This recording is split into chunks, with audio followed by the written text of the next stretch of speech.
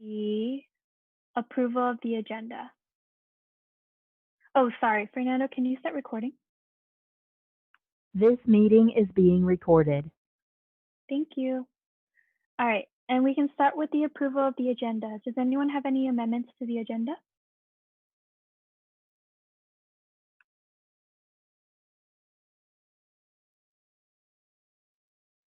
Oh, sorry, I have one. Can you strike the programming fund, please?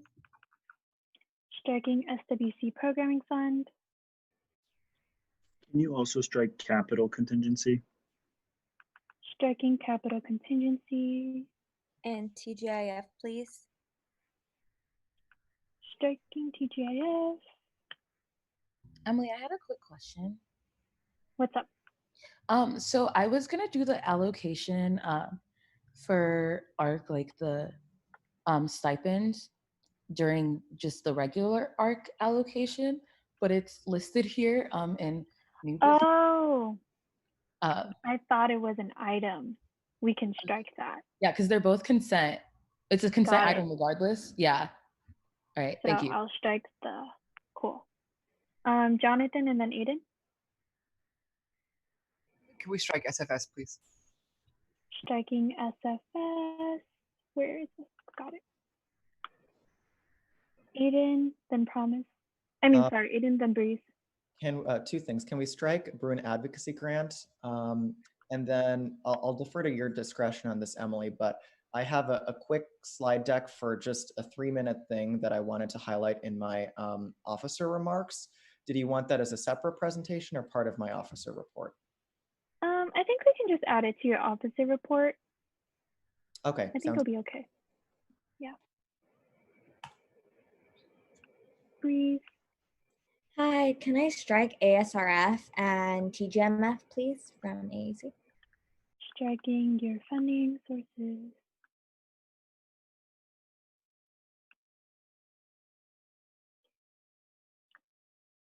Anyone else?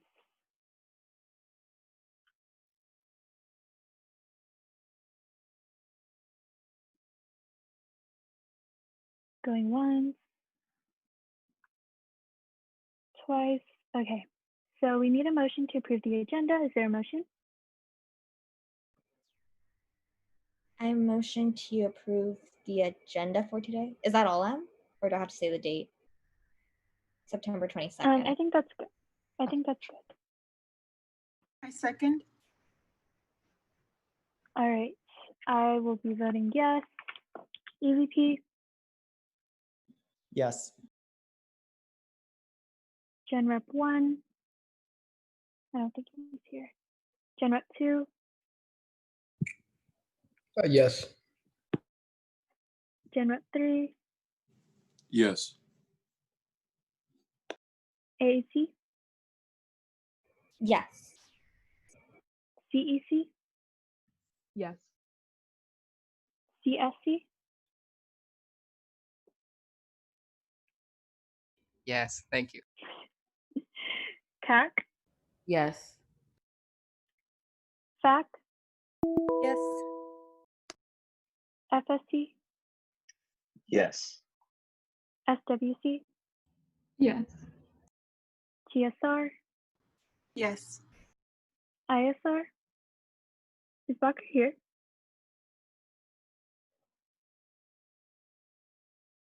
Okay, I'm gonna zoom now. He's not here. By a motion of 12 to 0 to 0, the motion passes. Oh, by a vote of 12 to 0 to 0, the motion passes and the agenda is approved. All right, so now we're moving on to the approval of the minutes. I hope everyone's had an opportunity to review the minutes. And is there a motion to approve?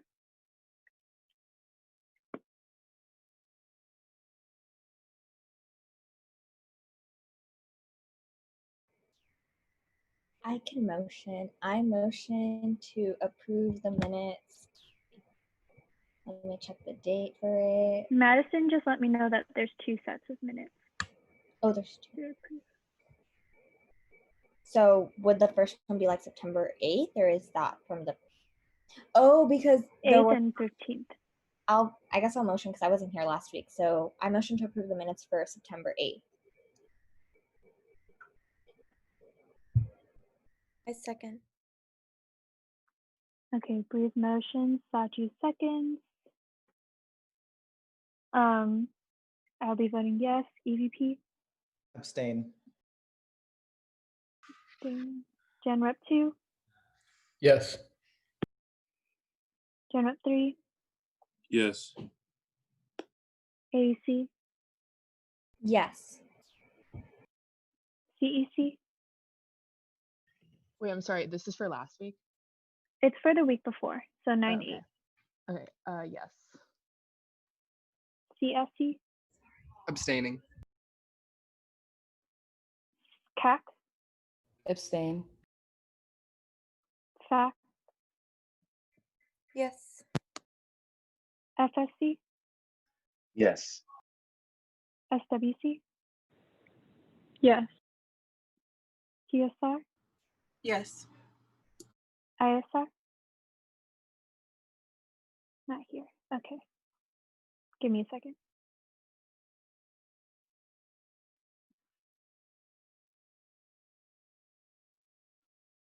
Okay, by a vote of 9-0 to 3, the motion passes and the minutes from September 8th are approved. Can somebody motion for the second set of minutes? I motion to approve the minutes from the September 15th special meeting. I second. Aiden motions, Justin seconds. I'll be voting yes. EVP, Yes. Gen Rep 2, Yes. Gen Rep 3, Yes. AAC, Abstain. CEC, Abstain. CSC, Abstaining. CAC, Abstain. FAC, Abstain. FSC, Yes. SWC, Yes. TSR, Yes. ISR, not here. By by vote of 7-0 to 5, the motion passes and the minutes are approved. Awesome. So next up on the agenda is public comment. We have 30 minutes allocated and each public commenter will get 2 minutes to speak once. So we wanted to remind you all to challenge ideas and not individuals. Please use gender inclusive and respectful language. Freedom of speech does not mean freedom from accountability. Shout out to CAC. And just as a reminder that each speaker is given 2 minutes.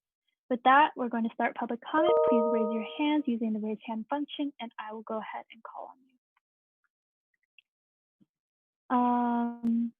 Callie. Hi, my name is Callie Nance, and I am the Internal Relations Director for FSC. And I'm advocating that directors receive office pay. I know from experience that the workload is similar to a internship for our directors, and it would just be really nice to receive compensation, as I truly believe that our work is invaluable to UCLA students and really allows USAC to reach multiple students in the variety of their needs. Personally, I'm involved as a UCCRJ director as well as an ARA on the apartments. So I'm already very committed to things, and just having this pay would really allow me to have some peace of mind and not need to kind of get another job or something part-time on the side. So I would really appreciate if you consider this request, and thank you. Thank you so much, Kelly. Next up is Emily Yu.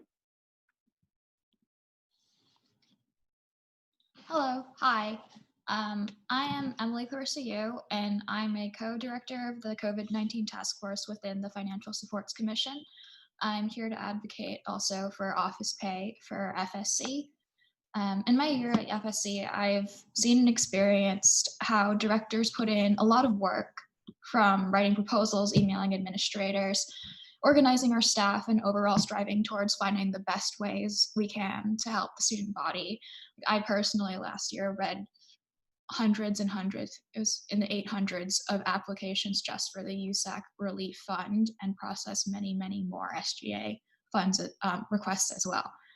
And that's just one example. And being a director is meaningful work, as well as a meaningful leadership experience. And I believe that our staff should be compensated an acknowledgement of their hard work, and also help make USAC leadership positions accessible for students who would otherwise need to seek opportunities that would compensate them for their time. However, in FSC, we don't currently have this budget, and I urge you to consider allowing us these funds to pay our directors for accessibility's sake and to acknowledge our staff's good work. Thank you. Thank you, Emily. Next up is Noelle. Hi, everyone. This is my first time coming to one of these things. So I guess I'm just giving an update about CalPIRG. So I'm Noelle, and I'm just a student rep from CalPIRG. And I guess I'll start with last Friday, we co-hosted a virtual California Student Voting Summit, which pretty much we learned about civic engagement and how we can get ready for this upcoming election.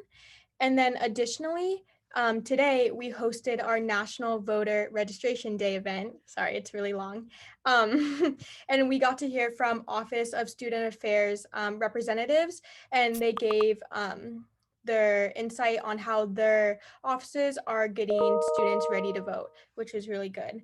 And then lastly, we had our core meeting yesterday, and we're just ramping up getting Bruins voted or registered to vote, and then also recruiting them to be a part of our drive so we could be our goal of registering 2,020 students to vote, because 2020. But yeah, that's all. Awesome. Thank you so much, Noelle. Next up is Leslie Chavez. Hello, can you hear me? Okay, hi guys. Hi everyone. My name is Leslie Castellan Chavez, and I am one of the chief of staffs of the IVP office, as well as vice chair of Campus Safety Alliance within the IVP office. I'm here to advocate for the stipend for our office. So personally, I spend around like 8 to 10 plus hours a week working in these positions to make the campus a better and safer space, like many other students who hold positions within USAC. Much of the work that we carry out is essential to building the UCLA community. For instance, having meetings with admin to bring student concerns about safety, and having student resource worker guides, and having public health campaigns for students to stay safer during this pandemic. And although I know serving and bettering the UCLA community is something that I'm sure we're all passionate about, for some of us it's very difficult to carry out the essential work that we do while balancing other academics, extracurriculars, and most importantly, jobs. USAC should realize that many student leaders like myself are first-gen low-income students of color who must work in order to afford the increases in tuition and costs of living during this pandemic. And many of us face job insecurities or unemployment. As added stress takes a large toll on our mental health, and this stipend for our office would put many of us more at ease during this time. If USAC really wants to live up to its values of diversity and inclusion and accessibility, I think that it must be willing to offer support to its students, starting with this stipend. Thank you so much. Thank you, Leslie. Next up is Quinn O'Connor. Hello again, everyone. My name is Quinn O'Connor, and I am currently the Chief of Staff of the Facilities Commission, and I'm commenting, like most other people right now, on the office stipend surplus agenda item today. And I just kind of wanted to first acknowledge that that FAC is a place where I first and foremost found community for people with disabilities. and really was able through that and through being on the Access on Board project, which advocates for students with disabilities. It gave me a platform and the confidence to apply for chief of staff and become a leader within this commission. So I just wanted to acknowledge that first off. And I think basically the workload of me and my peers can range from, I'd say 7 to 15 hours a week over the summer.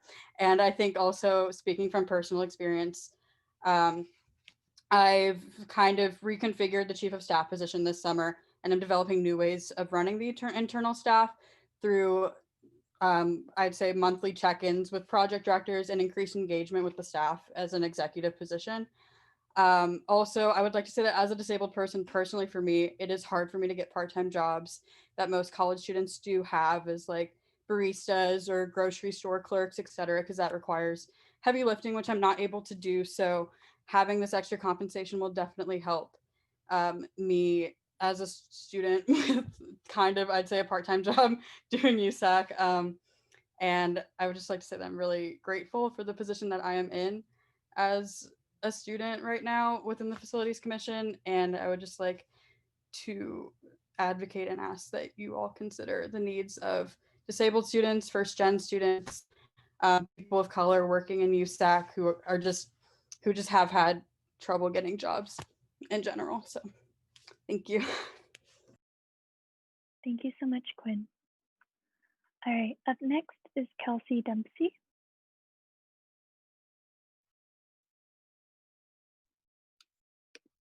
Hello, my name is Kelsey Dempsey, and I am the Co-Fellowships and Appointments Director on the Executive Board of USAC Facilities Commission. I, like a lot of people here today, am advocating for staff pay. Kind of as what Quinn talked about, FAC has been putting in a lot of work this summer. FAC is in charge of actually 23 appointments, and it took Jasmine, my co-director, like 2 months to go through 56 applications, which is twice as much as we've had from the years past. And 29 of those applicants were for like 2 slots.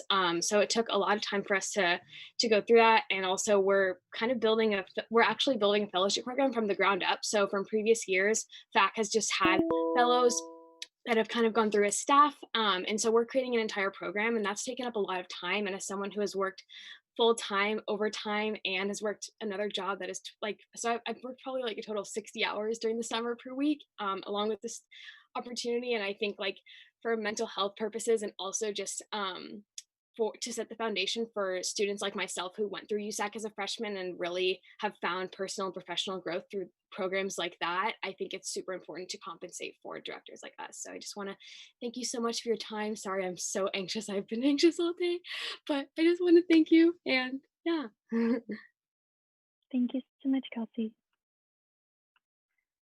All right, up next is Jocelyn Mew. Hi, my name is Joyce. Joycelyn? Yeah. Sorry, I just reread A your lot, name. don't worry about it. But yeah, I'm Joycelyn Liu, and I am currently the graphics director for the Facilities Commission, and I too am advocating for stipend pay for directors within USAC commissions. I, for starters, am planning on using my stipend to cover the full cost of Adobe Creative Cloud for Students, which is the primary platform that I create all of my graphics on. And those graphics are key to getting the engagement and the awareness that FAC has had over the summer. We've actually been able to 5 times the amount of likes on FAC's Instagram just over the summer alone, not to mention our most popular post, the Where to Support Black People with Disabilities post, which has garnered over 10,000 likes. And I think that's really key to helping FAC do everything that it does relating to sustainability and disability awareness, and especially awareness for those marginalized groups, because a lot of the movement that we do start with engagement and awareness, and what use are the programs we create if people don't know about them. So that's why I think it's really important to support people who are working behind the scenes to make sure that people are able to use everything that we create. So yeah, thank you for your time. Thank you, Joycelyn, and sorry again. All right, up next is Herman Luis Chavez. Hi everyone, my name is Herman Luis Chavez and I'm the Director of Student Activities in the Transfer Student Representative Office. I'm also here to advocate for office pay. I think our office in particular is serving transfer students that make up about a third of UCLA's undergraduate student population. Our directors and our staff members and the community, which consists almost entirely of transfer students that we serve and that we are, really has to grind in the 2 years that we have to be a part of USAC, to get a lot out of USAC, and to contribute to the UCLA community. A lot of our directors, especially doing their work for 1 year, generally don't tend to have a lot of the same opportunities for growth and expansion that maybe other USAC offices have or other positions have. Especially this year, our directors have really been pushing for so many different types of structural and institutional changes, even within our own office, that a lot of us will not even be able to see because of the fact that we are made to move on from the university so quickly. One of the many reasons that I believe that our directors deserve pay are because of this long-standing work, this institutional change that we, in structurally only having around 2 years at the university, really don't get to observe and do put a lot of hard work and effort into. And to speak specifically onto some of the things that I have personally got out of this, I think that as an incoming transfer student, to have had the opportunity to work on such amazing work and to have already had meetings with such high level administrative members, and that has allowed me to have a really strong setup for what I want to do for the fall, and to have created some of the really necessary relationships, but not only that, to have already started some of these conversations of change and have been sort of focusing on the points of change that are already happening at the university, such as our new incoming director of the Office of Equity, Diversity, and Inclusion. So that's one of the reasons that I really believe that our directors in the Transfer Student Representative's Office deserve pay, and that USAC should consider funding those of us who are coming and requesting this with the surplus. Thank you. Thank you. All right, up next is Alfred Ten. Hi, my name's Alfred, and I am the Elections Board Chair. And I just wanted to update Council that the Elections Board has started recruitment for all of its executive of the directors and of the staffers. We have actually, I have actually distributed the recruitment messages towards all Facebook groups that I know, and towards working with department listservs to circulate information about recruitment, and just in general passing down the word. And I would really like to ask Council for help in further publicizing recruitment, because I really think that it's very important that the Elections Board gets the best candidates to lead the Elections Board for the next year. So I've already asked the International Student Representative, Bakur, to help me with publicizing recruitment. And I just really want to ask all of the other council members to help publicize recruitment for the Elections Board if possible, because I really do want to select the best candidates and recruit as far and as wide as possible. Thank you, Alfred. Okay, awesome. Up next is Bradley Alvarado. Hi, everyone. My name is Bradley Alvarado. I am the Director of Finance in the Transfer Student Reps Office. Like many here, I'm come to advocate for the stipend office pay for different USAC offices. In the Transfer Center, actually, sorry, not the Transfer Center, the transfer community, there are many different identities, such as students with dependents, non-traditional, first year, low income. And our office reflects a lot of these identities, and it's very hard for many people to kind of work and contribute to the university for little to no pay. And a lot of people are piling up academics, a job. During COVID, a job is definitely very important to individuals that need the financial wellness to survive and pay rent and have accessible resources. And I believe that many directors in all USAC offices deserve this type of pay to not only kind of appreciate the work that they do within their own office, but also to help them in any way possible. And yeah, thank you. Thank you, Bradley. All right, up next is Michelle Garabetian. I'm so sorry if I pronounced your last name wrong. No, you got it right. So thank you for that. Let me just put my hand down. Awesome. So hi everyone, my name is Michelle. Sorry, my camera is like being really weird today, but I'm the co-director of internship from the TSR office, and I'm also here to advocate for pay for our office. I guess tying back to just like personal experience, I'm a transfer student, and honestly, when I transferred to UCLA, and I was choosing between schools, it was a transfer community that got me in and got me involved and, you know, made me come to UCLA after all. And it was the work that the Transfer Student Representative's Office was doing along with the Transfer Student Center that really made me feel very welcomed as I came into UCLA.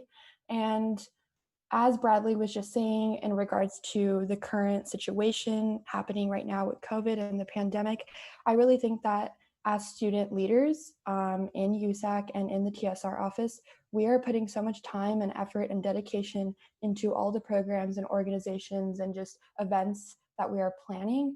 And if you think about it, all of that time that we're putting into this could have easily have gone into us searching for different jobs or different other programs that offer us pay, but rather we decided to just, you know, not even take that into consideration, just for the goodness of like our community and at UCLA, we decided to just go with it.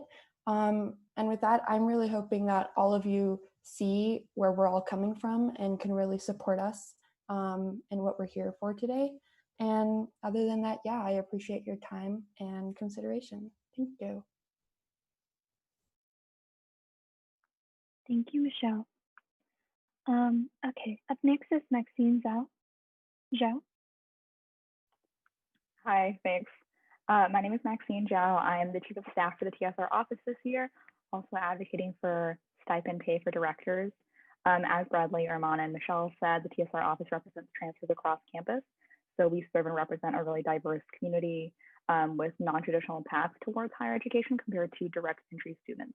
So it's a real barrier to access to not be paid for marginalized communities to not be able to access advocacy spaces and to advocate for ourselves and future students to access higher education to the best degree. You can see that across campus where transfers are underrepresented and underserved. Our total budget in the TSR office this year is $1,000 for the whole year. So I know a good chunk of our stipend will probably go towards programs to continue like putting back into the office. And speaking more personally, I joined the TSR office my first year of transfer, and I've really seen the unique challenges that we've had to face in office. We've only been around for about 6 years, I think, so we've really had to create an office structure and processes from scratch. Some past transfer reps just lost contact. So we've really lacked that like institutional knowledge and history. So we've really had to work hard to keep all of that going and figure out how to manage and structure the whole thing to function.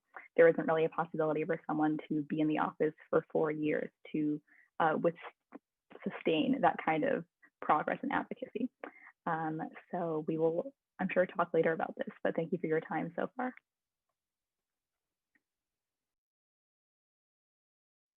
Thank you, Maxine.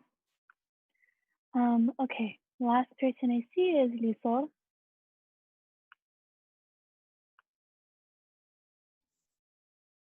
Hello, everyone. My name is Lisol Patiño, she, her, hers, and I am the fundraising director for AAC. Today, I'm just here to advocate for low-income students that rely on AAC's Books for Bruins program. So during spring quarter, I'm aware that AAC was able to service up to like, I want to say upwards of 600 students, if not more, with money for their textbooks. And unfortunately, this year we're seeing that at most we might be able to service about 80 students. And that's a very stark difference to us. And I think it's critical for this year we can maintain the program running as it usually does.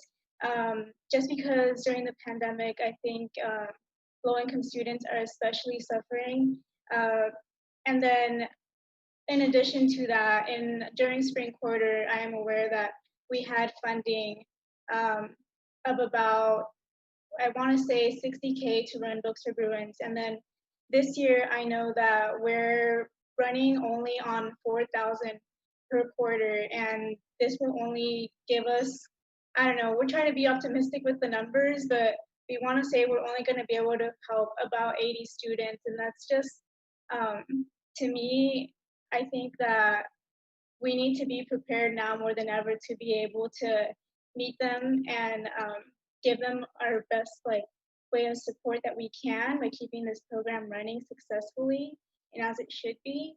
So I hope, I don't know, I hope you hear the urgency in my voice when I say this, but thank you so much for your time. I really appreciate it. Thank you, Lisa. All right, would anyone else like to give public comment? Going once, going twice. Okay, seeing as there's no more public comment, we're going to end the public comment section at 5:33 p.m. Thank you so much, everyone who came out tonight. All right, moving on to funding, we have contingency up first. David? Hi, everyone. So we got a few apps this week. The total amount requested was $2,184.10. And then the total amount recommended this week is $2,132.42. And I will write that in the chat so you guys can see it. And if you have questions, please let me know. Are there any questions? If not, a motion. I thought I'd press.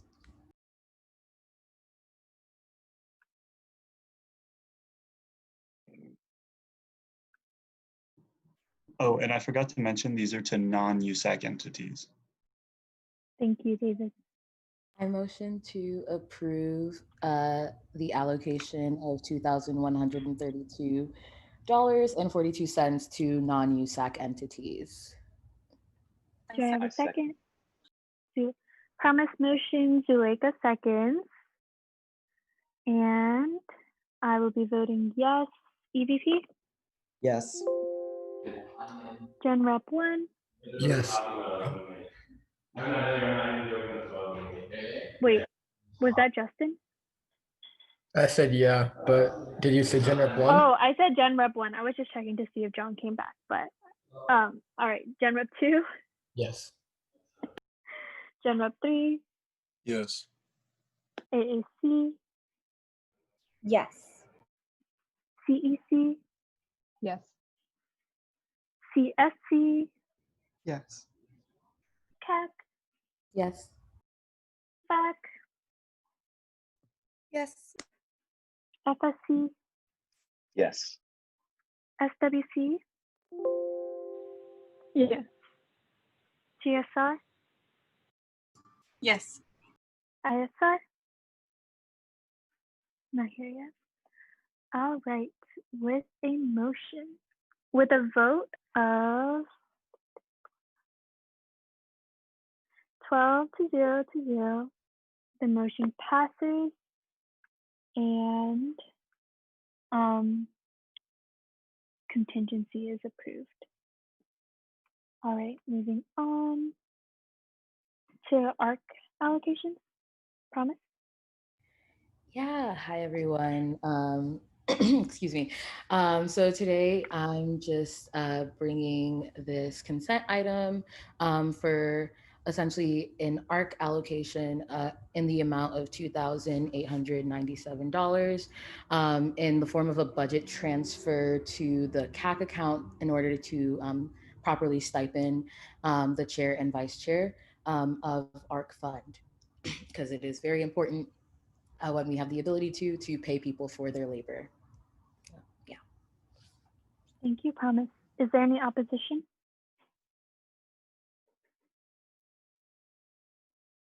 Okay. If there's no opposition, then I think you're good. $2,897 to stipend the chair and vice chair of ARC. All right, moving on, we have special presentations. So it's ARC guidelines for 2020, 2021, and that is promised, but do you have people that are here to present? Yeah, but I'll like kind of do a little introduction of them. I think they're on here. Yes. So I have with me here today Rebecca and Janelle. Rebecca is this year's chair. Yeah, chair of ARC, and Janelle is acting as her vice chair. And I'm really excited to see the work that they do this year. And they're just going to be presenting to council essentially all the changes that we've made so far to ARC for this year, like in guidelines, how we're planning to do the application process, et cetera, et cetera, et cetera. And also just to take any questions, comments, or concerns that any of you guys on council may have, just so that if we haven't thought of anything, that we can be thinking about it and bring it back. I think it's really important to present it to council in general, just so that you guys, you guys in the student body, like kind of know what we've been working on. So with that being said, I'm going to hand it over to Rebecca and Janelle. Hello, I'm Rebecca. Nice to meet you guys. I'm going to share this little presentation.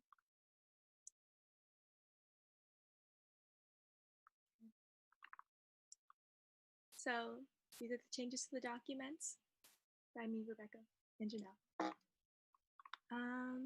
So first, we changed the schedule to reflect the 2021, the 2020-2021 calendar. However, with fall programming, we decided to accept applications on a rolling basis until the end of week 5, so that organizations have more time and flexibility to adapt to that transition or to transition to remote activity. So now we're accepting applications for all fall programming until the end of week 5, and then we're allowing the next few weeks to get all of the processing time and decision allocation out of the way. So yeah. And you can see here the visual change. So with fall quarter, everything's now due on November 7th. Hearings will be on a rolling basis, probably weekly, or whenever we get applications. And then winter quarter, it's the same timeline as it was last year with week 8 and week 3, but the dates have just been adjusted.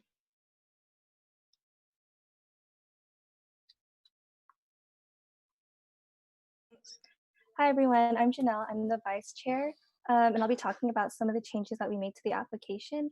The first one is pretty small. We just adjusted it a little bit to account for the fact that because we are remote for fall and the coming times, events will have to be virtual. So we added, everything that we added is highlighted in purple, and everything we removed is the strike through things.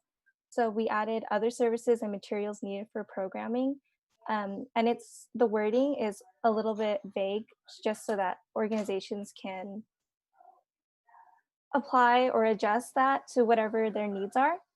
We left facilities expenses there, just in case we do happen to go back in person for anything at all. We figured it wouldn't hurt to leave it there, just in case.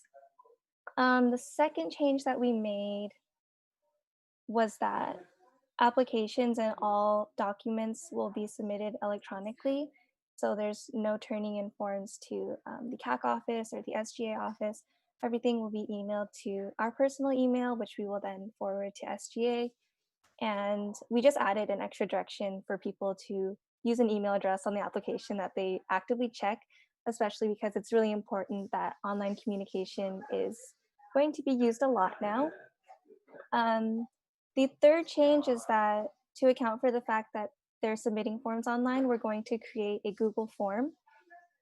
So aside from the actual ARC Fund application and rep forms, the Google form will be the place for them to submit the rec form and any other supplementary documents they have. So everything will be a PDF or a scanned version, and all the items collected from the Google form will then be saved by ARC in our folders and submitted to any other organizations as needed. And the last thing on this slide is that we've added a requirement that student organizations read our FAQ document, because it has a lot of important information, and just something that we dealt with in the past year was students having questions and asking us, and then not knowing that there was a resource for them to have all this information on hand. So we just added that as a requirement on the application. These are changes that we made to the questions themselves on the application. The first question, the entire question has basically been changed because we felt that they were asking two different things, so we split it up. It's now asking how the mission of their program aligns with the Cultural Affairs Commission and how it fits in with ARC's purpose, just to really emphasize that ARC is a fund that is made for organizations that promote cultural awareness and diversity and arts, and also to make sure that student orgs tie the Cultural Affairs Commission and the Arts Restoring Community Fund together, because in the past the relationship between those two organizations was kind of not really known about, and that's something that we want to improve this year. The third question is the second part of the original question from the top, so we had split it into two separate ones. The third question asks what measures they are taking to track whether or not their goals are achieved. So one of the questions on the application that we left from previous years was what the goals of their event are going to be. And this is kind of like a follow-up question asking how they will have concrete evidence and a way to make sure that their event was successful. Yeah, that's about it for these two. And then the last question on the application that we adjusted was to give the student organizations a space to outline what they need funds for, like to have line items for exactly what they need, as well as the importance in order and why. This question has just been moved closer to the part of the application where they put the funding breakdown, so that it's easier to look at and it makes more sense when they're filling it out. And then to account for the changes that we made to that question, on another part of the application, there's a table where they put the numbers for each line item, and we highlighted in purple, we added a question to please name sources and the allocation that they received. For example, if they applied to contingency or BOD, they would just list that they got X amount of money from them or none at all. Next up, we have the changes that we made to the guidelines. The first change is really minor. It was just a grammatical change from are to is. The second change is another reference to the FAQs, because we thought that it'd be best to tie it in and once again underscore its relevance to the application process and how it's another resource, and maybe remind applicants to check the documents that are available, because it is sometimes hard to completely remember. And then we changed the was funded section. So on the first one, we made a disclaimer that facility and venue costs are currently not really relevant until campus reopens. And then we added another bullet point to reference the technologies, equipment, and software needed for producing online content remotely. We thought that that might be an important new need that has been introduced because of COVID. So we thought that it'd be best to make that more explicit. And then on the bottom, we also referenced cultural, artistic, and activist trainings and teachings, because we want to be more explicit with what we are funding. And we also wanted to underscore again the relationship of ARC with CAC and sort of the overall mission that we have. So we just want to be kind of more clear about that. Then we listed another bullet point saying to email us for any additional questions. Previously, it referred to going in person to our office or to our office hours, and that's no longer relevant. So then we go on to what's not funded, and initially it was just retreats. We added the line about banquets and exclusive events or internal events because we believe that they kind of fall under the same category of ARC not really being able to fund events that are limited from the student body. With food, that was kind of a sticky point last year. There was a lot of confusion with that, so we decided to make that more clear in our application this year. We list an example of what's acceptable and not acceptable. Acceptable would be food with cultural significance that is integral to the event. For example, cultural recipes and relevant catering. For unacceptable, club banquet food and stuff that doesn't really have that sort of artistic, cultural, or activist connotation to it. And then again, we referenced the Google form that we're going to be using this year instead of having them be submitted to the CAC office.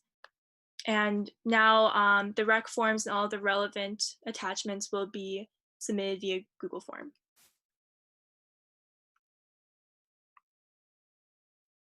For the FAQ document, we added the schedule change, which is just the same chart that we showed on the application and the guidelines. And then for the first question, we used to have office hours for student orgs to ask any questions they have about the ARC Fund. But since that's no longer in person, we have created a Zoom link that will be open at certain times on certain days every week for student orgs to visit. And that link will be placed on the CAC website and other relevant places to make it accessible. The second question, what to do after receiving their allocation, just clarifies the process. So first they'll fill out the rec form, and then they will download that form, save digital copies of any of their other supplemental documents, and submit it to ARC through the Google form no later than 3 weeks past their event date if it's a reimbursement or honoraria or anything that requires payment after the event. This first bullet point just provides the Google form link again, in case anyone is not sure where to find that. And then the second bullet point clarifies how they will be receiving their checks from SGA. Since it will no longer be picked up from the office, we have confirmed that SGA will be sending checks via mail. And we just added a tip to put the exact address where the student org is, or whoever has submitted the application is living, because that will be the exact address that the check will be mailed to. And then the last change that we made was adding this question: what happens if there's an error or mistake on my rec form? Basically, if there's any problem with rec forms, the student org will receive an email from SGA directly. And because of that, we again added emphasis that they use an email address that they check, just so that they know that line of communication will be very important to use.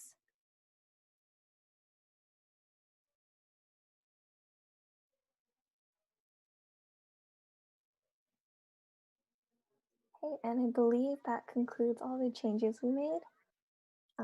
Sorry, it's flagging. But yes, that's the end of our presentation. Thank you, Deb. Any questions? Yeah, thank you.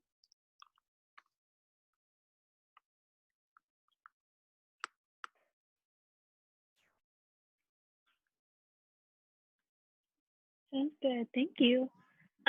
Question: have you guys, or are you planning to contact the webmaster to have all of this updated on the USAC Programming Center website? Yeah, I'll be having that done very soon. Already met with Fong this past week, so already having it in the works. So it should be quite soon. with all the new guidelines and directions and everything.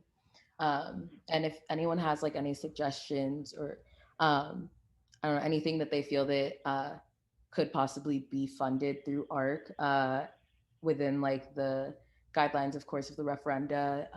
And yeah, please let me know so that we can kind of sit down and like figure something out and see where, yeah. So yeah. Thank you, Promise. Okay, sounds good. Thank you, Promise, and thank you, Rebecca and Janelle, for coming in today.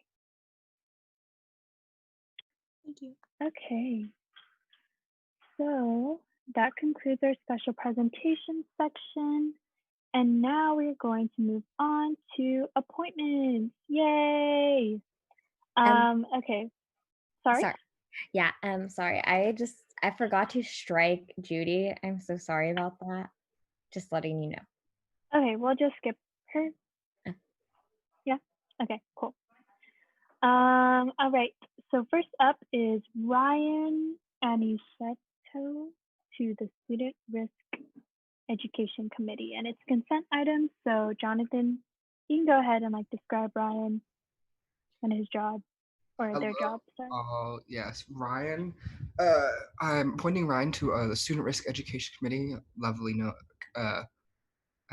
as Shrek, if you will. So Ryan is one of our PLDs, or project liaison directors. So he directly advises 6 of our projects. So he is really on the front lines, if you will, of what project needs are, what projects are doing, and how we can best support projects. So we always like to put a PLD in this role because they really are the most connected to our projects in that sense. So Ryan is very quick to learn. He's always been on top of his things. Not only is he a PLD, but he runs one of our projects, and he has for the past few years. I have full confidence in him to be a great addition to Shrek.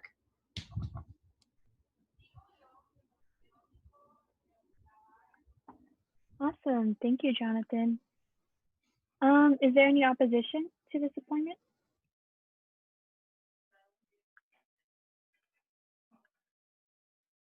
All right, if not, then Ryan is appointed to Shrek. Congratulations, Ryan, wherever you are. Awesome. Up next is Wudia Camara. Oh no, Robert just told me we still have to motion for consent items. All right, let's roll that back. Do I have a motion? You shouldn't need a motion. Wait, I didn't think so either. Yeah, for consent items, the chair would just call for any opposition to the appointment. And then if there is none, you go ahead and approve. The only time you need a motion is if anybody does have opposition and you need to take a roll call vote. Okay, sounds good. I will tell Robert he was wrong. Never mind, let's roll it forward. All right, up next is Rudia to the Academic Senate General Education Governance Committee. Breeze or someone from your office? Yeah, I'm good to go. So hi, everyone. I am so excited to introduce Rudia to you all.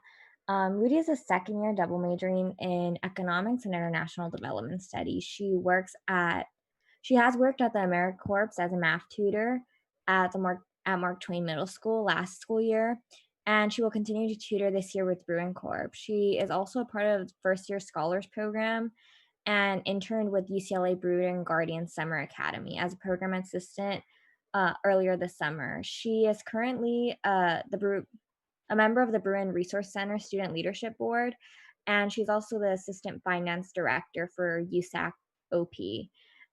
So that's kind of like Rudia as a student, but on a side note, I do want to say that I'm really excited to present Rudia today.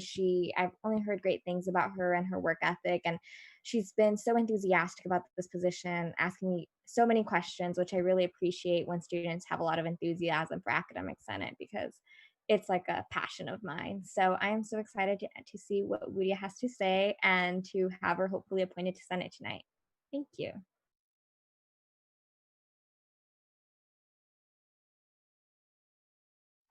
Awesome. Thank you, Bree. All right, Lydia, do you want to give your 1 minute introduction Yes, hi. or opening statement?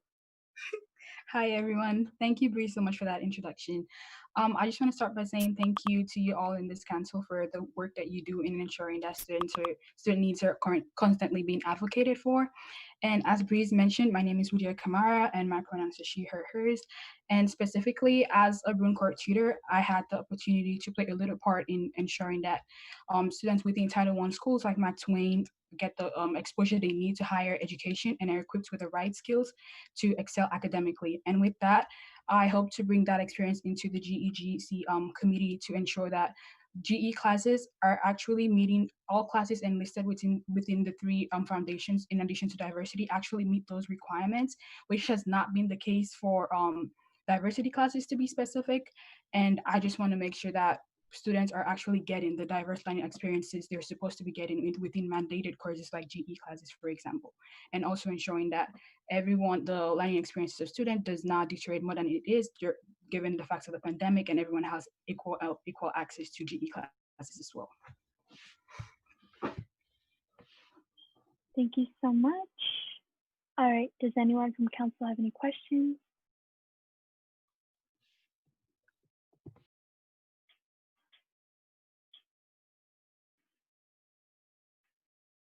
Questions? If not, we can move on to your closing statement. So as a closing statement, I just want to say again, thank you all for giving me the opportunity to be here. And by no means do I assume that I know everything within the GEGC committee with respect to the different diverse student populations that we have. And I'm looking forward to working with you all to ensure that student needs are constantly being advocated for, especially those that are historically being marginalized within higher education as well. So thank you all. Thank you so much. All right, so can we get our formal recommendation, please? Yes. So ARC's recommendation was a 3-0 positive recommendation for Whittier. Whittier, we were really impressed with just the amount of knowledge that you have coming into this position. And we have no doubts that not only will you learn more as you go along in the position, but you would advocate for the students who really need it. So we thank you for that. Yeah, additionally, you had a strong vision for this committee that we really liked. And that we hope to really see implemented as you go into this position.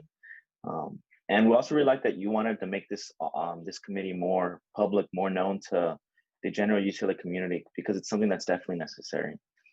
So thank you. Awesome. Thank you, ARC. Do any members of council have any comments or things that they'd like to say? I guess I'll speak. I'm just so excited to have you be a part of Senate, Udia. Like, your enthusiasm makes me so excited. Very few students like display that, and like I love to see it because, like I said, I love working with Senate. So seeing your enthusiasm at such a young age is really exciting. Awesome. Thank you, Breeze. Are there any other comments from council members? All right, if not, can I have a motion?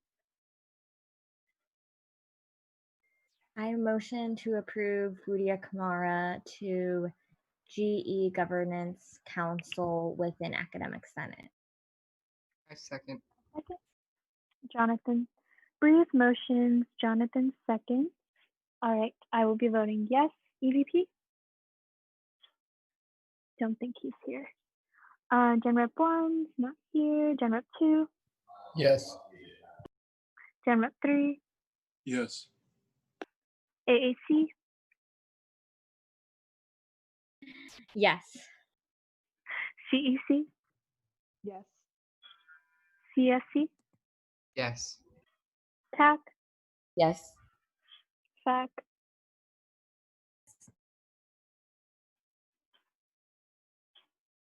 FAC? Is that you here? Oh. Can you hear me? Yes, now. Okay, yeah, yes.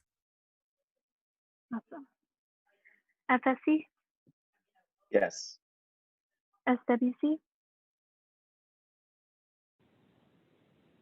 Yes. TSR? Yes. ISR? Yes.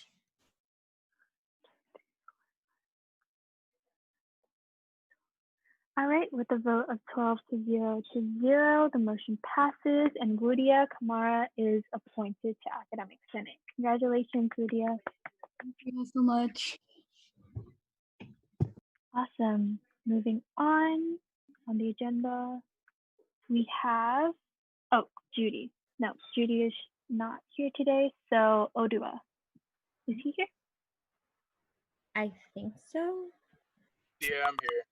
Sorry. Okay, awesome. All right, Breeze, do you want to introduce him? Yes, of course. So, hi everyone. I'm so excited to introduce the next person for our athletics committee. Odua is a second-year psychology major. He is one of the founders of the Black Student Athlete Alliance, a member of Huddle Up Initiative, and a member of UCLA football team.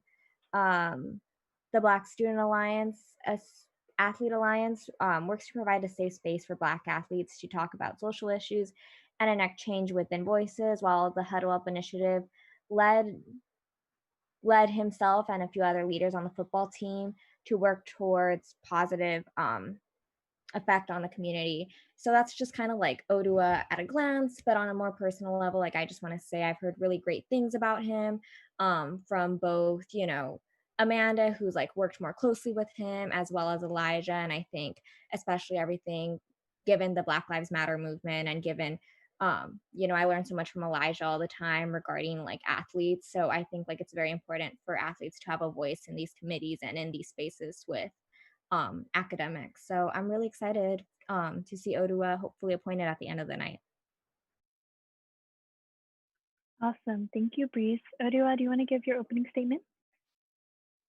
Yeah, thank you so much. I appreciate you all being here. I know that it's COVID and we have a lot of things we'd rather be doing today, but I appreciate it. And my name is Odua Isabor. My full name is Igbinogodua, but I go by Odua. And I like to say that I'm a psychology UCLA football double major.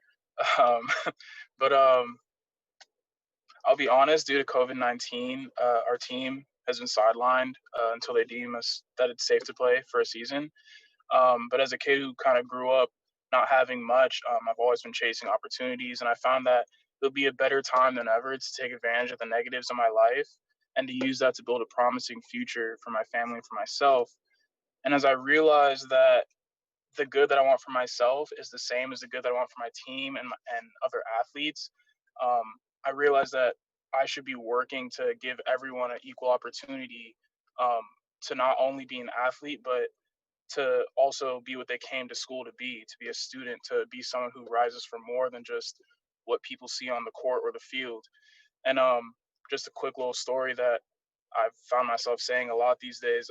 When I came to UCLA, uh, they told me I could be whatever I want to be, right? They told me I could be a doctor, I could do whatever I want. And I came in pre-med. And immediately I found out that that's borderline impossible. They don't give you the right amount of help. They don't give you the correct coaches that'll tell you or give you the amount of time that you need to study. Um, and it's impossible. So what I've found through Elijah, he introduced me to all this stuff. Without him, I wouldn't have known this existed. That I have an opportunity now to help students that also happen to be athletes find what they want to do in life outside of the field. And hopefully I'll be given the opportunity to do that in the coming future. Thank you so much, Odua, for that. All right, does council have any questions? Yeah, I would like to ask, what do you think? What do you think will be the biggest impact you could have on the athlete experience at UCLA?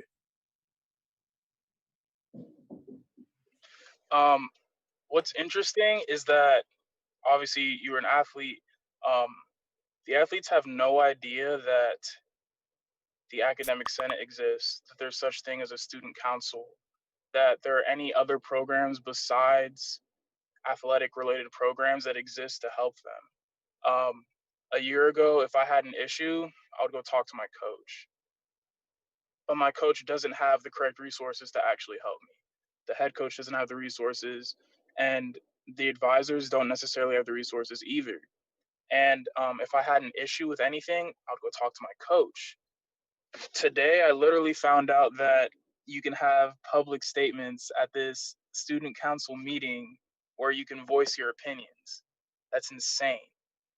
And I just feel like me being in this position, I can open up the world of UCLA outside of athletics to more student athletes or scholar athletes, and they'd be able to find the correct resources and just learn things that they wouldn't have learned otherwise. I would have graduated not knowing that any of this existed, and that for that to be a thing is insane to me, and I don't want that to happen anymore. Thank you so much. All right, I see Justin's hand up. Yo, so I wanted to ask you if you could expand on what are some of the things and initiatives or ideas even like you're thinking of having like um, when you or when you get this position. Okay, so this is actually pretty cool. I was talking to Amanda like last night and a few of my teammates, and we came up with this idea that we could have a scholarship fund. Well, I'm getting ahead of myself. Sorry. Basically, student athletes don't have the resources to be student athletes. They're advertised as these extremely hardworking athletes, whatever, who also go to school. But like, if you look to your left or your right, you'll see a bunch of athletes sleeping sometimes. And no, that's not what like they want to be doing necessarily, but they just don't have the correct time and resources to properly study at school, motivation, whatever it is. So my plan is for students that come in wanting to do something with their academic careers, which a lot of them do. Um, I want those students to have the resources to do that. And right now, uh, some schools messed it up for everybody, and tutoring within like a university isn't actually like legal. We can use PLFs, but you can't have actual tutors who can help you with your assignments. You can't have tutors who can help you with a lab. If you need extra help, it's not going to be there. Just your PLF will maybe ask you a few questions about class, and that's about it. So what we're thinking about right now is getting a scholarship fund that would allow for student athletes to go to an approved tutoring company, whether it's something like Kumon or whatever it may be, and have that overseen by the athletic department so there are no NCAA violations, and they'll be able to get their help from there as opposed to just using PLF, which many athletes don't find as helpful or as useful for their studies. That's the first thing that I would like to do because that's definitely more close to heart. And I definitely just want people to know about these positions and know that there are other people they can ask for help.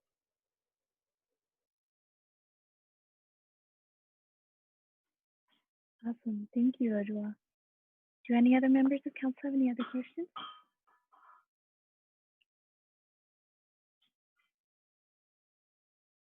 All right, if not, you can go ahead and give your closing statement. I think I'd just like to give a really big special thanks to Elijah Wade and Amanda. Like I would have graduated not knowing that there was any way to help my own situation, let alone others. And it's just really special to be able to have this opportunity. Like literally a few months ago, I was just sitting on my butt waiting for practice to start. And now I have an opportunity to actually make a change for people and for myself. And that's pretty special.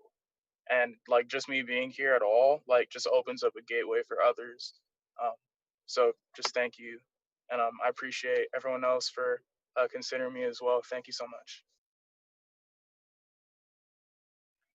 Thank you so much, Odua. All right. Can ARC give their formal recommendation?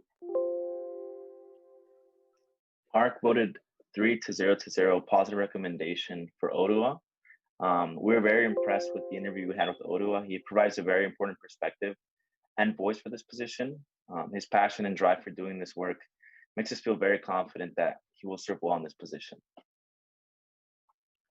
Thank you, Noe. Do any members of ARC have anything they want to add? Yeah, I just wanted to add that during your initial interview that we had with you at ARC, we were absolutely blown away because it was very apparent, like the drive and like passion that you had to be doing this work. And like coming into this interview, like I feel even more blown away because like you gave us even more that like we didn't even get at the interview about this idea for like the scholarship to getting tutoring service to like bridge the gap, which is extremely important in educational reform. So I'm just really excited to see like what you do in this position, and I'm really glad that you are here and doing this because it would have been like a loss on the community if you hadn't found it either. So thank you.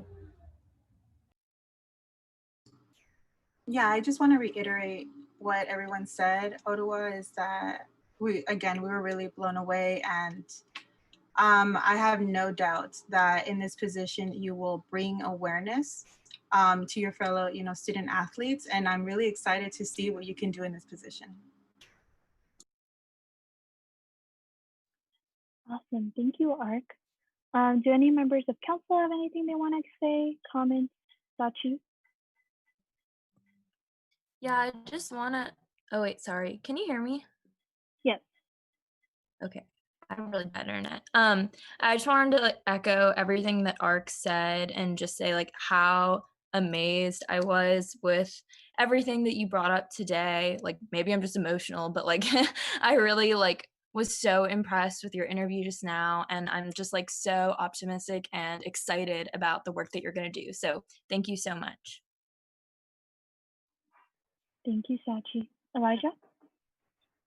Yeah, I just want to say I'm proud of Ottawa for taking a step forward and being willing to work on behalf of students on this campus, and taking on this journey is definitely admirable, and I'm proud. That's all.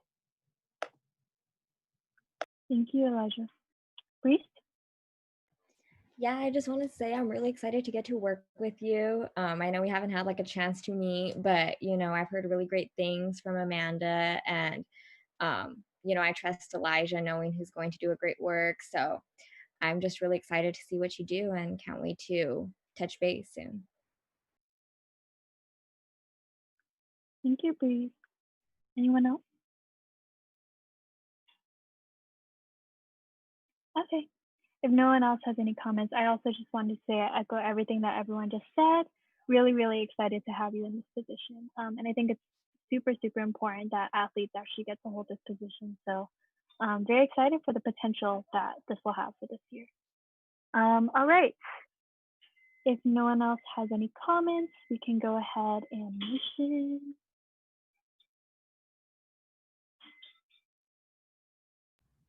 I motion to appoint Odiwa Isabor to the Academic Senate Committee for the Intercollegiate Athletics. Yeah. A second. Promise motions, Elijah seconds. I will be voting yes. EVP? A resounding yes. Resounding. Gen Rep 2? Yep. Gen Rep 3? Absolutely. AAC? Yes. CEC? Yes. CSC? Yes. TAC? Yes. Sachi, I think her internet went out. But back. If you can hear me, it's a yes. Oh, yes, we can hear you. Okay. FSC? Yes. SWC, Yes. TSR, Yes. ISR. Yes. By a vote of 13 to 0 to 0, the motion passes and Ottawa is appointed to the Academic Senate. Congratulations. All right. Up next is Caroline. Breeze, do you want to go ahead? Yeah. Is Caroline on? Is she on? Yes. Yes, I'm Okay, here. perfect. Awesome. So hi everyone. I'm really excited to present Caroline tonight. She is a third-year International Development Studies and Spanish double major, and some of her extracurriculars include women's basketball, Bruin Women in Business, and the California Student Sustainability Coalition. What I really liked about Caroline is she doesn't necessarily have USAC experience, like again, a lot of our senators, but she's very enthusiastic to learn, and I'm really excited for her to get more involved and really learn about the space. And I'm going to let her take it away and she'll talk more about herself. Awesome. Thank you, Breeze. Caroline, do you want to go ahead and give your opening statement? Yeah, of course. Well, good evening, guys. My name is Caroline Piedra. My pronouns are she, her, hers. I'm a third-year International Developmental Studies and Spanish double major. I'm hoping to join the Academic Senate on the Committee of Planning and Budgeting because I'm really passionate about being a voice to represent the academic needs of our student body and providing the most beneficial programs and resources for our students, all while making sure that I can fight for the students and create a connection to the rest of campus. My background has allowed me to work as a financial planner for the past year, helping specifically underrepresented and lower income families, as well as recent graduates creating structured plans for saving and budgeting. And being trusted to guide these families during times of such high stress and making the best possible decisions for them has allowed me to gain confidence not only in my ability and my intuition, but as well as allows me to truly understand the gravity that equitable treatment and fair representation has on people, UCLA being no exception. I would definitely love the opportunity to take my passions and knowledge to advocate for the students and make sure that students are offered the best possible academic resources to allow their education to flourish just as it would under any normal conditions. I'm very excited about this appointment, about the potential change I could make, and the goals I have for myself, for the committee, and for Academic Senate. A few of my goals, I'm really big on wanting to promote transparency, not only within the Senate. I want to make sure that continue analyzing and keep up to date with where the money the Academic Senate uses, where that goes, but as well as with administrative proposals. I want to promote transparency on their end. I want to make sure that administrators who want to create new programs do so in a way that is mutually beneficial to all students and that no group, regardless of race, gender, beliefs, etc., is excluded in any way from any new opportunities. But my ultimate goal is to stop or at least regulate for this upcoming year the budget proposals and not allow any, I guess, influx in payments for students at the possible benefit of future classes. Thank you. Thank you so much, Caroline. Do any of the members of council have questions? Justin, go ahead. Thanks for coming through, Caroline. I had a two-part question. I wanted to ask, I guess, with the understanding that the committee is like heavily, dominated by faculty, I wanted to know what your thoughts are on, like you said, well, in transparency, like getting the student voice to be represented on that committee, and at the same time not being intimidated, how you won't be intimidated by all those faculty. Of course. Great question. As mentioned earlier, in my work as a financial advisor for the past year, I serve adults, I serve families, I work with other high-end advisors and individuals who manage cases that are, much higher than the work that I've done. but I also have a very strong personality. I'm not afraid, and I am confident in my abilities. I'm confident in the background I have and the knowledge that I'm bringing into this space. And I don't see myself wanting to shy away from any pushback that I would get, especially when I know that I'm not fighting for myself in this. In these cases, I'm fighting for all the students at UCLA, all the underrepresented groups, minority groups, the student body in general. I know that the weight of that is much more than any fear, any nervousness, any anxiety, etc. that I may have. Thank you, Caroline. Justin, do you have any other questions? Okay, cool. Anyone else?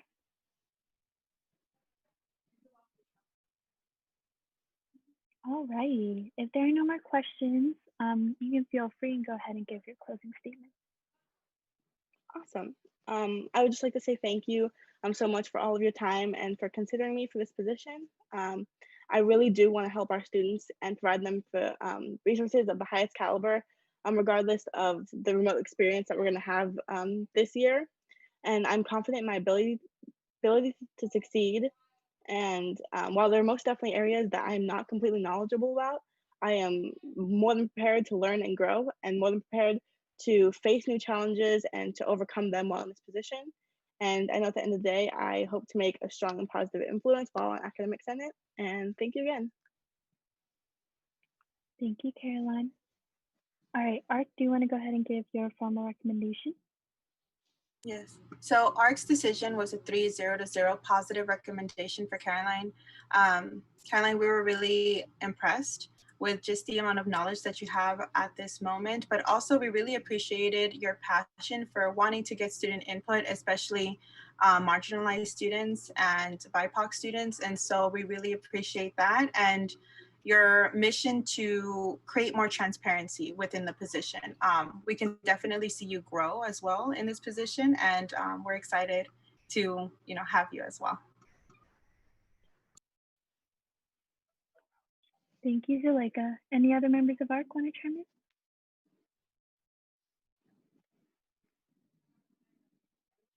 If not, then we can open up to council deliberation. Brief? Yeah, I just want to say, Caroline, I'm so excited to have you serve. Like, I trust Maxine so much and she's amazing. So when she vouched for you and told me what an amazing person you were and how much you genuinely care for community, I'm just so excited to have you serve this year. And I know again we haven't touched base, but hopefully once we start meeting regularly for Senate, we can talk about all these cool ideas that we can implement this school year. Thank you, Bree. Anyone else? Okay, if not, do I have a motion? I motion to approve Caroline Piedra for the Committee on Planning and Budgeting for Academic Senate. A second. Bree's motions, Justin seconds. I will be voting yes. EVP? Yes. Gen Rep 2? Yes. Gen Rep 3? Yes. AAC? Yes. CEC? Yes. CSC? Yes. CAC? Yes. FAC? Yes. FSC? Yes. SWC? Yes. TSR? Yes.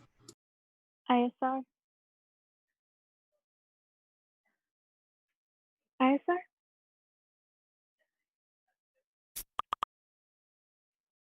Okay.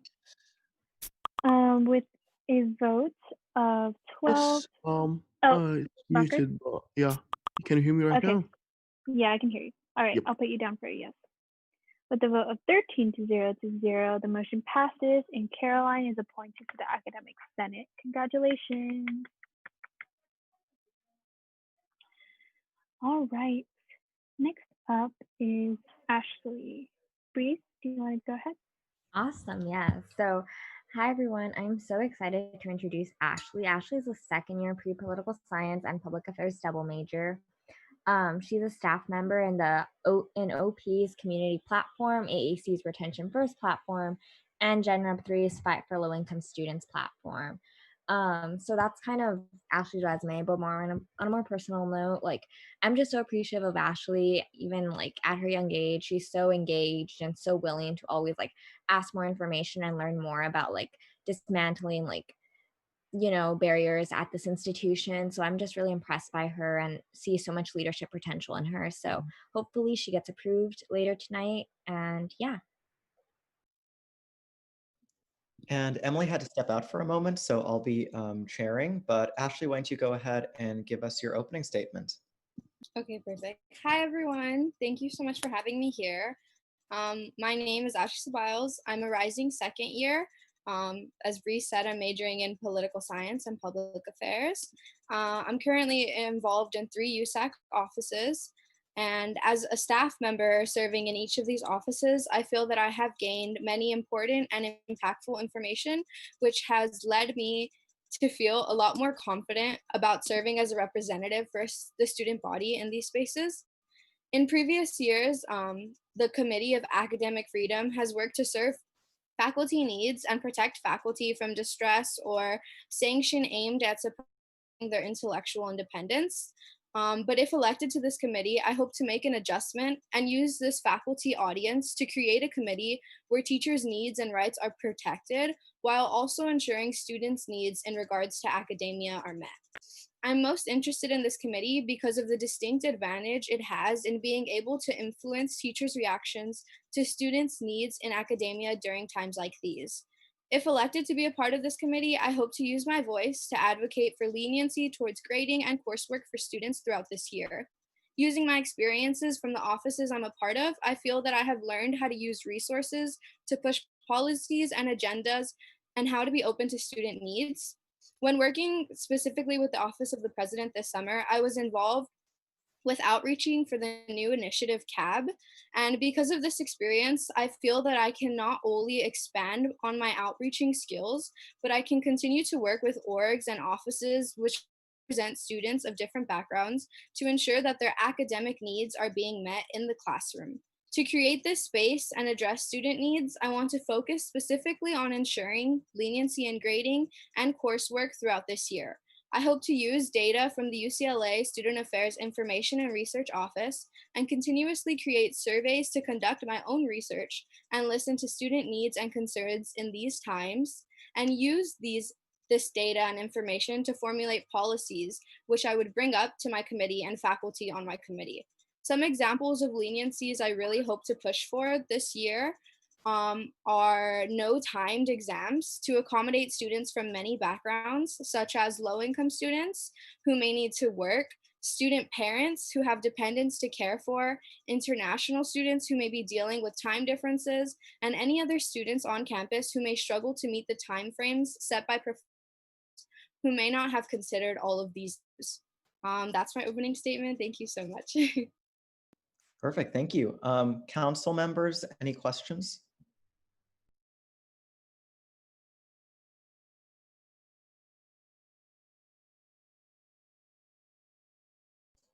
Okay, seeing. Oh. Go ahead, please. Can I ask a question, Aiden? Yeah, go ahead. Okay, cool. Yeah, so Ashley, earlier this year, we had a lot of issues with Gordon Klein, and I don't know if you know this, but Academic Affairs Commission, specifically towards the end of the summer, I think like mid-June, we had to write a letter out to address academic freedom and discuss why they had sided with Gordon Klein. How would you respond in a situation like that where a professor may be problematic? I did look into the situation, so I actually did get to read the letter that was released by Academic Freedom. And while there were a lot of concerns regarding Gordon Klein, I understand that this committee is here to protect those rights of teachers to be able to choose whether or not to be lenient on exams. But I also think that as a student on this board and a student advocate on this board, that I would certainly voice my opinion for the manners in which professors decide to choose not to be lenient. I feel that the incident with Gordon Klein in specific, if anyone is familiar or not, I feel like that incident, there was more to him just denying not being able to be lenient on exams.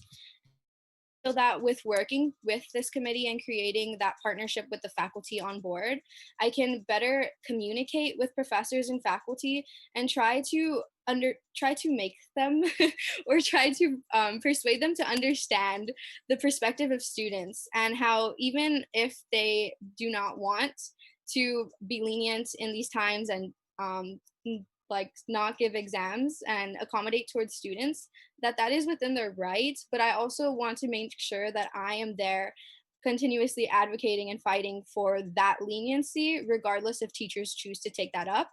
And when teachers are being problematic, that in these letters it is addressed that yes, while we do respect his decision to do that, maybe also mentioning a portion in a letter or response where we do not defend the actions in which they kind of they may or may not be disrespecting students or kind of being insensitive to students. So I think that Gordon Klein situation, there was a lot to it, and I did do research on it. So I'm really excited to work with this committee and hopefully change some portions to the committee so that for future reference and future incidents, maybe there's more regards for student needs and students' struggles in these times.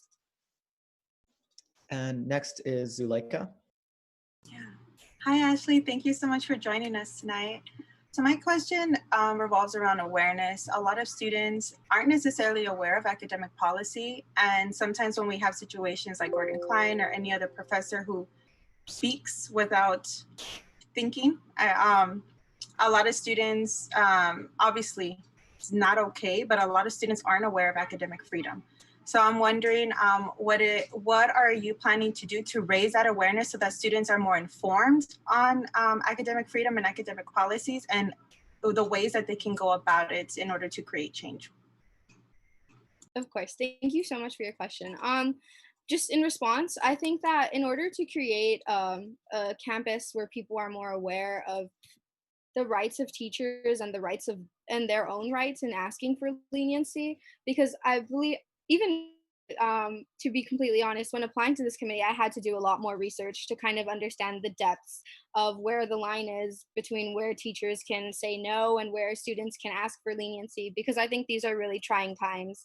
And a lot of incidents are coming up that maybe weren't planned for or prepared for. But in regards to transparency, I think I will try to educate and like spread awareness about this committee and the depths of the abilities teachers have and the abilities and the rights like students have to ask for these exams via social media, via surveys, outreach. I did a lot of outreach in the office of the president, and I'm hoping to continue that by reaching students in different backgrounds, different orgs, non-traditional students, students that have dependents, just different backgrounds who really need and are who really need this compassion in times like this and cannot afford to be told no to. So I think by reaching out to them and kind of understanding their needs and just collecting data, I think data is going to be my best friend in this committee and just looking at numbers and trying to educate that and express that to teachers so that they are more willing and more compassionate when the time comes, and then also just spreading what the committee does and how it can affect students when teachers say no and when teachers do not want to offer leniency. So I feel like it goes both ways, and my main goal would be to find a balance in between both, where teachers do not feel attacked, but they also are attempting to understand the needs that students have, and students also know about their right to ask for leniency and ask for these exams to be pushed or not timed. And so I really want to push for policies like that just to create more expansion and security for students. And just through social media, I think that's the only way we're going to be able to communicate this year.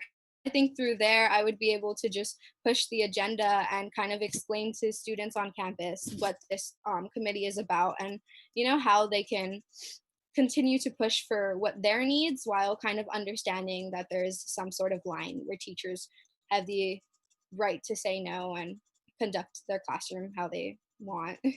But thank you so much for the question. And next we have Justin.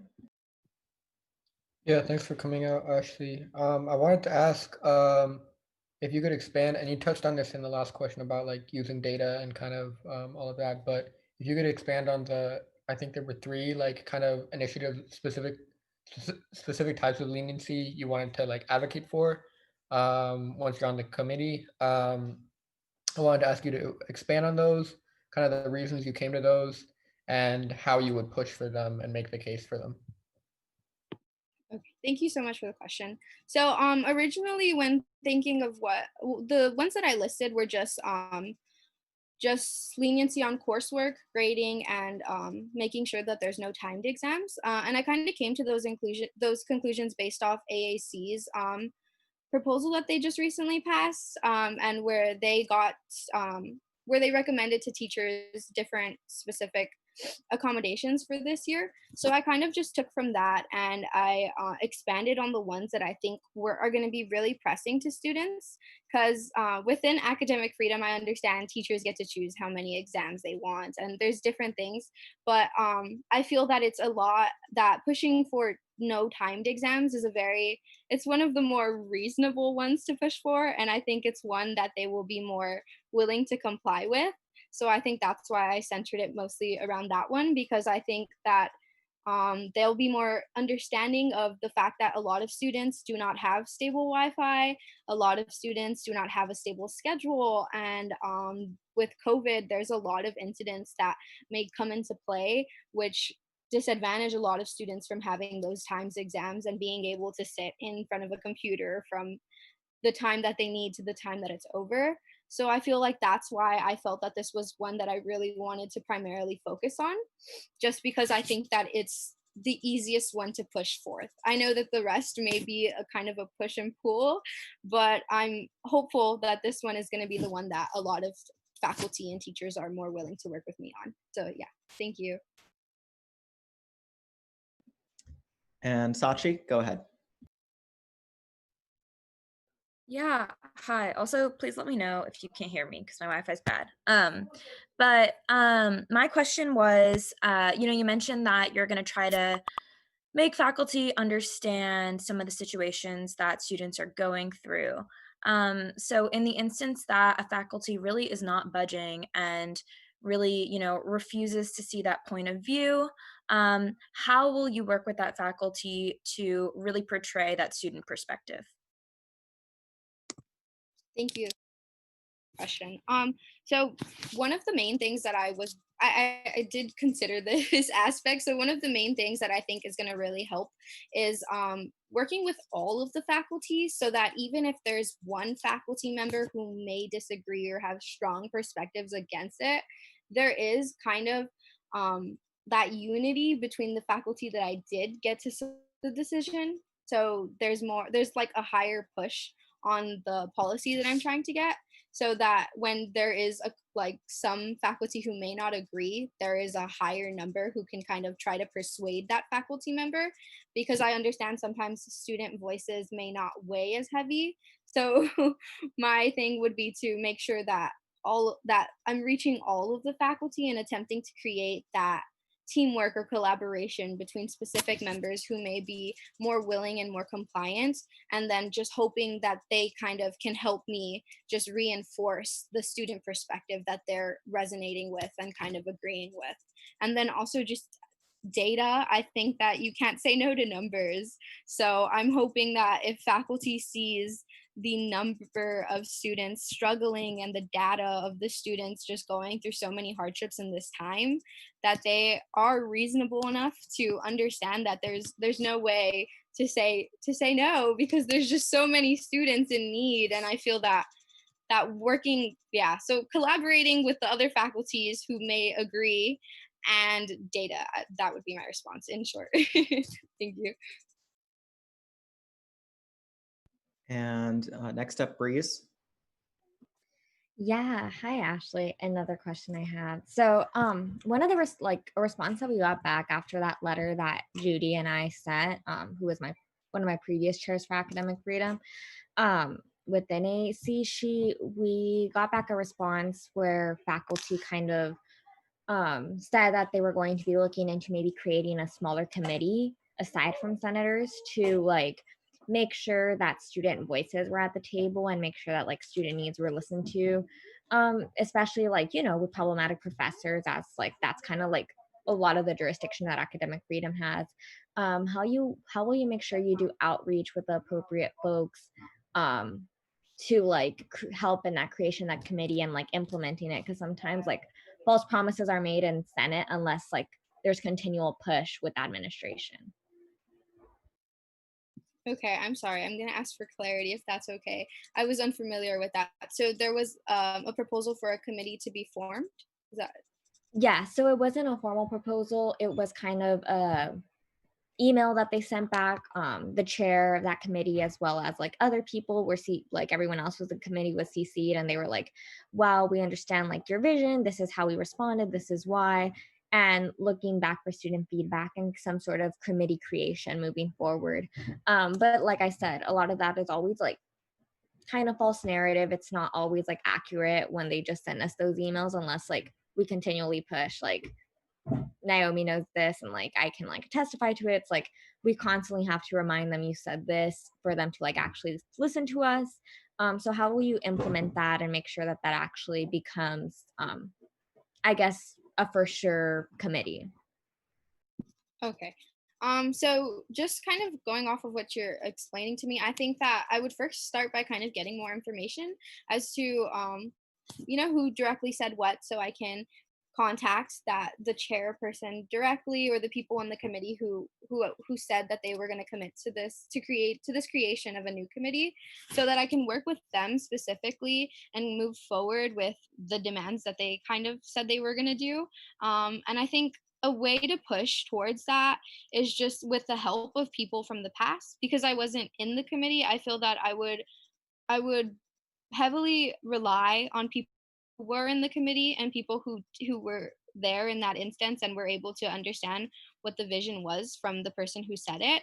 And I think after understanding that, I could work with the faculty member who brought about this idea and really push to even be a part of that committee, because I feel that as a member elected to be a part of the academic freedom, I could still be a representative in that committee that they're trying to form for cases like these. And yeah, I think that's my answer. Thank you for the question. Awesome, thank you.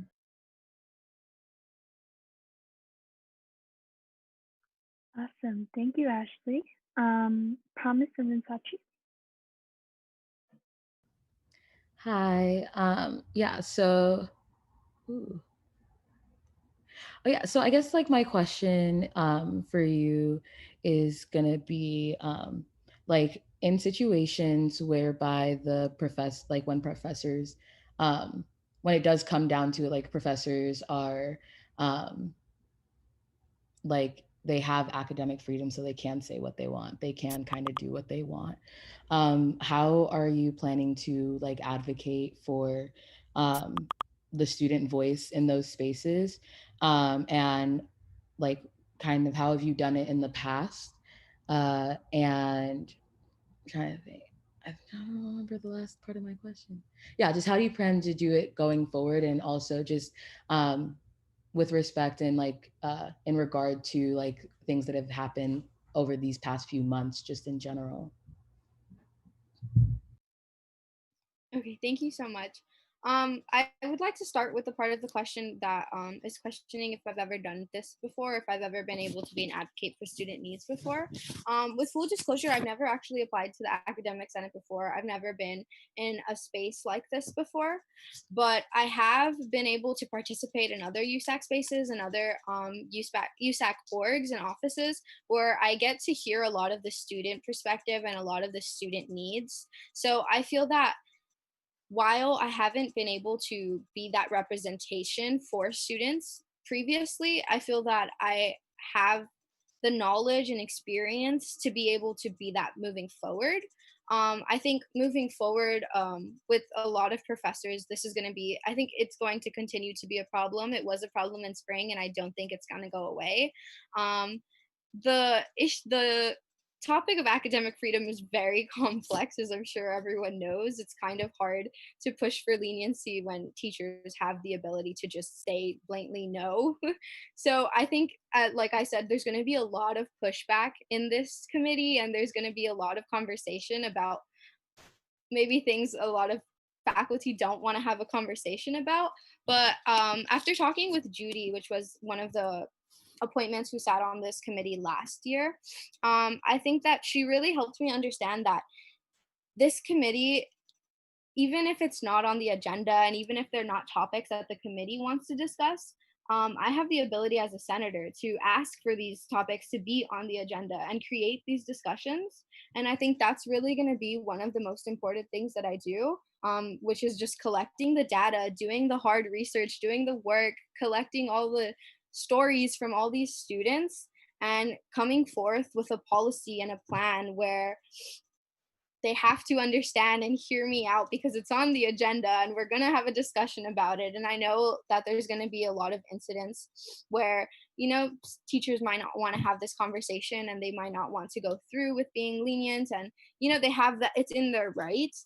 But I think that it starts with creating the discussion, and it starts with doing the work and doing the research and kind of listening to the students and just being that voice. So I think that's where I really want to start, with just pushing forth all the stories that they have, all the hardships that they're going through, and just making it a point on every agenda, if it need be, to make sure that it is heard and heard until I get some kind of progress moving forward.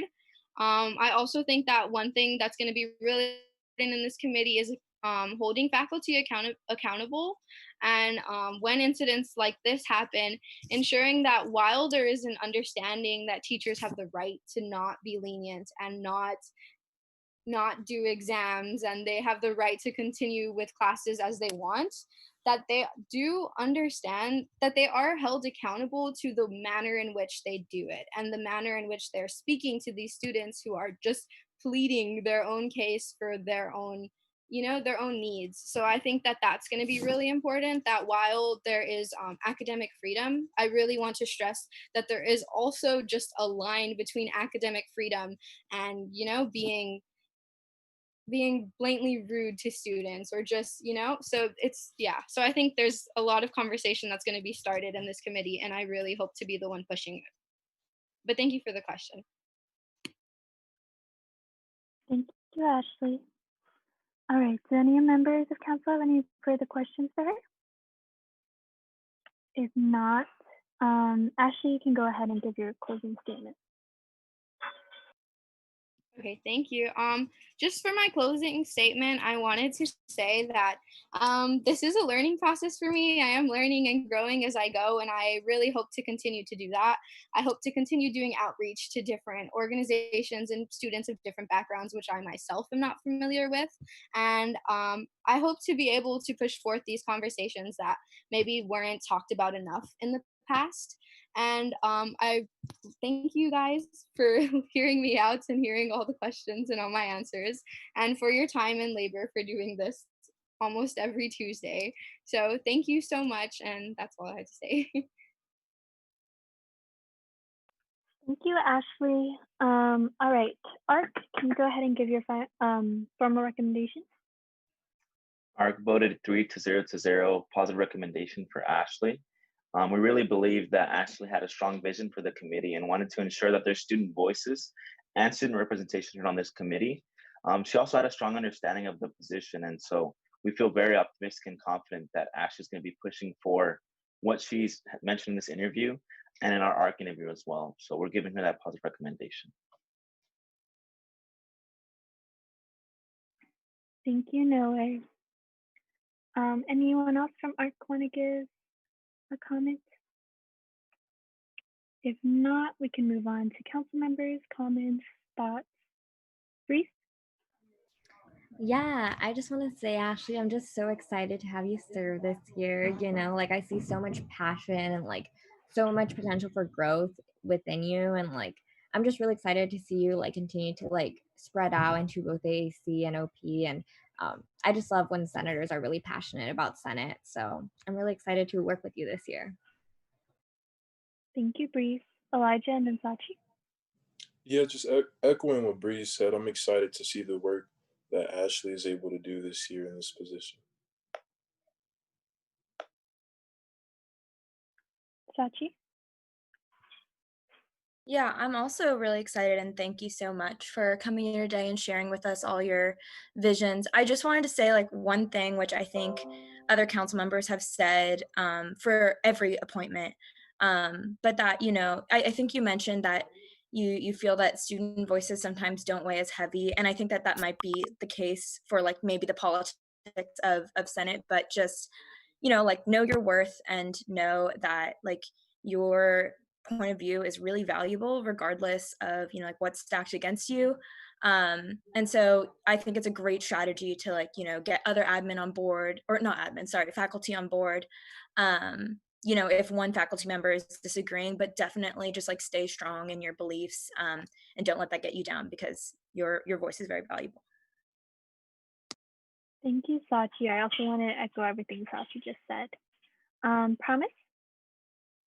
Yeah, I just wanted to echo also like what Sachi just said, and that I really do admire like your drive, and that's very, very apparent in wanting to do this work and wanting to advocate for academic freedom and wanting to like put in the time, especially in a space that is definitely going to feel defeating at times, that you're still going, like knowing that, and you're still very much so going in into it anyway is very admirable. And I'm very excited to see you serve on the committee. And like Sachi said, like continue to be doing what you're doing. And they're gonna try and take you on a wild goose chase. Don't let them. And I just, yeah, so I'm really excited to see what you do. And I hope you give them hell. So yeah. Thank you, Promise. Anyone else? If not, can I get a motion? I motion to approve Ashley Ceballos to the Committee on Academic Freedom within Academic Senate. I second. Breeze motions, Elijah seconds. I will be voting yes. EVP? Yes. Gen Rep 2? Yes. Gen Rep 3? Yes. AAC? Yes. CEC? Yes. CSC? Yes. CAC? Yes. SAC? Yes. FSC? Yes. SWC? Yes. TSR? I don't know if Zuleika's here. No, I don't think she's here. ISR? Yes. Great. With a vote of 12 to 0, the motion passes and Ashley is appointed to the Academic Senate. Congratulations, Ashley. Awesome. Okay, next up on the agenda is Patrick to the Academic Senate Committee on Continuing Community and Education. Breeze, take it away. Awesome. Okay, so I'm really excited to appoint Patrick to that committee. He is a second-year pre-human biology and society major. He is also part of Cup Tours, MESH, which is a pre-med club, and he has learned and taught as a part of the Renewable Energy Association. So that's just kind of Patrick's resume. On a side note, I just want to say that Patrick has shown like a lot of enthusiasm, and even I brought up like the fact that like Zuleika and I are trying to like start up an internship program just casually, and kind of seeing if we can incorporate this into this committee to like make it an institutionalized program at UCLA, and seeing how that might look. And he's just shown a lot of enthusiasm, and like arranging meetings has been difficult, but like I'm really excited to see him take it on like a STEM lens, because previously we hadn't. So if we're able to do that and get like student worker compensation as part of that at the end of the year, like that would be something really cool that like hopefully Zuleika and I alongside this committee can accomplish. So I just want to appreciate and like all the great ideas you've had, Patrick. I'm just really excited to get to work with you this year. Thank you. Thank you, Bree. Hopefully. All right, Sorry, Patrick. I spoke too soon. Thank you, Breeze. Patrick, do you want to give your opening statement? Yeah. Hi, everyone. I'm Patrick. And first of all, I just want to say that I'm so thankful to be in front of you all today. Thank you for all the amazing work that you do and that you continue to do for our student body. I think as a part of this committee, the big mission, kind of the big plan this year is to set up that internship program that Breeze talked about. And I do know that whether students are more North Campusy, whether they're interested in law or business, or whether they're more South Campusy like I am, they're more interested in medicine, that there's a great disparity in the opportunities that they do have. I will say that in high school, I was very lucky. I was able to shadow doctors. I was able to volunteer in hospitals. I was even able to conduct some research of my own. But I also do know that these opportunities are not distributed equitably, and that there is a great role for us to give these kinds of chances to other high school students. And the gist of the plan is that college students, UCLA students, we will reach out to high school students who are in lower income areas, and we'll be able to give them the kinds of opportunities that they might have otherwise not been able to get. So, for example, if a student is more interested in business, law, entrepreneurship, we should be able to set up internship programs where they can learn how to write a policy memo, where they can learn what it's like to work with a judge, or even read law review, what it's like to start a small business, what it's like to manage people, what it's like to have to handle costs, or something more South Campusy. So let's say they're more interested in pre-health. There's a lot that we can help them achieve, whether it be figuring out what BMI means, what that means for health. We can help them understand what blood pressure means, how to take blood pressure, how to become a health educator. So I think that there is really great opportunity for us to be able to give high school students the tools they need to succeed in college, and also the ability to say that they are interested in this field and that they can be more competitive for when they do apply for college. Thank you, Patrick. Do any members of council have any questions? Justin. Thanks for coming, Patrick. Yeah, I just wanted to ask you about expanding on what you were just talking about, the program for high school students, and if you could expand on maybe like what challenges you see coming into the committee that you'll have in terms of advocating for this program, and how you want to like overcome those and kind of really make the case for it. Yeah, absolutely. I think the two big things will be first, being able to reach out to high schools who will want to be a part of this program. And second, reaching out to college students who might want to be involved as a mentor to these students. So first with high school, I think we have a great advantage just because we can say that we are part of a college organization, that we are associated with the college student body. And I think that comes with a lot of credibility when we do reach out to these high schools. I know that, for example, as part of Learn and Teach, whenever we reach out to local high schools and we mention that we are UCLA students, usually they're very receptive. And then the other half of that is how we get college students to engage in this. I think reason I talked about this, but long term down the road, we would like to incorporate this. The dream is to incorporate this into a work study program so that students do have that incentive to be a part of this. But I think that starting now, when we're just getting this off the ground, it will be something that's volunteer based, or maybe something that we ask students to give their time for. And I do know that especially for pre-med students, they're always looking for volunteering opportunities. And I think this will be a great opportunity for them.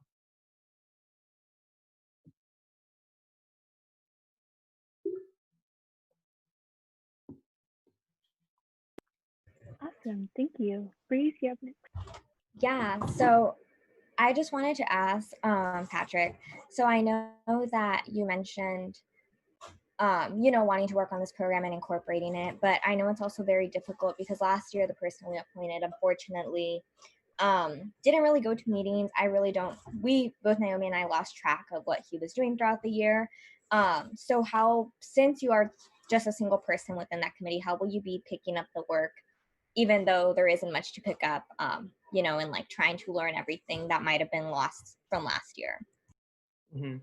I think in terms of going to the meetings, I do agree that I will definitely start communications with the faculty and with fellow students who are on that committee, just so that we're all on the same page. And the flip side of that, with these programs that we're hopefully going to be advocating for this year, I think it is a program that I am very passionate about and that I definitely will dedicate the time to seeing be created. Thank you, Patrick. Any other questions? Zuleika? Hi, Patrick. Thank you so much for being here. My question is, how will you support transfers in this role?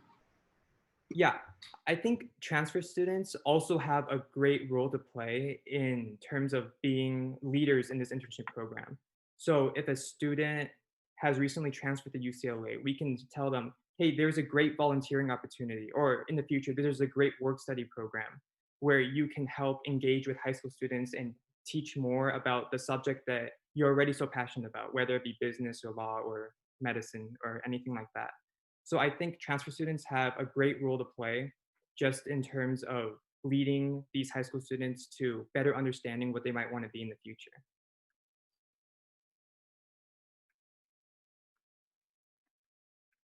Thank you, Patrick. Any more questions? If not, you can go ahead and give your closing statement. Yeah, I think in addition to the program, I am very glad to be a part of this and to be represented.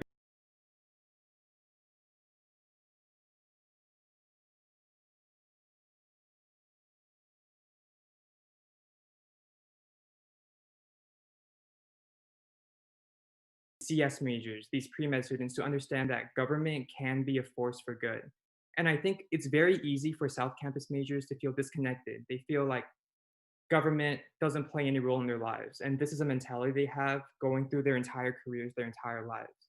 So I think that if we can encourage them to be a part of this program and they can see the help that they're giving to high school students, they can see the potential that government has to improve other people's lives. And I think if nothing else, it will make them better citizens and it'll just make them more engaged throughout their entire careers. Thank you, Patrick. Noe, do you want to go ahead and give ARC's formal recommendation? ARC voted 3-0, a positive recommendation for Patrick. ARC gave this recommendation based off of the answers he provided in the interview. Clearly, you saw his passion for this committee in this interview, but he really wanted to advocate for accessibility to higher education. He mentioned that that was going to be his #1 priority. And he also wanted to make sure that in any program that he does, he wants to reach a significant number of students because he knows that he wants to increase the impact that he has for these students and how college can impact them. And so we're really impressed with Patrick and the passion that he has for this committee. Thank you, Noe. Do any other members of council have anything they'd like to say, comments?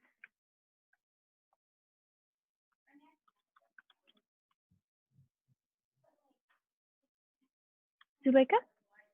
Yeah, I need some clarification because I'm not aware if the Committee on Continuing and Community Education, I don't know, I'm a little confused right now. Does that have to do with the work that AAC and the team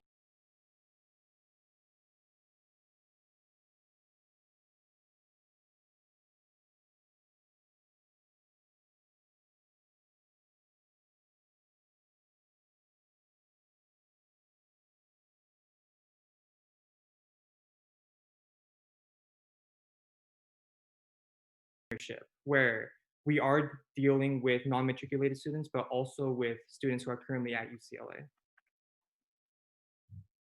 Got it. Okay, thank you for that clarification. I would just say that I encourage you, Patrick, to try to work a relationship with community colleges because I didn't really hear you mention community colleges during your interview. So I would just say that because historically UCLA hasn't really done a great job at outreaching to community colleges, especially the ones that like the ones that I came from, like Ansel Valley. I know that other ones more up north have had issues with communicating with UCLA. So I would just encourage you to look into those as well. Yeah, I agree. I think when we work with community colleges, and I definitely agree with you that our history has not been super great on that, that community college students, we could also give them the kinds of tools they need to become stronger applicants if they want to apply to a different college, but also giving them the chance to work with high school students and pass on the knowledge that they already know. Thank you. Thank you, Zuleika, and thank you, Patrick. Anyone else have anything to say? Reese? Yeah. So yeah, I just want to say, Patrick, like I'm really excited to get to work with you.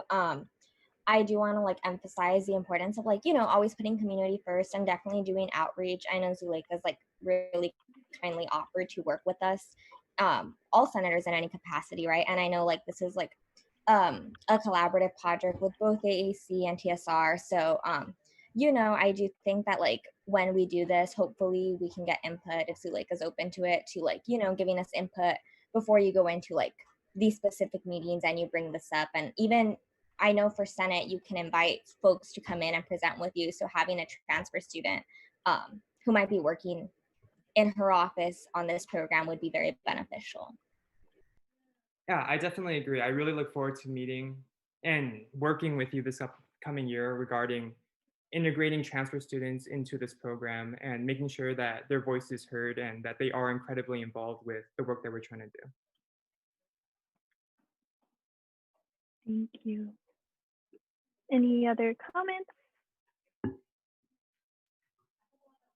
Okay. If not, do I have a motion?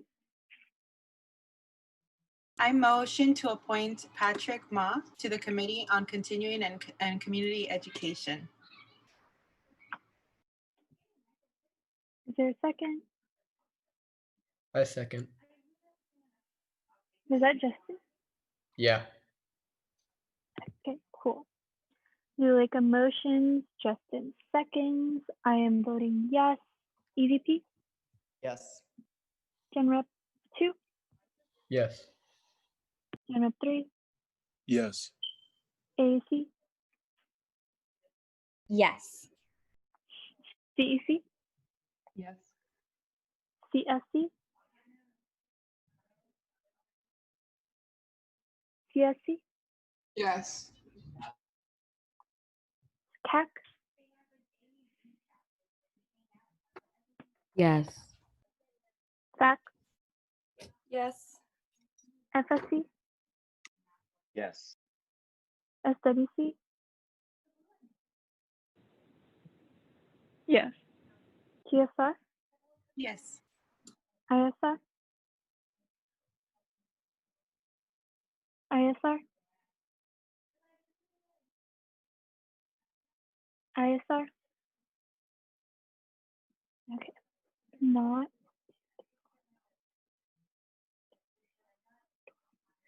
With a 12 to 0 vote, the motion passes and Patrick is appointed to the Academic Senate. Congratulations, Patrick. All right, thank you all so much. Awesome. All right.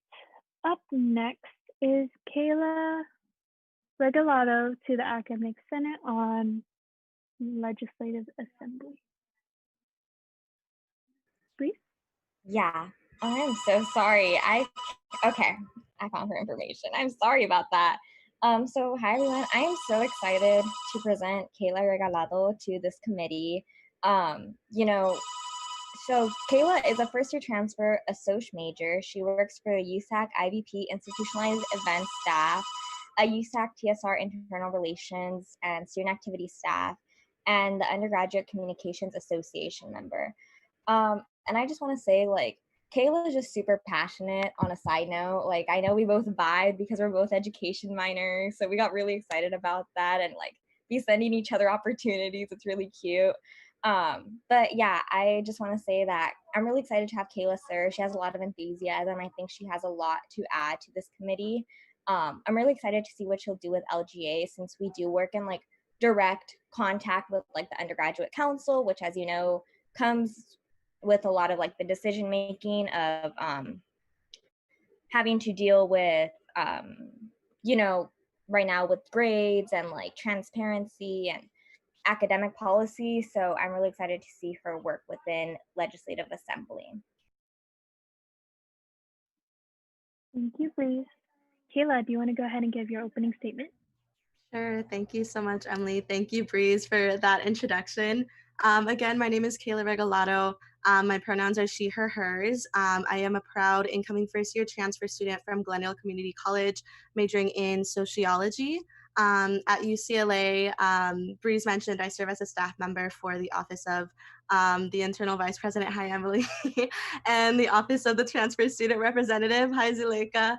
And really coming from an extensive experience with student government and different governance processes at my community college, I'm just really looking forward to serving as a student representative on the Legislative Assembly and just continuing my student advocacy work through this platform. I was a senator, then eventual vice president of administration for our student government at my community college. I served as a student representative on 7 different shared governance committees like academic affairs, student fees and tuition, with different faculty, staff, and administration. So I think I'm well equipped to really analyze the different proposals and policies that come through LGA from a nuanced student perspective and really make sure that any relevant information gets distributed to the rest of the student body. And that's really my vision for serving on LGA this semester, just really pushing for transparency on all levels between senators and all the important work that each of us will be doing in our own committees, between myself and LGA and between myself and just the larger student body. And I know that there'll be a little bit of a learning curve for the sake of transparency as a transfer student as it relates to maybe like institutional knowledge, but I think already being familiar with the processes at the community college level and having to develop a really strong understanding of our, I think it's 30 plus governance committees, and also receiving some training through the TSR office. I'm just really hoping to connect with subject matter experts like all of you to fill in those knowledge gaps for myself and for other students as well. So I am more than ready to leverage and just build upon my experiences so far as a student representative on LGA, and I'm looking forward to hearing your questions tonight. Thank you, Kayla. All right, I see Breeze's hand up, but for everyone, questions are open. All right, Breeze, go ahead. Awesome. Okay, so one of the things, like the difficulties of Legislative Assembly, is that you're usually like in a room. Well, this will be Zoom, right? But you're going to be in like a Zoom room with like 100 plus faculty members, right? And there's probably like 5 senator positions. So I guess I just want to know how you would approach that situation, and how will you make sure that you can take a strong stance and like stand up for yourself in a room that's like might seem intimidating. Right. So, yeah, being I think one of 5 student representatives that's going to be serving on LGA in like a Zoom room of like 100 plus like faculty members, that's definitely something I don't take lightly. And especially being, I think, one of 2 transfers serving on Academic Senate this year. Again, that's that's a responsibility like I take really seriously. So I was going over kind of the rights and responsibilities of UCLA academic student representatives, and I saw in there that it is a right for us to be able to speak during agenda items, like during discussion. So I would really just take it upon myself to ensure that I'm well prepared for these meetings, since we only have, I think it's a couple of meetings per quarter, and that means really thoroughly examining minutes, agendas, proposals, and any other meeting documents, and just having questions and comments prepared going into these meetings. And I've, for different governance committees in the past, I've had to review meeting packets with like over 80 pages. And a lot of the time, there's a lot that doesn't immediately seem like it doesn't pertain to students, but it just helps me kind of stay engaged and involved like during these discussions and these really lengthy meetings with faculty and staff, and just helps myself ensure that I have a knowledgeable voice at these meetings. So thank you so much for your question, Breeze. Thank you. Emily had to step out again, so I'll be chairing, but did we have any other questions?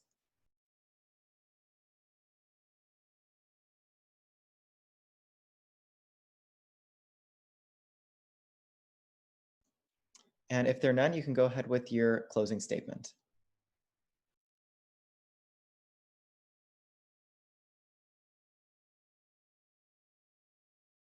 I think you might be muted.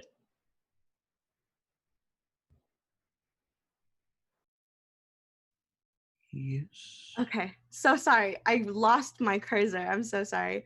Thank you guys so much for your time tonight.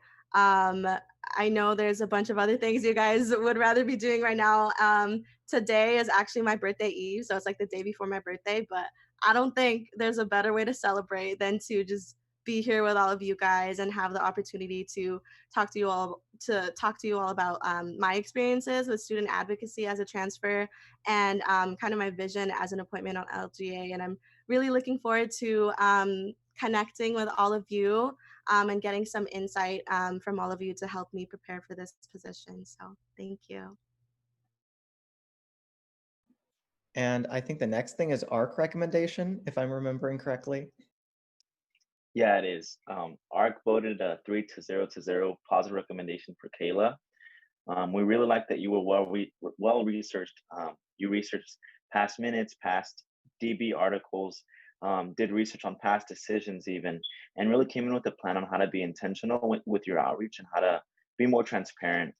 You also gave us a lot of ideas on how to do outreach outside of social media, which we were very impressed with. And you just had great experience at your community college that really prepares you for this position. And so we're very hopeful and excited for you to start working within your committee. And go ahead, Breeze. Awesome. Yeah, I just want to end by saying, Kayla, I'm so excited to get to work with you. Like, I already like really click with you, so I'm just really excited to see like the great things that you do with LGA, and I'm really confident that you're going to be such a strong advocate for like not only the transfer community but all students. So thank you so much. Zuleika? Yeah, happy early birthday, Kayla, and thank you so much for being here. I just want to like reiterate what everyone said. And like in your interview, you killed it. Like you came in and you like knocked us out of the park. Like I am so excited to have you with us and just to see like you flourish in this position. So thank you so much for your advocacy and thank you so much for being here. Any other council comments, or we can also entertain a motion?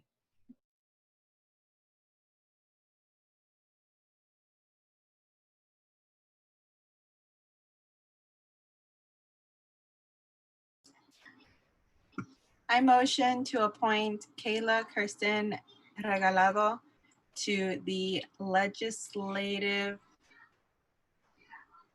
Can y'all help me out with this? Legislative Assembly. Thank you so much.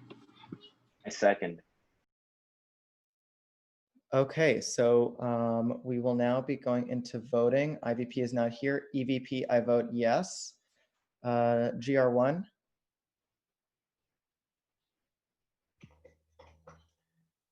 I don't think he's here. Oh, Chong isn't here. Okay. Gen Rep 2? Yes. Gen Rep 3? Yes. AAC? Yes. CEC? Yes. CAC? Yes. FAC? Yes. SWC?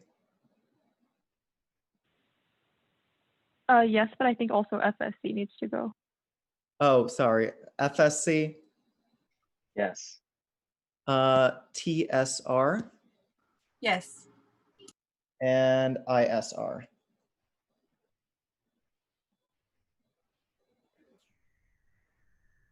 He's Fucker? turning in and out, so he might not be right in the pick right now. So I'll just give it a few more seconds. 1, 2, 3, 4, 5, 6, 7, 8, 9, 10, 11. So then with a vote of 11-0, you're appointed. Congratulations. And we will now be going on to our next appointment of Cheryl Ma to the Green Initiative Fund. And Sachi, if you'd like to introduce. Oh, I'm gonna introduce. Yeah, I'm actually gonna pass it off to Kelsey, one of our appointments directors, to give the introductions today. Sorry, interrupted. Perfect. Anyway. Go ahead. Hello, I'm back. My name is Kelsey. I'm one of the co-fellowships and appointments directors for USAC FAC. And today I'm so excited to present Cheryl Ma for the appointment of TGIF. She is a third year economics major and minor in public affairs and environmental systems and society. She is a tour guide for UCLA undergraduate admission, currently is a administrative director of CAC and is currently managing the community fund this year. She was also a part of the funding committee for Hip Hop Congress and is also a part of a sustainability org, Clean Consulting.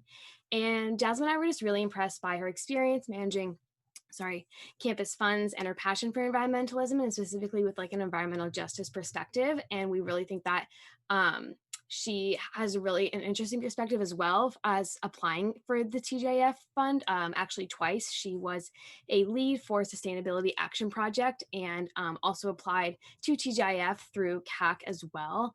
And we just think that also her emphasis on building community in TGIF is so important. And I think that her reach is going to be really important for TGIF this year. So if you want to introduce yourself, Cheryl. Yeah, hi everyone. First of all, just wanted to say thank you guys so much.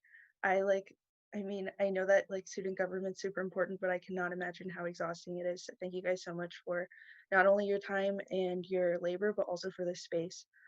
Just to reiterate, yeah, my name is Cheryl Ma, and like Kelsey mentioned, I'm a third year student majoring in economics, minoring in public affairs and environmental systems and society. The reason why I wanted to bring this back up again is because I feel like these three studies really like intersectionally incorporate what's known as the 3 E's of sustainability, which are environment, equity, and economy. And I feel like my ability to incorporate all of these different knowledges and expertise and like categories into my position at TGIF is one reason why I'm really passionate about it. The truth is that I feel like environmentalism isn't just about planting trees or taking straws out of the ocean anymore, although those things are definitely really important. At the end of the day, like income inequality is unsustainable.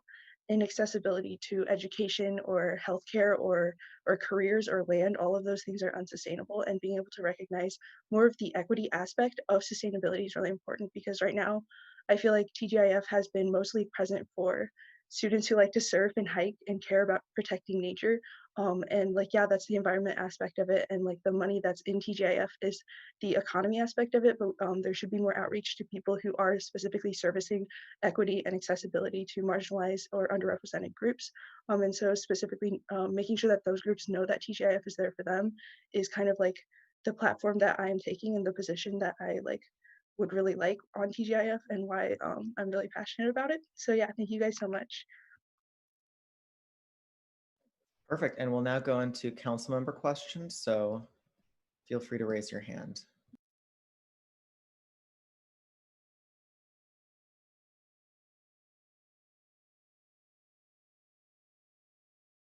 Not all at once, everybody. Okay, if there are no questions, Cheryl, you can go ahead with your closing statement. Yay, thank you guys all for your consideration today. I guess I wanted to add that I like grew up in this really small town in Missouri where my neighbors told me that climate change was fake, and my teachers, when we had like snow days, would be like, I can't believe the globe, like people say the globe is warming. And I went into college not caring at all about sustainability, but because of all of the different events and opportunities and clubs and things like that that I've had access to, many of which, almost all of which were supported by TGIF, I really like very much switched my career path, and that's the thing that I care about most. So TGIF is definitely a really important fund to me, and something that I'm going to take very seriously when I get if I get that position. And so yeah, thank you guys all for your consideration. Perfect. And ARC, do you have a recommendation?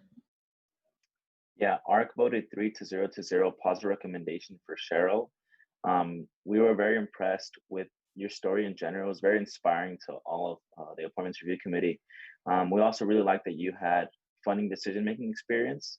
And additionally, you brought in a new, different way to define sustainability.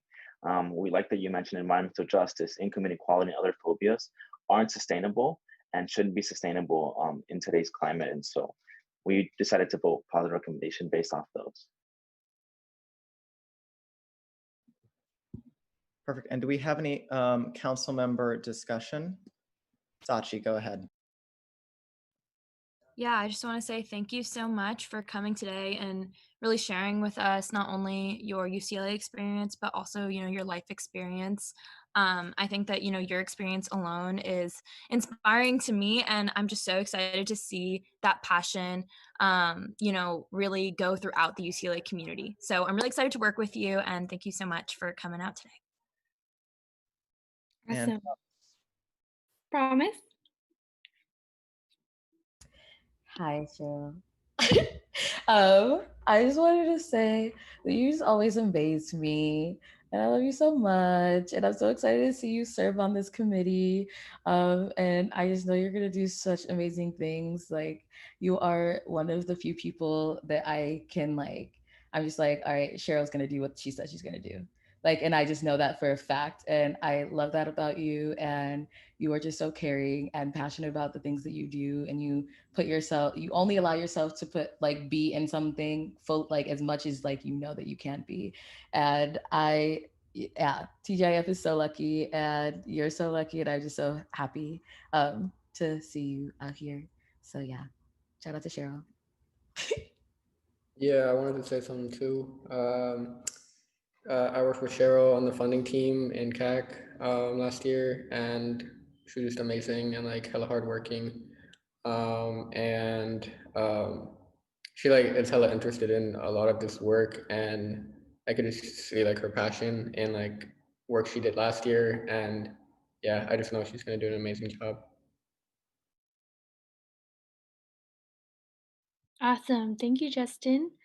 I also just wanted to say I was really impressed during your ARC interview as well. So excited to have you hopefully be appointed tonight. Promise, is that Oldham? Yeah, okay, cool. All right, in that case, if there's no other comments, do we have a motion?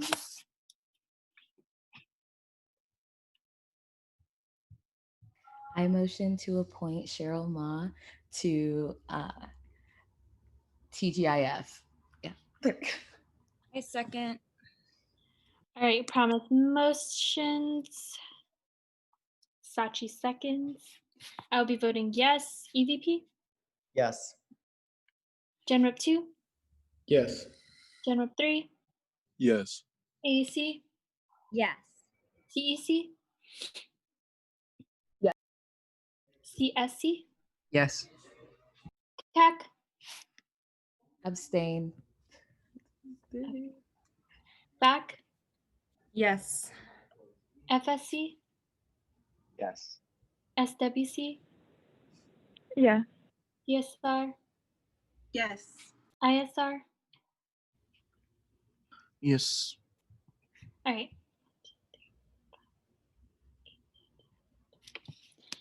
With a vote of 12 to 0 to 1, the motion passes, and Cheryl is appointed to TGIF. Congratulations.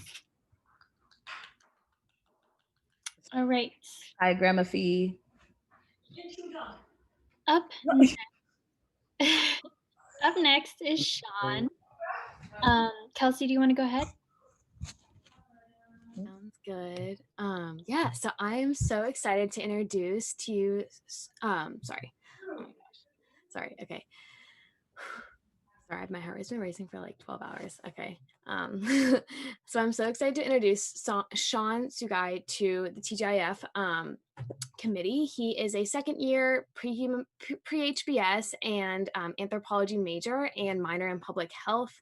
He, for some of his extracurriculars, he is a Bruin ambassador and a club tour guide for UCLA Office of Undergraduate Admission. And he also is really involved with research in public health. And he's also super excited to get more involved at UCLA this year. He also is on the board of directors for the Pearl City High School Alumni Association, and where he created a scholarship through this association, and they're currently working to become a 503c nonprofit. And he has a lot of experience with evaluating student applications holistically and also really has a lot of passion of just like organizing community efforts, and really like gathering support from like an administrative perspective through like faculty and staff. And we think that his experience will be really valuable, because he does have that experience in like grant making and scholarship. And also we just think that he's really passionate about accessibility, like to higher education and also like to like public health access. And we think that this perspective also is really important in TGIF to make it a more accessible fund for more student organizations on campus. And from working with him personally, he's just like such a wonderful, nice friend to know, and like he is really personal with other people, and I think he would be a very approachable force in TGIF. So I'm so excited to introduce him. Sean, if you want to introduce yourself. Yeah, of course. Hi, everybody. My name is Sean. First, I wanted to say thank you so much, Kelsey, for that introduction. It's been a really honored to like be your friend and to work with you. And I wanted to just say thank you so much for that really warm welcome. But hi, everybody. I just wanted to say my name is Sean again. I'm going to be a second year HBS, hopefully, and anthropology double major with a minor in public health. I'm originally from Honolulu, Hawaii. As like the background, I just wanted to be festive. But I really just wanted to get involved with TGIF because of like the really environmental outcomes that can come out of this position. So this past summer, I took a lot of initiative and started to learn more about like health outcomes due to environmental impacts. And from my research, I've discovered that health inequities are really deeply rooted in social injustices, and that consequently transpires into disparities in disease rates, health outcomes, access to healthcare between and within populations, specifically in terms of preventative, diagnostic, and treatment services. And, as a potential future healthcare professional, I have to recognize the systemic nature of these inequities and notice that these issues are really cultivated from the bottom up instead of the top down. And things like the person's income, a person's employment, and family structure, for instance, are tied to a person's health outcomes, as these social determinants significantly contribute to a person's access to housing, transportation, and higher education. And especially within today's unsustainable economy, this cycle of intergenerational poverty is a powerful driving force that continues to perpetuate these health barriers. And another key contributor really is a person's environment. Access to housing, for instance, is tied to air quality, access to physical activity and food security. All across the country, there's food deserts popping up in the middle of marginalized communities, and like these areas really need to be taken into consideration and taken into a higher priority. And so as a prospective member, I plan to keep student wellness at the forefront of my decision-making process and to review each sustainable initiative as a step toward a more health-conscious future. The efforts we could potentially fund on campus can have political, social, economic, and environmental implications for the future UCLA's community, and even perhaps around the nation. We could create an initiative and we could expand it more broadly into the larger community. And so I believe that by reviewing each application in terms of its short and long-term feasibility, we can make strides to more equitable, accessible, and a sustainable future where health outcomes are really secured for each student. And I really welcome any questions for that. And I really appreciate the time. Thank you. Thank you, Sean. Do any members of council have any questions for Sean?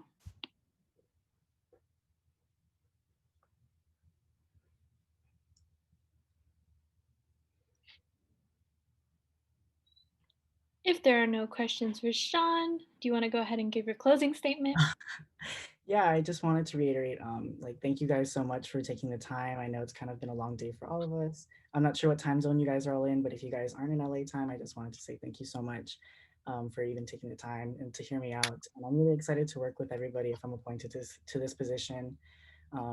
Although my future career is something involved in like the biomedical sciences, I really do believe that environmental sustainability is a huge health determinant for people, especially in people like marginalized communities. Like those are the places that really feel the impacts of that. And I think first step would be starting on a college campus, and then working broadly into like the larger LA community and potentially even nationwide. So this is my first step at environmental sustainability, and I really I'm looking forward to this opportunity. Thank you. Awesome. Thank you, Sean. Sorry, excuse me. Can we get ARC's formal recommendation, please? Yes, ARC voted 3-0 to 0 positive recommendation for Sean. We voted this way because of his background and his passion for TGIF and sustainability. He really emphasized equity and making equitable decisions within this position. Additionally, he really emphasized transparency and wanting to be approachable to people, not only those applying to FACT, but those really wanting to know more about sustainability and sustainable initiatives. And so for these reasons, we voted a positive recommendation for Sean.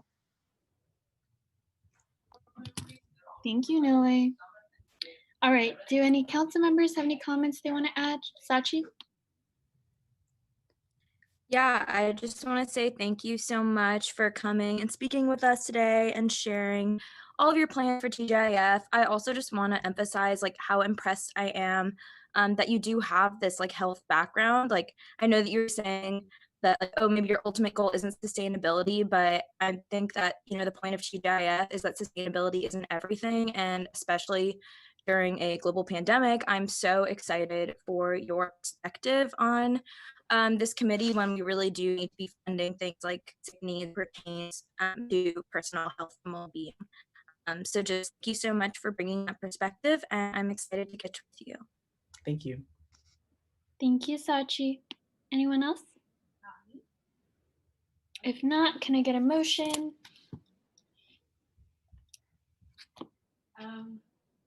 I motion to appoint Sean, is it Sugai or Yeah, Shugai? the guy. Okay. Sean Sugai to the Green Initiative Fund. Do you have a second? I second. Sachi motions, No Way seconds. I will be voting yes. EVP. Yes. Gen Rep 2. Yes. Gen Rep 3. Yes. AAC. Yes. CEC. Yeah. CSC. Yes. CAC. Yes. FAC.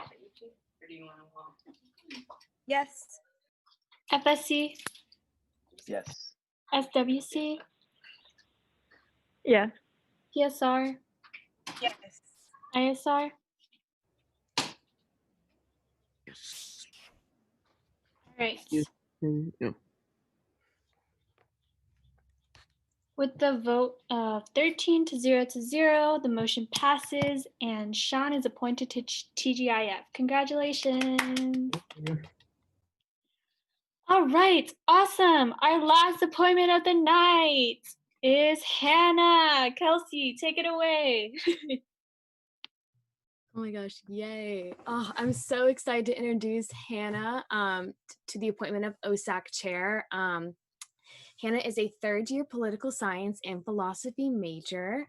She is involved with Hooligan Theater Company as well as Shenanigans Comedy Club. I know she does social development for one of those. I don't know which one. But she's also chief of development for the USAC Facilities Commission. And as someone who has like worked as someone who has had space on campus, Hannah really recognizes that space is not really used to its fullest capacity across organizations and really wants to make space more accessible for other orgs. And we were just really greatly impressed by her plans for using OSAC really as a tool to promote online community with organizations and also promoting COVID safety to make sure that organizations feel safe when transitioning back also whenever that happens. She also really emphasized like fostering a supportive relationship between OSAC and other student organizations and finding new capacities for them to make the best use out of their space if they have it, and kind of what tools they need to really build a community and also to be productive like within their organization. And just to support the unique needs of each organization is really important. And I think like also her commitment to diversity for hiring for her OSAC committee, just making sure that each decision made by the committee is made equitably and from different perspectives across campus. And also just to expand OSAC's reach in general, and just seeing the way that she really transformed the way that FAC builds a community across this year. I personally like have never talked to Hannah in person, but like the way that she has really used Slack and used like Zoom and other capacities and ways to really create such a wonderful community that I found such a belonging in, and so many others through facilities is really valuable. And seeing her continued interest in OSAC and her commitment to really wanting to do this for other organizations, I think is really more important than ever. And I'm so excited to introduce Hannah. If you want to say hi and introduce yourself. Thank you, Kelsey, for that lovely introduction. As Kelsey said, my name is Hannah Regan. I'm a rising third-year political science and philosophy double major. Since high school, but especially during my time at UCLA, I have been dedicated to and passionate about community development. I have spent most of my time outside of class, scheduling shows, planning retreats, and trying to develop an atmosphere of inclusivity and support. Since quarantine, I have dedicated time to bringing that same energy and atmosphere to a virtual setting. I know very well that the first part of developing a community is having a space and knowing how to use it best. And I know that providing student groups with resources to navigate space will alleviate a lot of stress on student leaders and help them to focus more on their community and their members.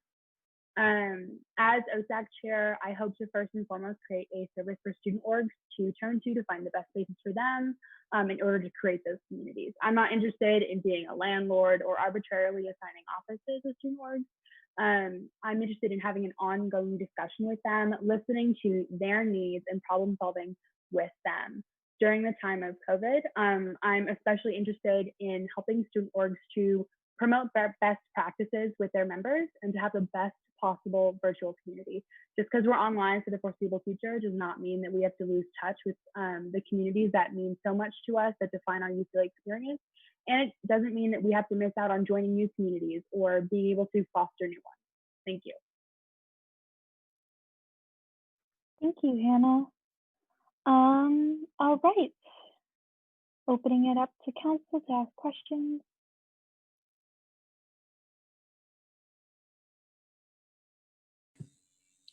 Yeah, hi Hannah. Thanks for coming out tonight. I just wanted to ask,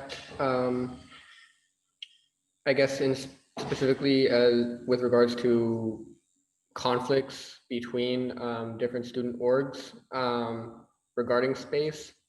I wanted to know, I guess, your thoughts on mediating potential situations when they arise. I know this is more important when you know, obviously we're in person and actually utilizing Kirchhoff, but yeah, just wanted to know your thoughts. Yeah, thank you for that question, Justin. I really think that OSAC should be facilitating peer-to-peer discussion, org-to-org discussion, and facilitating those conversations when they arise. I recognize that, you know, we don't have infinite space. Things are going to come up and people are going to have questions. I'm very confident in my communication skills to be able to resolve those problems. And I also understand that in the end, not everyone's going to be super happy with what they get. But as OSAC chair, I would hope to create resources to say, okay, maybe you don't have an office, but we have this great new tool we've all been using for so long called Zoom. Here's a list of 50 icebreakers that you can use throughout the year to help facilitate community. Here's how to conduct a productive online meeting. Here's how to plan a virtual retreat so that your members can get to know each other. It's really about maximizing the spaces that you have. And I think student leaders just don't always have those tools or access to resources to help them learn. And I would love to do things like teach-ins, creating presentation decks, which I've done for FAC over the summer. So yeah, I would, to sum it up, peer-to-peer mediation and creating online resources so that every group can maximize the space they have access to. Thank you. Zuleika? Hi, Hannah. So my question is, when trying to allocate space and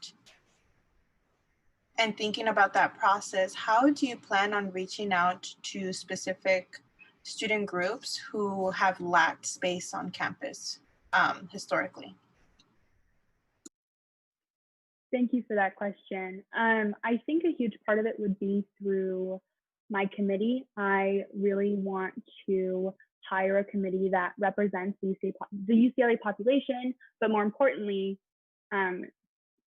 students who are members of groups who have been traditionally excluded from space on campus.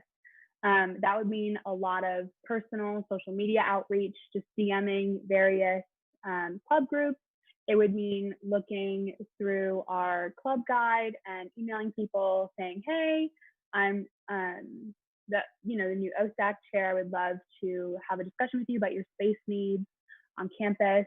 It would just mean doing a lot of work to create visibility to student org leaders and to students on campus.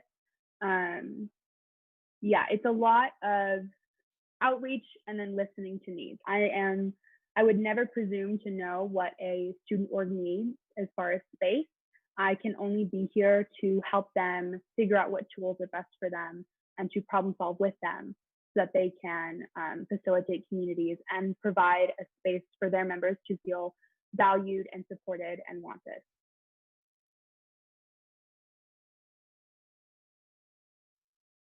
Thank you, Hannah. Any more questions?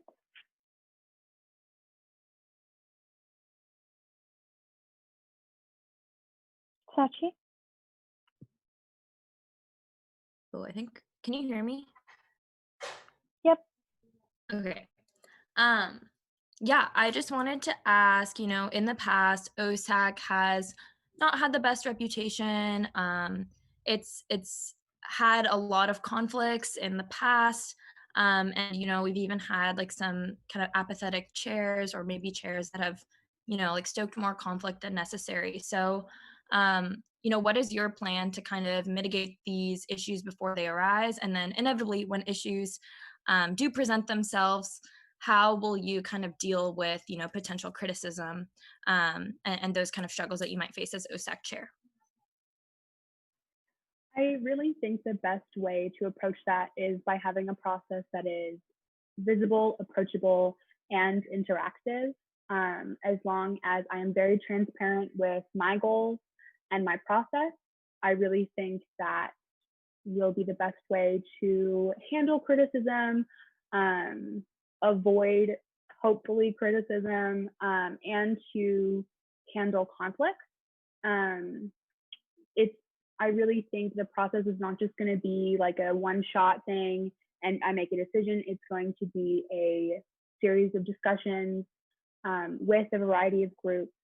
And, it take a lot of work, but just as a way to make sure that space is most equitably and efficiently being used by all groups, and not just as like a storage space for things that they go into, maybe once a quarter, but it's really a space for when it's safe again, students to gather and create community and all those things. And if your club just needs a storage space, fantastic. Let's look into opening up more storage lockers in the basement of Royce. Let's look into expanding existing lockers. But I really want to make sure that every community's needs are addressed. Yes. Thank you, Hannah. Any more questions? If not, you can go ahead and give your closing statement. First of all, thank you guys again so much for giving me this space to share my thoughts and to be considered for this position. Basically, as OSAC chair, I want to be a resource for student groups to make spaces for their members to feel supported, valued, and wanted. I want to listen to their needs and problem solve with them so they can spend more of their time developing the communities that their leaders imagine. It's a large goal, and I may not be able to achieve every single aspect of it within 2 years, but I'm confident that I will be able to create a tangible set of action items to make those goals a possibility in the near future. Thank you, guys. Thank you, Hannah. Can we get ARC's formal recommendation? Yes, ARC voted 3-0, positive recommendation for Hannah. The reason for this recommendation was really when asking about equity, Hannah made sure that equity is going to be kind of the forefront of her decisions. And even when hiring for a committee, she wanted to make sure to pull from all parts of campus and really talk and listen to groups that have been excluded from campus spaces in the past. Additionally, she really wants to make OSAC more of a presence online. She kind of wants to take the lead of, as she mentioned, FAC. And so this is something that we're very excited for as well, to make it more open and accessible for the student body. And lastly, she really wanted to go through and identify which spaces she can range to really make the best decision for those who do need space on campus, and to make sure that she's making the best choices for the entire campus in terms of space. Thank you, Noah. Do any other members of ARC want to chime in, or other council members? Sachi? Hello. So echoing everything that Noe said, from ARC, I just want to reiterate like what an amazing presence Hannah has been within FAC, and how I know that that will transfer over to OSAC. Anything that I've ever said about, you know, community within FAC comes from Hannah and Jackie, our co-director of social development. And I'm really, really excited to hopefully see her be able to foster community or help others foster community, especially in this online environment, through OSAC. So just thank you for sharing everything with us today, and I'm excited to get to work with you. Thank you, Sachi. Anyone else?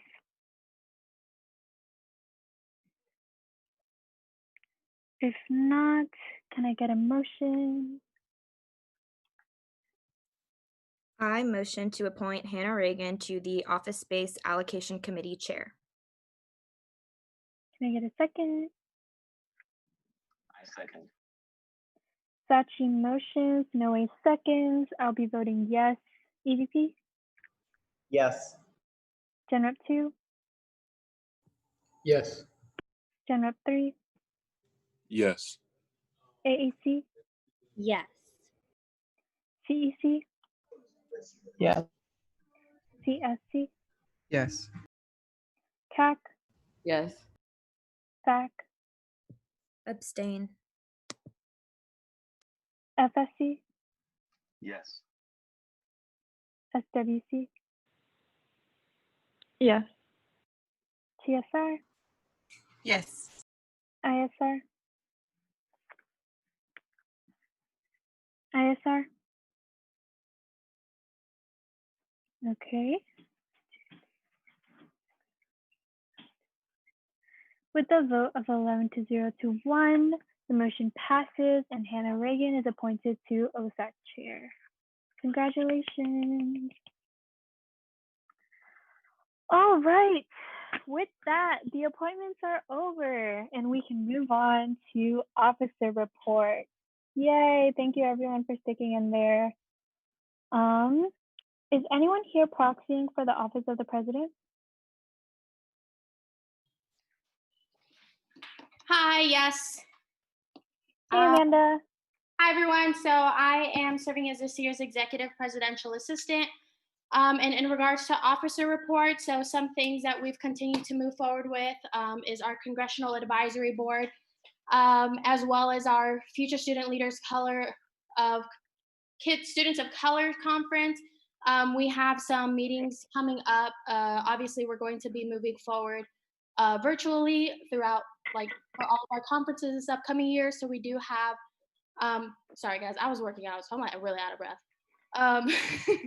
But so we do have meetings coming up this following week with Mike Kahn, sole advisor, to kind of just go over some trainings that we'll have to be doing, since we will be dealing with students that are K through 12.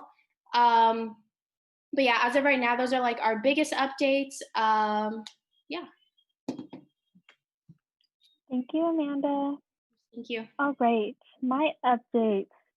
We have released the Student Worker Resource Guide, which was a collaboration between my office, is Put Workers First Committee, Office of the President, Affordability, I think, and then Gen Rep 2 and the Financial Support Commission. So I'm really, really proud of it. If you guys haven't already seen it, please go check it out and please share it, because I think there's a lot of really good information on it that can be helpful for students. So it covers both some basic Know Your Rights resources, benefits, especially during COVID-19, so like unemployment due to COVID, and just regular unemployment as well, and how to apply. And then also there's a guide, like an opportunity section with on-campus and Westwood and remote opportunities. So shout out Justin for all your hard work. He led a lot of the meetings. So yeah, I'm really, really happy. Please share with your offices and with the general public.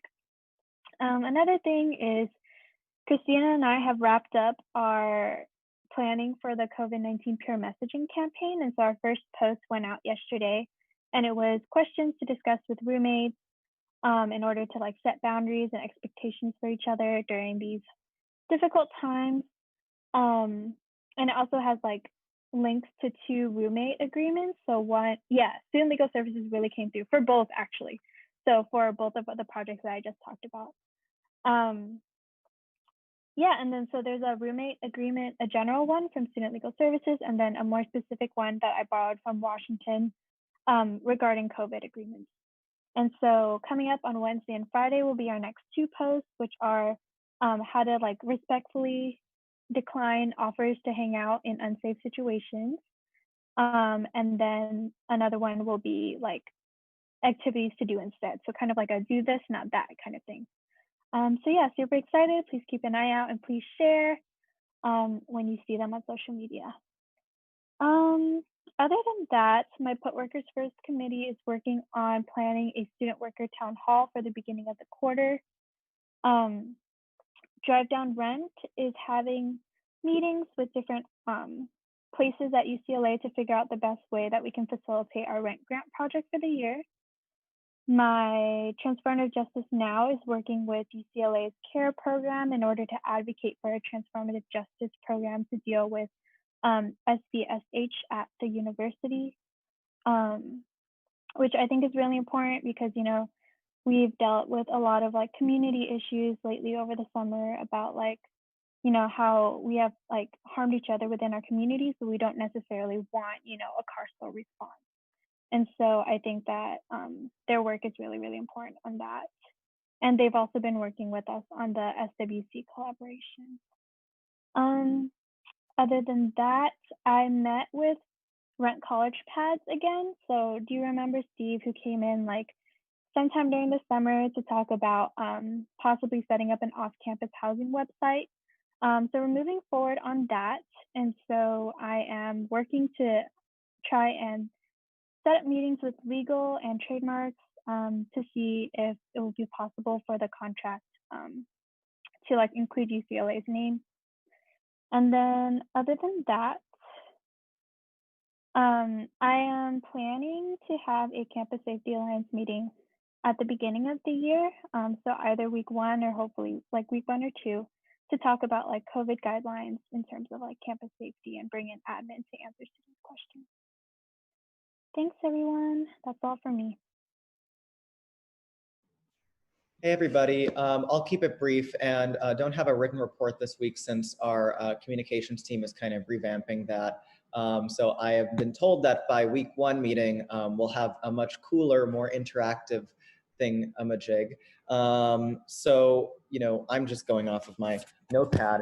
I'll say our big top priorities that are coming up are, you know, special because of today, Bruins Vote, National Voter Registration Day. I'm going to drop in the chat our Bruins Vote Slack. If your offices are not already in it, I would highly suggest either yourself or your communications and social media teams. That's right, Justin, it was my break. I would suggest joining the Slack because you'll get a lot of really great content and messaging to make sure students are registered to vote. And after the voter registration deadline closes, that students have really strong education resources to know all the choices that they have to cast their vote. So I highly encourage you to join that Slack. We also have content in there for the census. Census wraps up on September 30th. So it's the final week to push. Please, please, please keep upping the census content because this only comes every 10 years. We're worried about an undercount in Los Angeles, and we want to make sure we're doing the best we can to make sure that our Bruins are adequately and fairly counted. The next thing is our Bruins for Prop 16 coalition is being led by the mother organizations and has been assembled. I'm dropping another Slack if you would so like to join. We have a number of different events and strategies planned with communities on campus. to really highlight the importance of affirmative action and Prop 16 on the ballot this November. So coupled with that, we'll be doing a lot of outreach. If you're interested in outreach or anybody on your staffs are interested in outreach, we'll have an outreach team to get a lot of endorsements from student orgs and communities. We'll have a communications team to create digestible, engaging social media content for educating students on this proposition and on affirmative action. We'll have a mobilizing team supporting phone banking and text banking on campus, and we'll be having 2 weekly text banking events, at least 2 actually, 2 done by the whole coalition, and then other campus communities, student orgs, offices can host their own phone banking and text bankings throughout the week. And then finally, we're going to be doing a programming week. So you can find all of the events in there. I'll draw your attention specifically to the week of October 12th. And the importance of the day of October 12th. If you remember back to the resolution that we as USAC unanimously passed early in the summer, October 12th actually marks 25 years to the day since the largest UCLA rally in support of affirmative action against Proposition 209. And that'll be the day that the mother organizations will be hosting their kickoff event. So we'll be getting a lot more info for that. And a number of you may get some speaking invites for the video, but keep an eye out for that and save the date for the week of October 12th. And then finally, I have been told to share my screen very briefly to make you aware of this resource that EVP acquired that we're wanting to share with other offices. If you have any requests that you'd like for this mobilizing platform. Like I mentioned before, we got a Every Action subscription that we're branding as Brew in Action.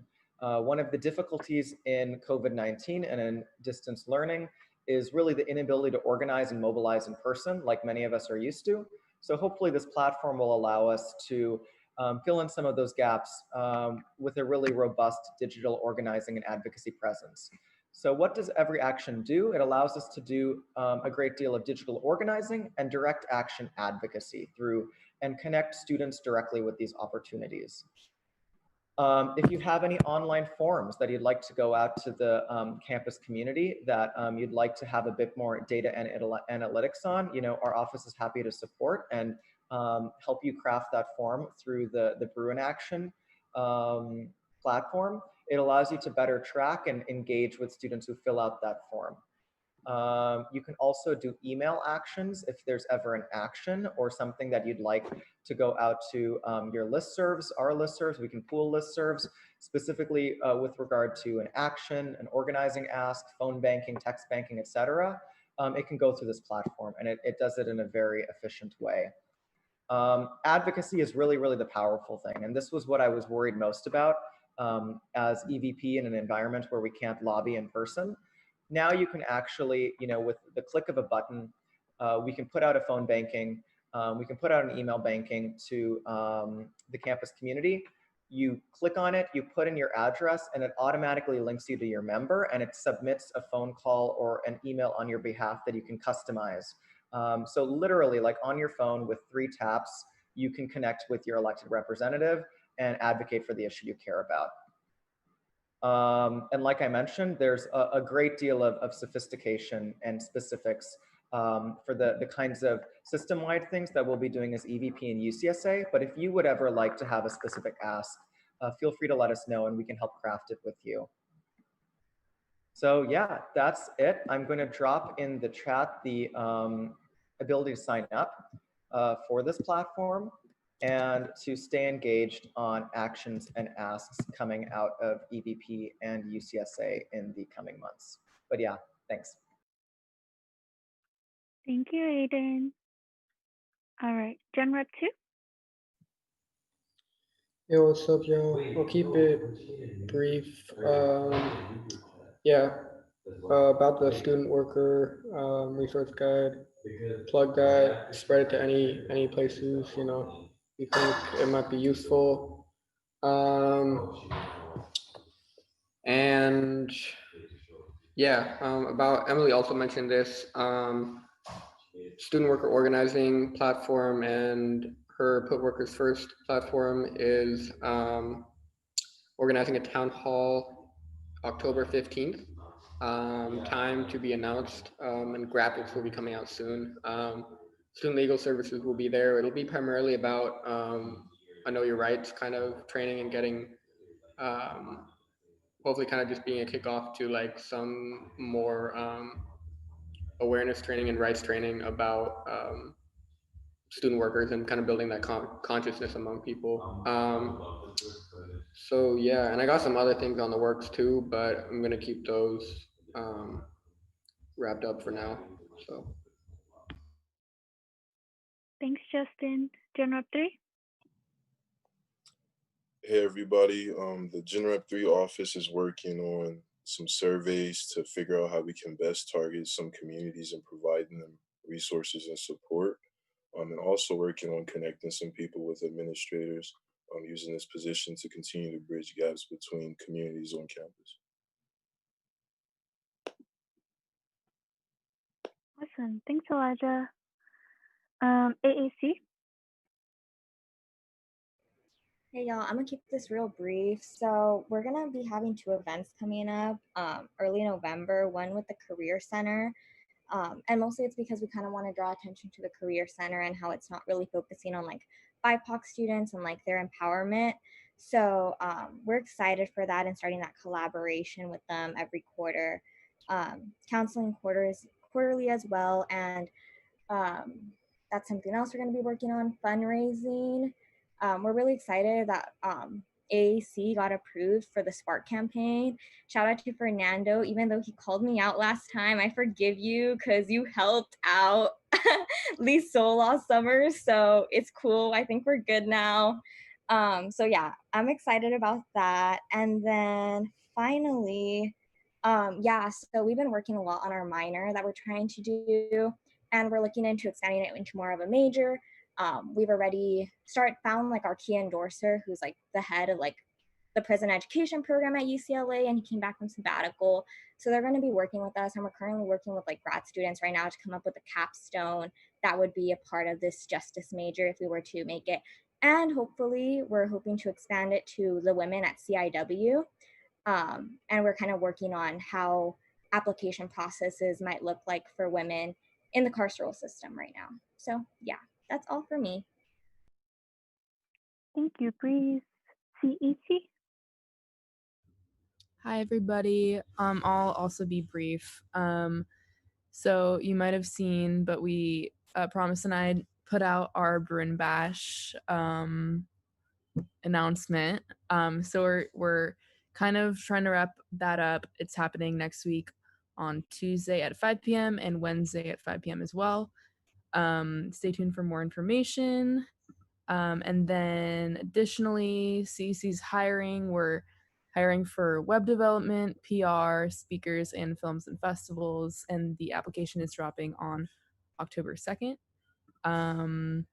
Right now, I'm working mostly on internal things and trying to lay the groundwork for workshops and networking in general ways to support collaboration between staffers.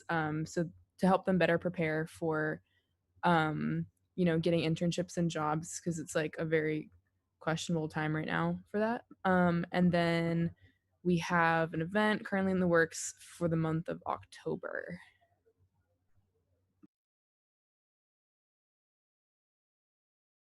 Thanks so much, Alice. Okay, CSC? Sorry, CSC, Jonathan?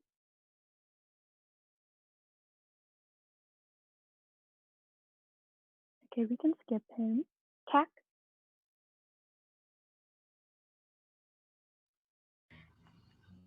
Hi.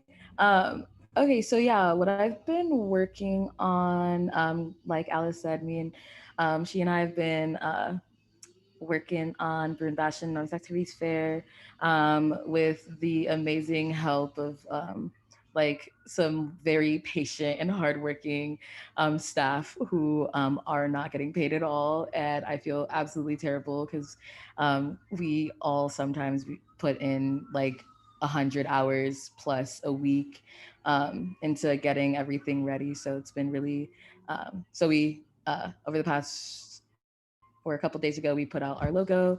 So it's like our baby is being born. So that's nice. And like Alice said, watch out for our stuff that's coming out. And I was really happy to see the support from y'all reposting. So if y'all can continue to do that and continue reposting and connecting students to the things that are happening. And also if you guys have like places that, that we can like post our happening events, please let us know and we'll like try and send over the info so you guys can disseminate it. Oh, yeah. And CAC will start hiring soon. This week, I'm having like my last meeting with my directors for the summer. And then we're going to start going into like our standardized. And then we're going to go into our standardized or like our biweekly meetings again with my directors. I'm finalizing pay for everyone and trying to essentially kind of doing a lot of housekeeping work. Trying to think. Yeah, and CAC will be hiring starting 0 week. And as of right now, we will be hiring for all of our series with a special, like specific emphasis on needing a lot of people on our marketing team in the different facets. So yeah, I think that's about it. Oh, I had a meeting earlier today with the IVP's Racial Justice Now coordinator, or one of the coordinators. So I will hopefully be working with the IVP office and Emily on some of the initiatives that they're trying to put forth. So I'm really excited about that. What else? I think I have a couple more things. Oh, over the past couple weeks, I've also been meeting back and forth with Kate from UCLA Communications about working on the Bruin for Bruin and essentially getting essentially the images being put forth are somehow being compensated for and also properly reflecting what's actually happening. So hopefully we will be able to see their campaign start coming forward as soon as I am able to connect them fully with more of the mother organizations, because that's the hope, is to have the mother organizations have a very strong voice in the launch of this campaign and everything. So I'm really excited about that. Oh, and I met with Aiden earlier today, and I am going to be working on as I think the Racial Justice Now coordinator at UCLA. So I'll be working on the Defund UCPD projects and stuff for the year. So I'm really excited about that. And yeah, so I think that's everything for me for now. But yeah. Oh, and ARC, but you guys already saw that. So if you do have any questions about ARC funding, if you guys want, like, if you want to sit and meet with me, because I am trying to I'm trying to reevaluate what it means to be what is a cultural affair. So I'm trying to really not necessarily change what CAC is, but revolutionize it and make it way more than what it is, and including more cultural affairs. So if you're interested in working with me on that and just, I don't know, talking and shooting ideas back and forth, yeah, hit me. So that's my officer report. Thank you. Thank you, Promise. Zach. Hello. So super quick updates. Done a lot of social media stuff as well, but I think most important to highlight is the Access on Board Instagram, which is Access Board. They've done a lot of like informational resources about online accessibility, which obviously y'all have like done the trainings, but like the general public, it's really useful. And just a lot of stuff like explaining the experience of students with disabilities and people with disabilities. So check it out and share it and amplify it. It's pretty cool. I'm really proud of them. This Friday, also coming from Access on Board, We will be hosting an adaptive Pilates class. We'll also post that on social media, so you'll see it when it comes, but also amplify that. It'll be cool. And the last thing that we're doing, we met with we met with the North Westwood Neighborhood Council a couple weeks ago to start working on accessibility in Westwood, which is really exciting because that's something I really wanted to work on, and they actually reached out to me. So something discussed is extending MetaMap to Westwood to kind of audit accessibility and to provide accessible routes, because obviously Westwood is like an integral part of the UCLA community. And we're hoping to, potentially partner with the VA because they're also so close to our community and have similar interests in accessibility. So we're just getting started on the project, and I'll continue to keep updated throughout the year. That's it.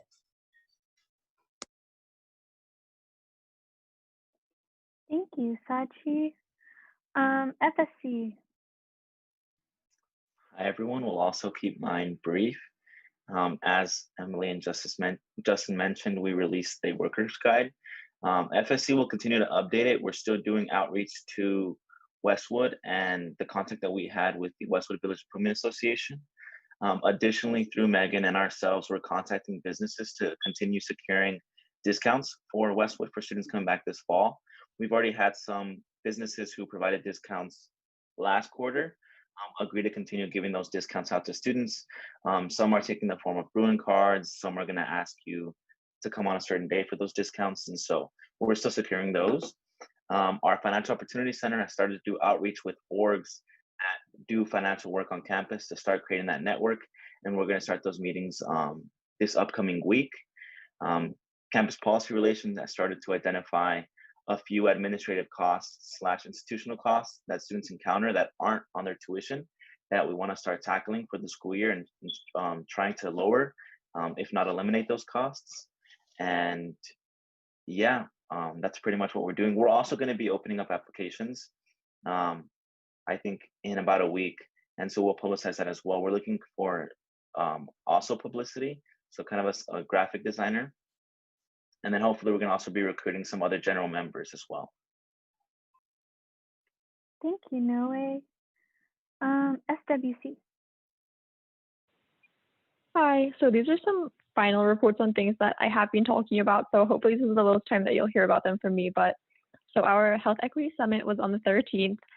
We had almost 50 participants and some really good discussion. So we're going to be hosting, I will be updating you on this, never mind.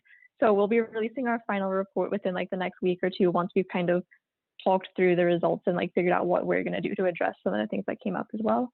The Unashamed film premiere was September 18th, which also went well. We had a really good post-film discussion. So we'll begin uploading some snippets of that next week or in 2 weeks so that it could be more accessible to people who weren't able to make the event. I also realized that I forgot to include the film location those times. So it's at bit.ly/unashamedfilm if you're interested, and it's just going to be up forever. So even if you're watching this in a year, you could check it out. And then Emily said this already, but we made the first post in our COVID peer resources series. And then again, that's at tinyurl.com/COVID peer resources. And then finally, this is more Zalika's thing, so I guess it will segue into her report. But most of our committees were able to come and represent SWC in the wellness panel at the TSR Bridge program. So we were just very grateful to be included in that. And we just wanted to say thank you. And it went well. So that's all. Thanks, Christina. All right, TSR. Hi, everyone. So I'll try to go as fast as possible. First, thank you, Christina. That's a great segue because I was just about to bring up the Summer Bridge program, which is actually called the Transfer Transitions. We worked with the Transfer Student Center on creating this week-long program. Thank you, everyone who attended. Yeah, you gave a lot of information to our students, and our students were really appreciative of that. So we're doing a post survey as well. So if you did attend, please take our post survey because it will help us create a proposal that we can basically present to student affairs, and hopefully they can adopt it and institutionalize this program because it is very much needed. And also any unanswered questions from the town hall will hopefully be posted within the next 2 weeks. So just stay tuned for that. Continuing efforts with our office is just meeting with admin. We're continuing to do that to really try to push and institutionalize policy change for being more inclusive to transfer students. Also, I am setting up a meeting to meet with administration in regards to the parenting resolution. So I'm excited about that, and I'm excited that they are willing to work with us. Also, we met with the Basic Needs Department to establish and revamp our community's relationship with basic needs resources. I feel like a lot of transfers will definitely benefit from that.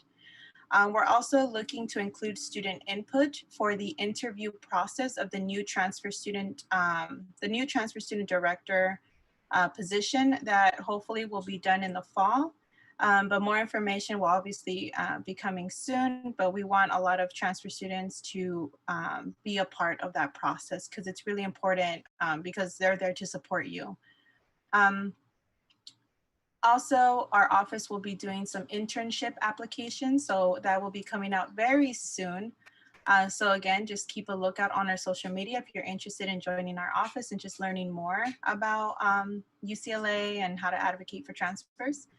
And we will be having a transfer speed dating event. So all incoming transfers can meet new transfers and connect on Zoom. So again, keep a lookout for that. And then any more information or any specific details that you want to know about what we're doing in the office will be posted on our website. They will be transparency reports that will be posted every other Thursday on our Instagram as well. So yeah, thank you. Thank you, Zuleika. Last step, ISR. I don't know if Walker's here. Okay, we can strike ISR's report then. And then move on to our administrative representative. Do we have any updates from admin rep? No updates for me. Thank you, Jessica. Emily, no updates from me. I do want to let everyone, I guess updates. Just want to let everyone know that emails we are working on. I know folks, we want to get them as soon as possible. Jessica and I are working with SAIT. We had to get in touch with Google. So a little bit more complicated than we expected, but we should be able to get what you want is the goal. So still ongoing conversations with that. Also want to let everyone know that Trooper and Welcome starts today. I'm sorry, the 24th, excuse me. And so it starts with This is Bruin Life. The Trooper and Welcome calendar is posted on the community.ucla.edu site. So if you want to push that on your social media accounts, please do so. Many of the USAC programs are also posted in that Trooper and Welcome post. And that's all I have. Thank you, Josh. All right. No updates from me this morning or this evening. Clearly, it's been a long day. Sorry about that. Thank you. And I think the last one's Fernando.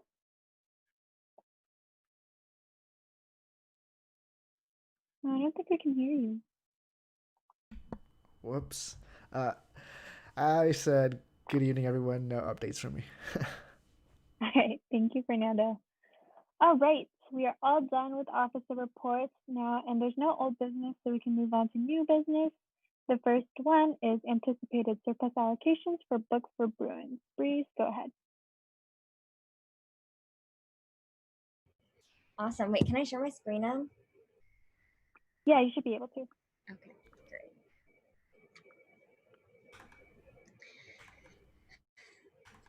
Okay, hi everyone, good evening. So I just wanted to preface, I guess this discussion to kind of say, I know that we all kind of are asking for funding this evening, and I know, I'm going to be asking for a lot of funding.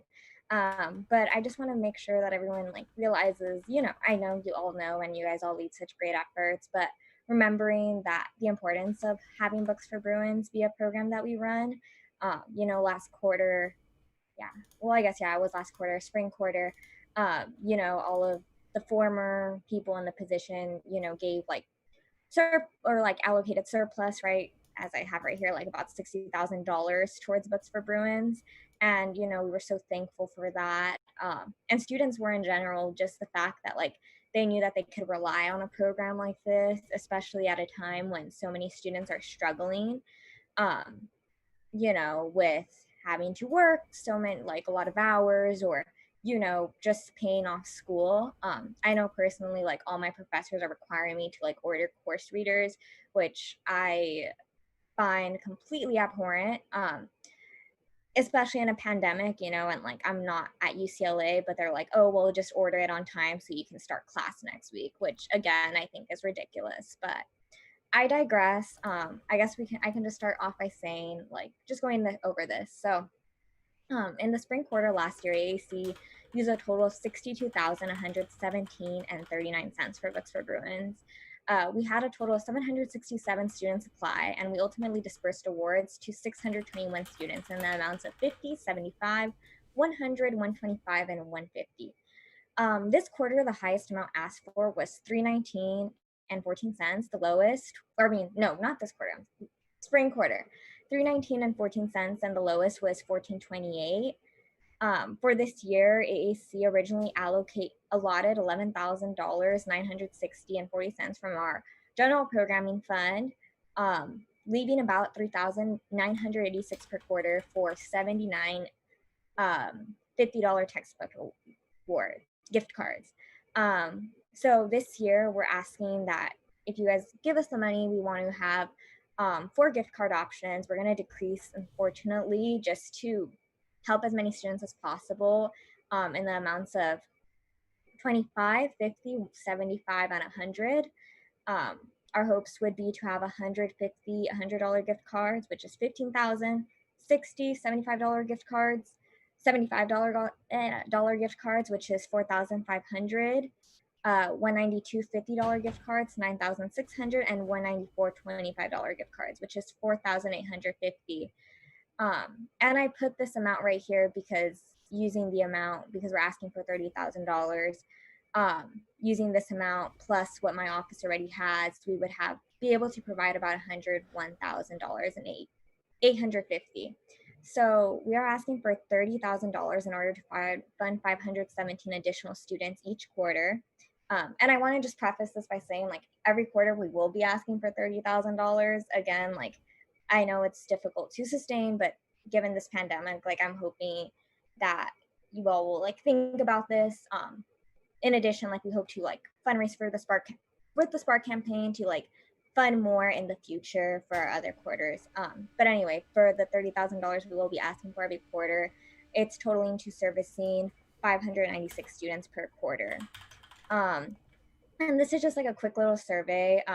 My office like took responses based on like survey student needs at this time, and as you can see, like, of course you all know, but like 75%, for example, of the students right here, so that affordability of textbook has affected them.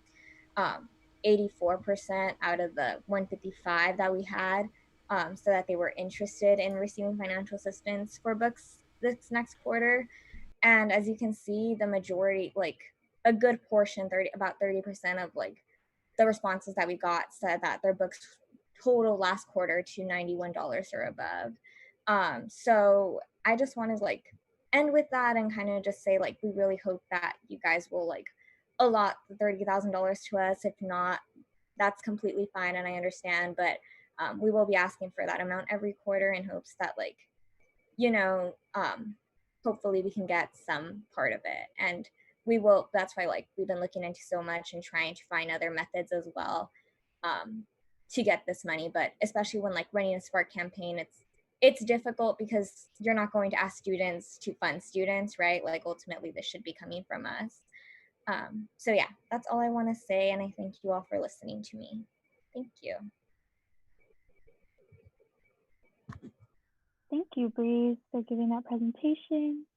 I wanted to ask council, did you want to vote at the end of all the proposals for surplus instead of one by one?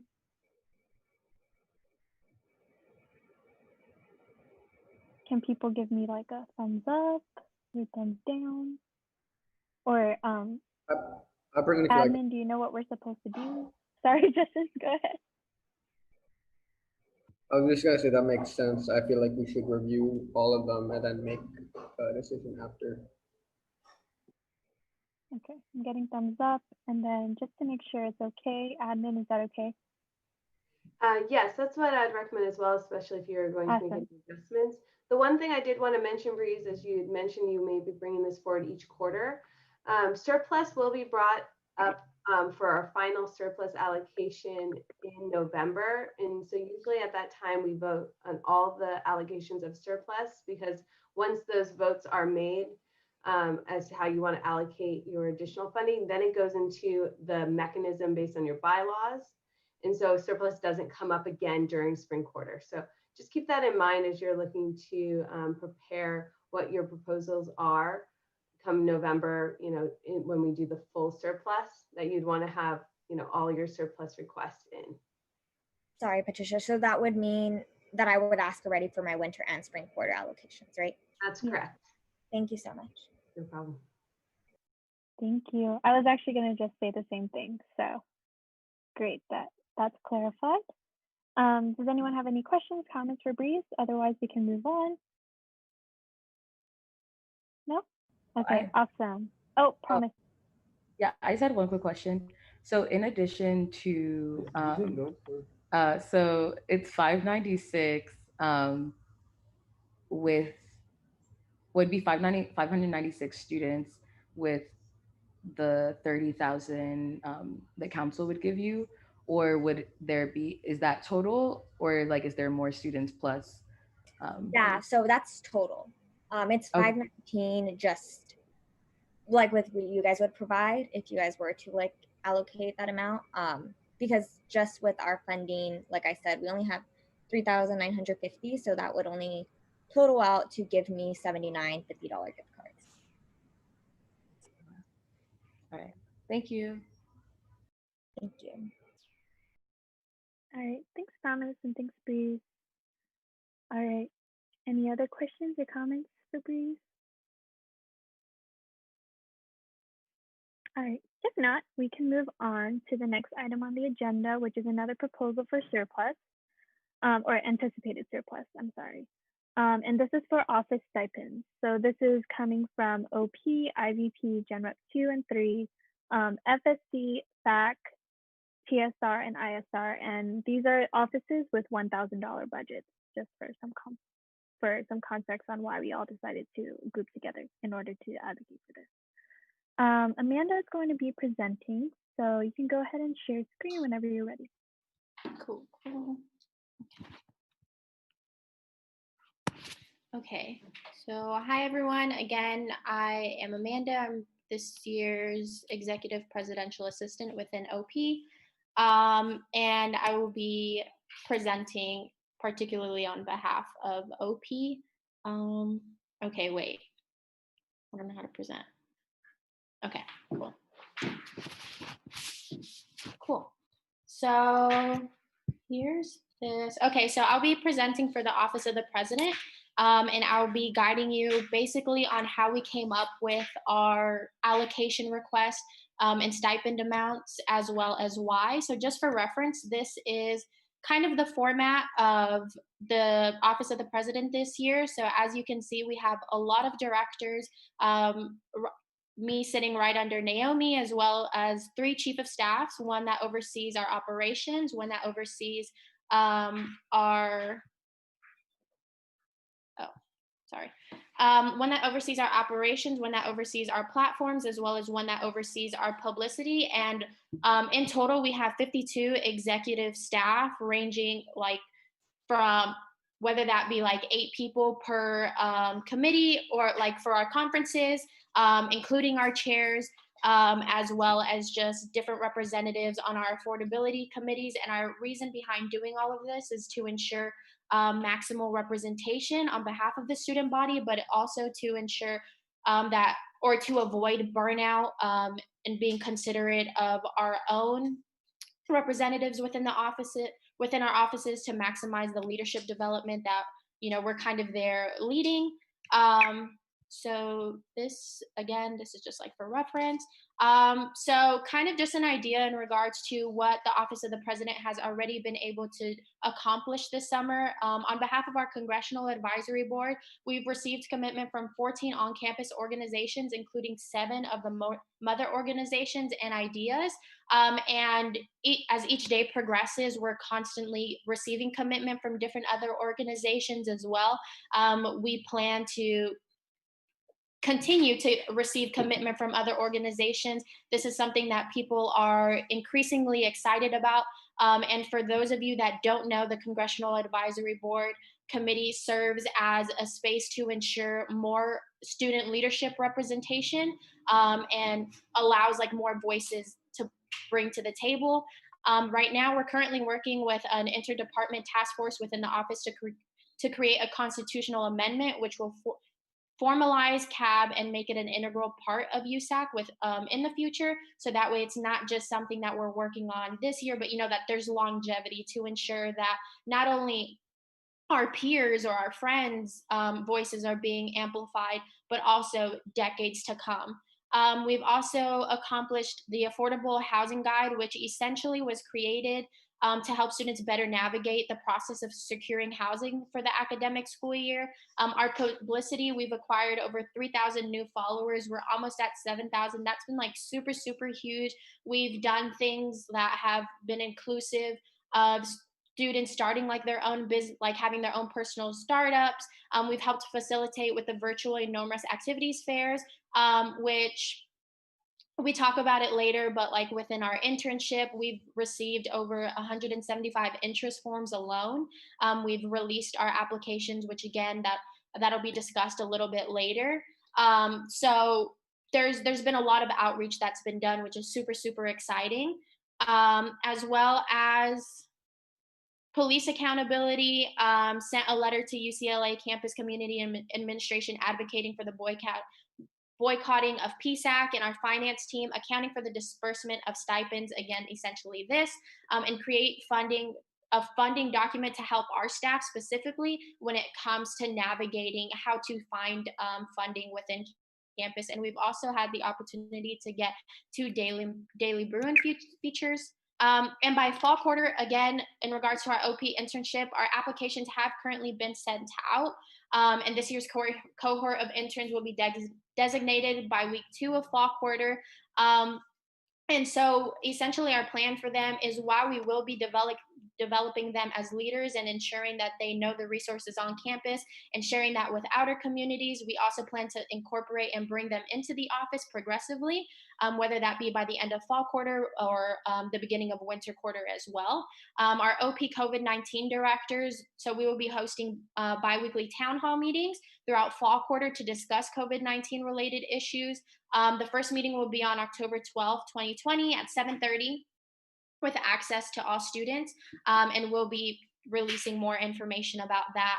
And then our CAB committee will be working to recruit more organizations, as well as our finance team, ensuring that our office is equipped with all of the funding needed specifically for our conferences, but to be even more specific, for our FSLCC, which for those of you that don't know is our Future Students Leaders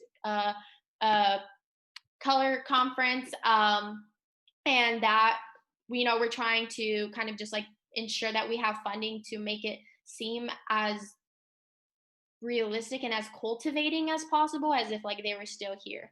And so right here is kind of just like a little rundown. So we are requesting $8,730. And essentially how we created this is we went based off of a 1 to 10 ranking system. And in creating this standard system, the standard baseline was 5, where that was just more so 5 to 8 hours a week of work. And as a way to compensate our directors, we collectively decided a standard stipend of $115. And I just really would ask that you guys would take into account, all of the labor. I know all of us are doing excessive labor on behalf of like this institution and advocating for historically marginalized communities and working for change. But like within OP, we have, and I know your offices do too, but like it's just so profound what they've been able to do in the span of just summer alone, and I'm really really excited because I know that that's going to continue within fall quarter. And just for like more information, we've also provided like position descriptions for those that are interested in kind of getting a greater idea that you guys can kind of select here. So you already have access to the PowerPoint, so please feel free to see that to kind of just know and understand what it is that these position descriptions entail, well, the responsibilities entail. In addition, we've provided an OP stipend ranking where you will also see the levels of 1 to 4, the base ranking of 5, or 6 to 10, which would allude to above average or above and beyond work hours, anywhere from 10 to 12 hours. That's more so like our senior leadership, our CAB director specifically. So I would really, really just encourage you all to, if you have the opportunity to go look at those links to gain a better understanding of the work that OP has already done and will continue to do, to build bridges on and off campus.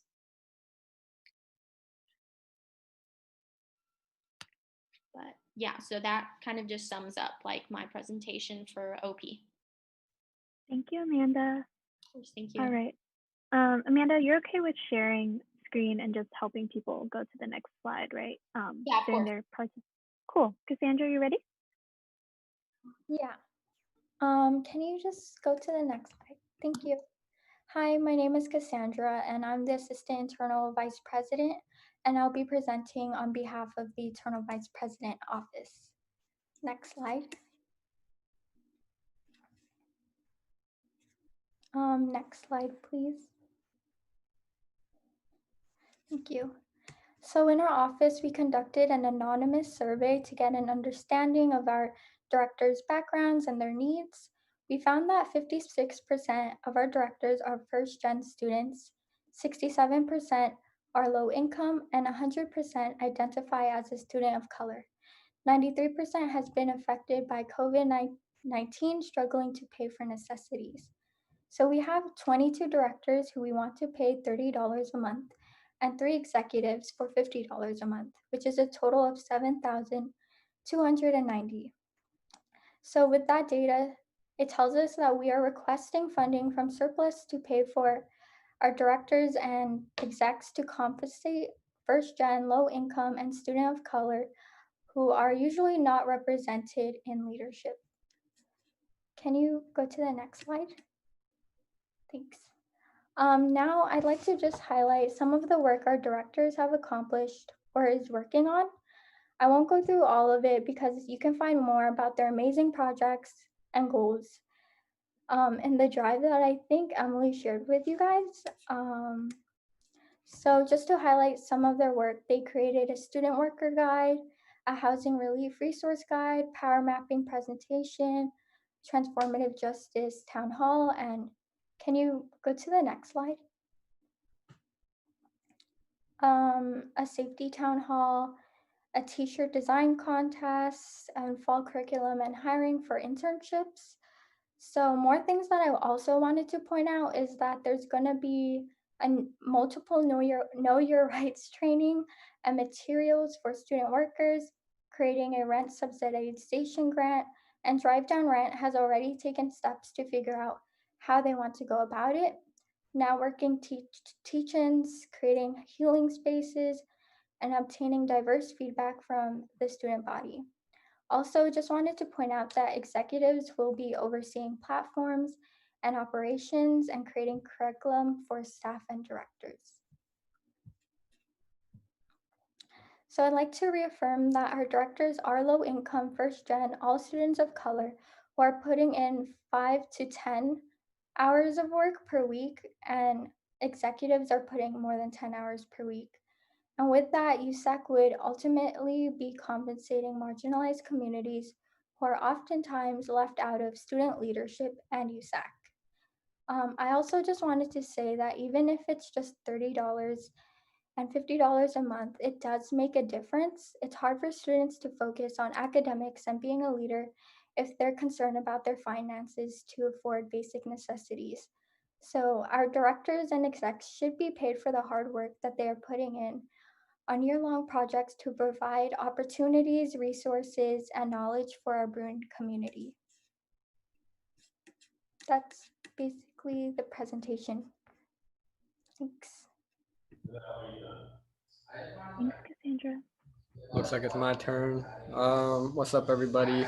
So I didn't get the opportunity to do a kind of, I guess, survey type of thing, but my office is small. I have 6 directors and 2 chiefs of staff. And I didn't either go into the work they do, but I gotta tell y'all, like they're amazing, and like it says, the office would not be able to function without the work of directors, chiefs of staff, and even general staff. If I want, let me be clear, like to everyone, like if I had it my way, like I would be stipending everyone, and like I just really think the work that folks do is kind of, I guess, undervalued in a way, and really like there's so much energy and passion that goes into like the work these folks do and the reasoning, like all of what they come to these spaces with.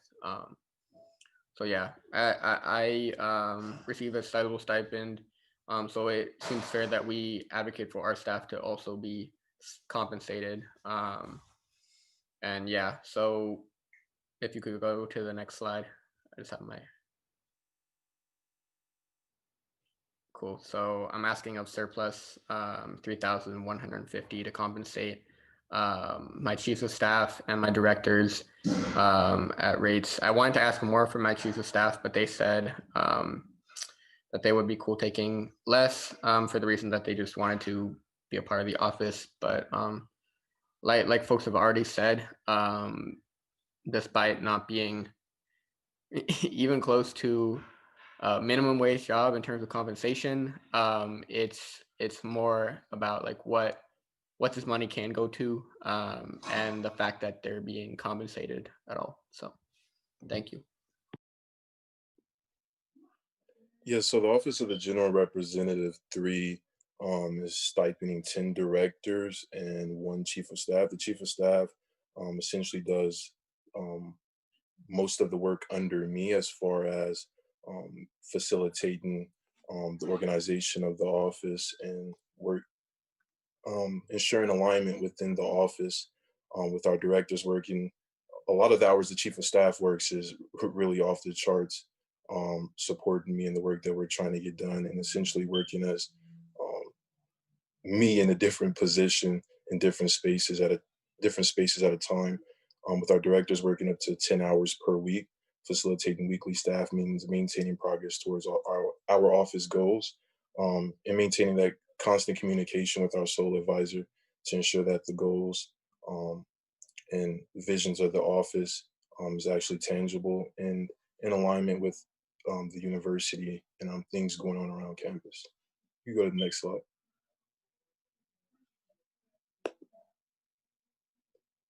And we are asking for $3,195 from surplus, 495 of that going to the chief of staff, with 270 total going to each of the directors.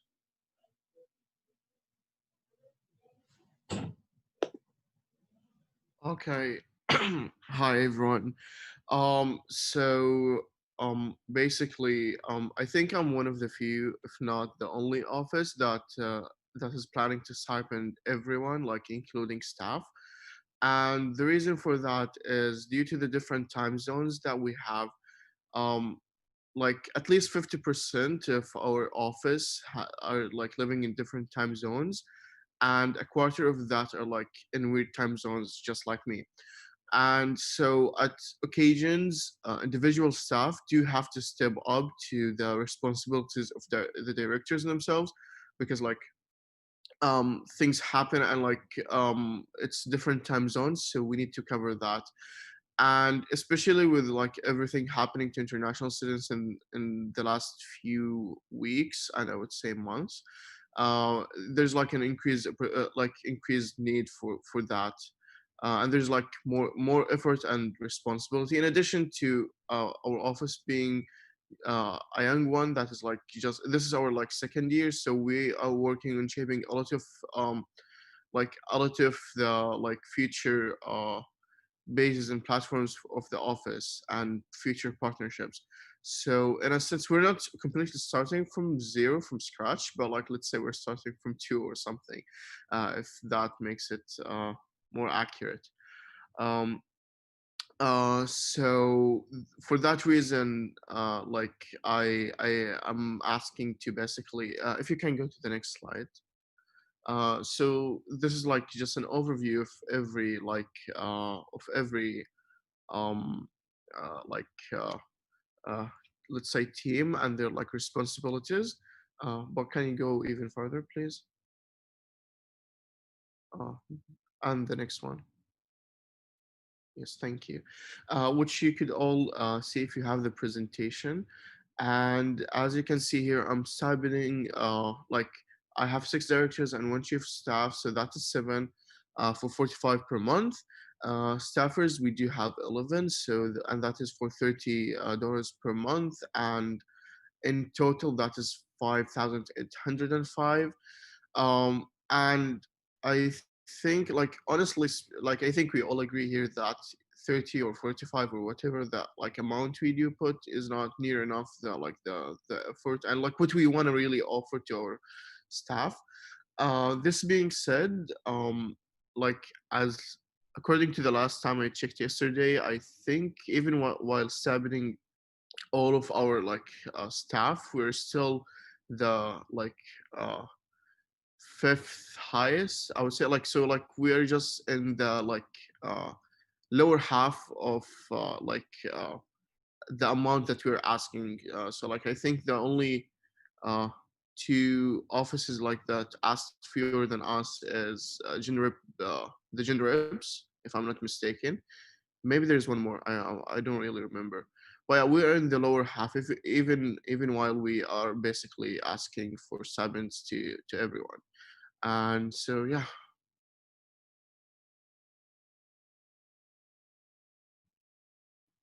Thank you, Walter. TSF?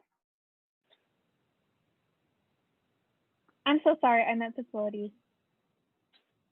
Okay, hello, can you hear me? Yes, ma'am. Okay, cool.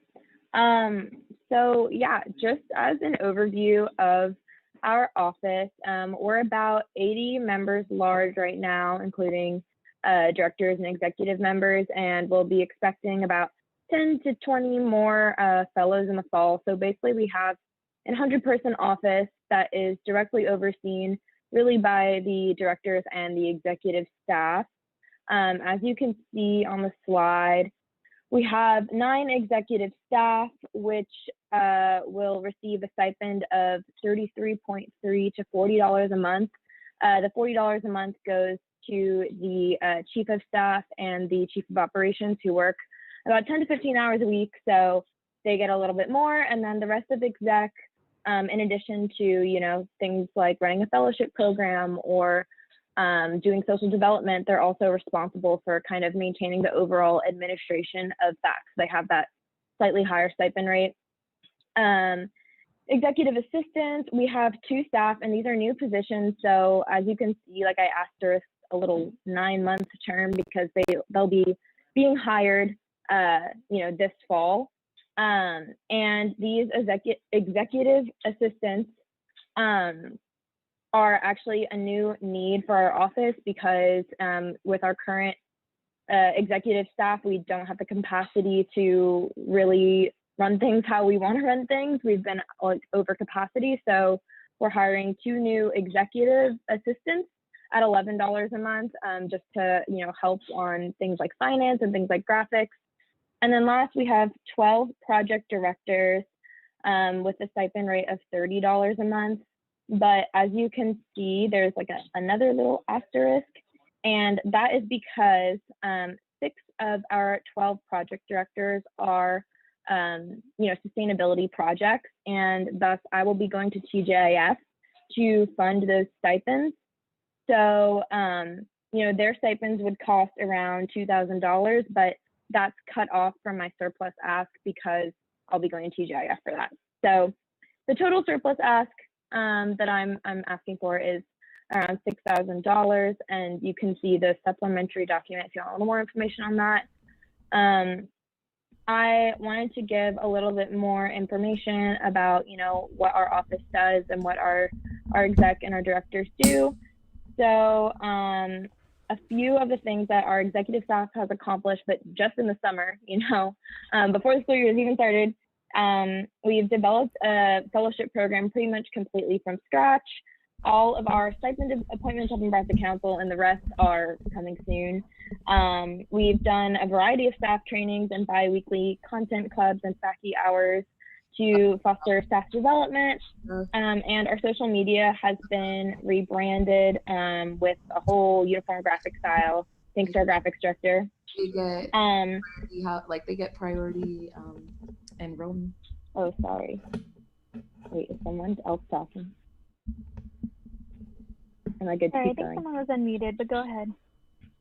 Okay, cool. So then our director accomplishments, just a few. Access on Board has advocated in a variety of spaces for students with disabilities, including new student orientation and True Brand Welcome Week, as well as with the CAU redesign.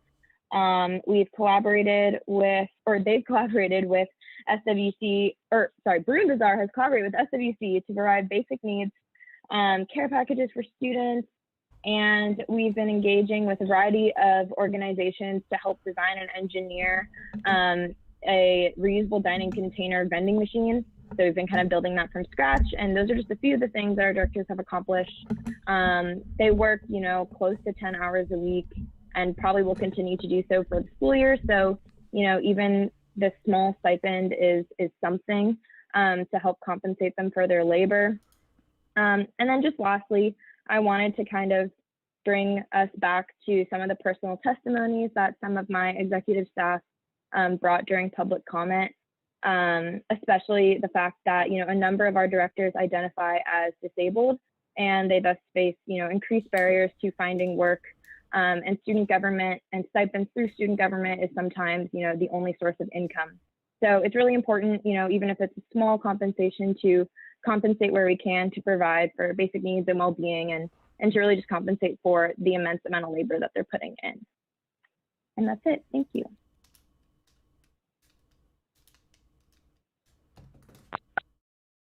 Thank you, Sachi. FSC? Hi, thank you all. As you can see on the slide, I have listed kind of the setup of my office for this year. We have 2 chiefs of staff, 11 directors, 1 internal relations chair, and community outreach directors. They're in the hourly week that we put in the minimum amount of hours we expect of our staff per week. But as a lot of offices have mentioned, there is going to be variability. So we're assuming maybe 5 to 8 hours, upwards of like 8 to 9 hours a week on those heavier weeks, pretty much once we start school. Similar with the chiefs of staff, kind of 8 to 10 hours a week minimum. But of course, we do expect it to go up as we start the school year and as we start our projects.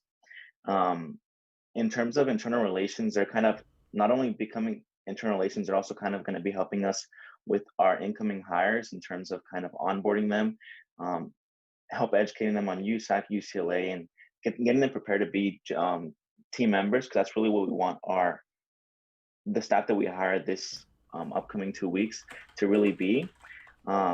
And same thing with our community outreach directors. They're going to be doing a lot of outreach to the community to better understand financial needs. And these were recent additions as well to our office. And so it'll reflect that on their pay as well.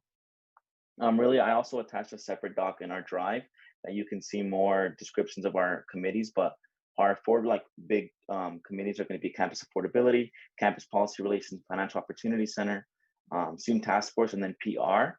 And all of these except for PR are going to have staff of about 7 members. So they're also going to have to be kind of helping those staff members out as well in terms of getting the projects along.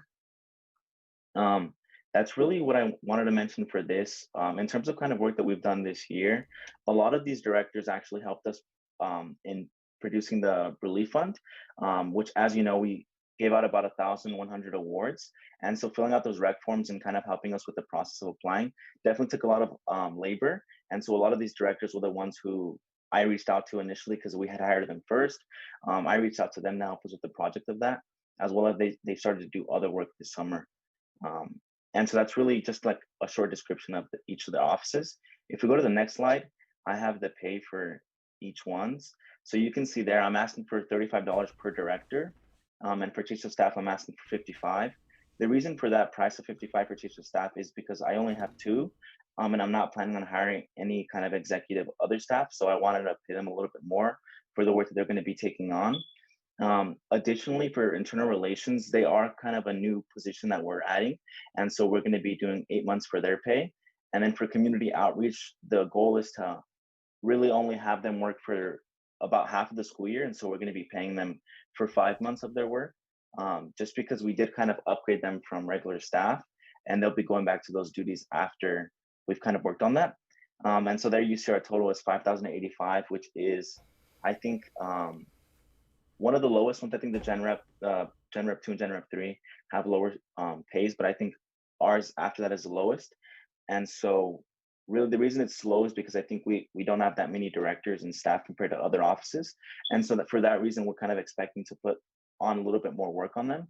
And that's the reason why we're going to be paying them 35 for directors and 55 for chiefs of staff. And that's my presentation.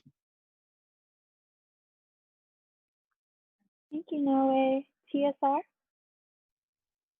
Hi, okay. Hi again, everyone. My name is Max. I am the TSR's Chief of Staff this year. And with me today are two directors, Bradley and Armand, who we heard from earlier. So we are just going to talk briefly about transfer students more in general at UCLA before moving into more specifics of our office. So we represent the transfer student body at UCLA. We constitute about a third of the undergraduate student population at this school, and we advocate for the accessibility and inclusion of transfer students across campus, the UC system, within local, state, and federal politics. So paying our executive board is really important to compensate for the work that directors, chiefs of staff undertake to support our elected TSR. We serve and represent an incredibly diverse community, as we talked about earlier, so parenting students, non-traditional students, Black, Indigenous people of color, lower income, the list goes on. So these unique challenges that we face with the time constraints as well mean that not being fairly compensated for our labor in USAC is a barrier to access for student advocacy for students from marginalized communities who cannot afford to work for no or low pay. We advocate for transfers present and future to be included in all spaces across campus. And with only 2 years at UCLA to affect this change, many of us will not even be around to see the fruits of our advocacy and labor or benefit from them ourselves. So I think I just want to underscore how it's a pretty selfless task that people are undertaking here. We are trying to institutionalize changes so that people can access higher education to a higher degree equal to everyone else on campus. And we are not doing that for ourselves, but for the transfer community present and future. So financial compensation will just recognize the amount of effort and labor that we put in this short amount of time. Next slide, please. Hello again, everyone. Buenas noches. Thank you for being here. So we wanted to cover a little bit of an overview of who transfer students represent. Generally, students at the university who come from a bunch of different intersectional and diverse backgrounds. As Max mentioned, this is a list of just some of the different identities that transfer students embody. And something that I want to note particularly is that the opportunity to come to the school as a transfer student is extended almost explicitly to these students through the opportunity to become transfer students that isn't really offered to direct entry students. And I think a really big takeaway of this is the fact that our directors represent so many of these identities, almost all of them. And so we really are directly representing the large transfer community that we serve as directors of the TSR. Next slide, please. So we also wanted to provide some statistics as to some of the numbers, so not only our directors, but the community that we represent, as Max mentioned, the fact that we represent about a third of the student body, with so many students coming from community colleges representing these different identities, and the amount of work that we are putting into representing them, even so far over the summer. This is the data that we collected from our directors, with 50% of our staff working between 6 to 10 hours and 18.8% working more than 10 hours. So that's the majority of our staff working 6 to 10 and more hours for us. And also 75% of our staff having experienced some sort of loss of wages due to COVID, which makes the need for this sort of payment even more prescient. Next slide, please. So just to go over our office's goals and progress as directors, our job is here to support our TSR Zuleika and help her achieve the goals that she had in mind. And some of the platforms and goals that she ran on as TSR was, one, changing the culture, which would institutionalize inclusion for transfer students across campus. And that kind of combines her res, such as intersectional representation, reforming UCOP, and the Summer Bridge program, as it's been mentioned earlier tonight. Oh, sorry. Okay, yeah. And then some of the progress that we've made is the transfer transitions, transfer awareness trainings, and we've also been able to include more transfers into different committees on campus. Next slide, please. And then this is an overview of our office. We had to do a whole kind of new restructure, changing the functionality of the office and organizing it well. So these are the different committees. There are about 9, and then 2 chief of staffs as well. Next slide, please. So also in this presentation, if you go to the slides, we have the larger budget proposal linked in the title to this slide. So if you're looking for more descriptions of specific director responsibilities, what that looks like, what specific goals are, you can find that there. But this is our total ask from the surplus. We are asking for $6,030 with the number of positions we have outlined, as well as estimated hours per week based on summer work, and then the pay per month. Thank you all for your time and consideration. And I think that is the last one in the slide deck.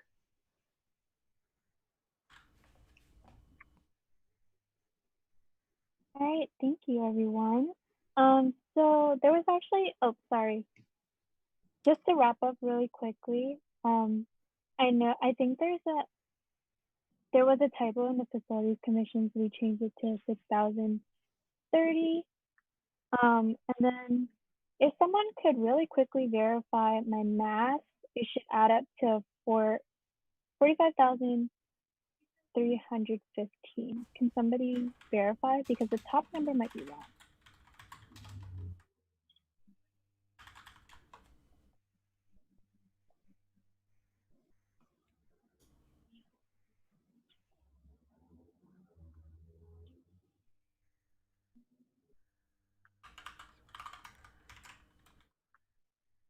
That adds up. The it adds total. the bottom one or the top one? I got the bottom one. Okay, cool. So we're actually requesting 45,315 in total. So ignore the top one.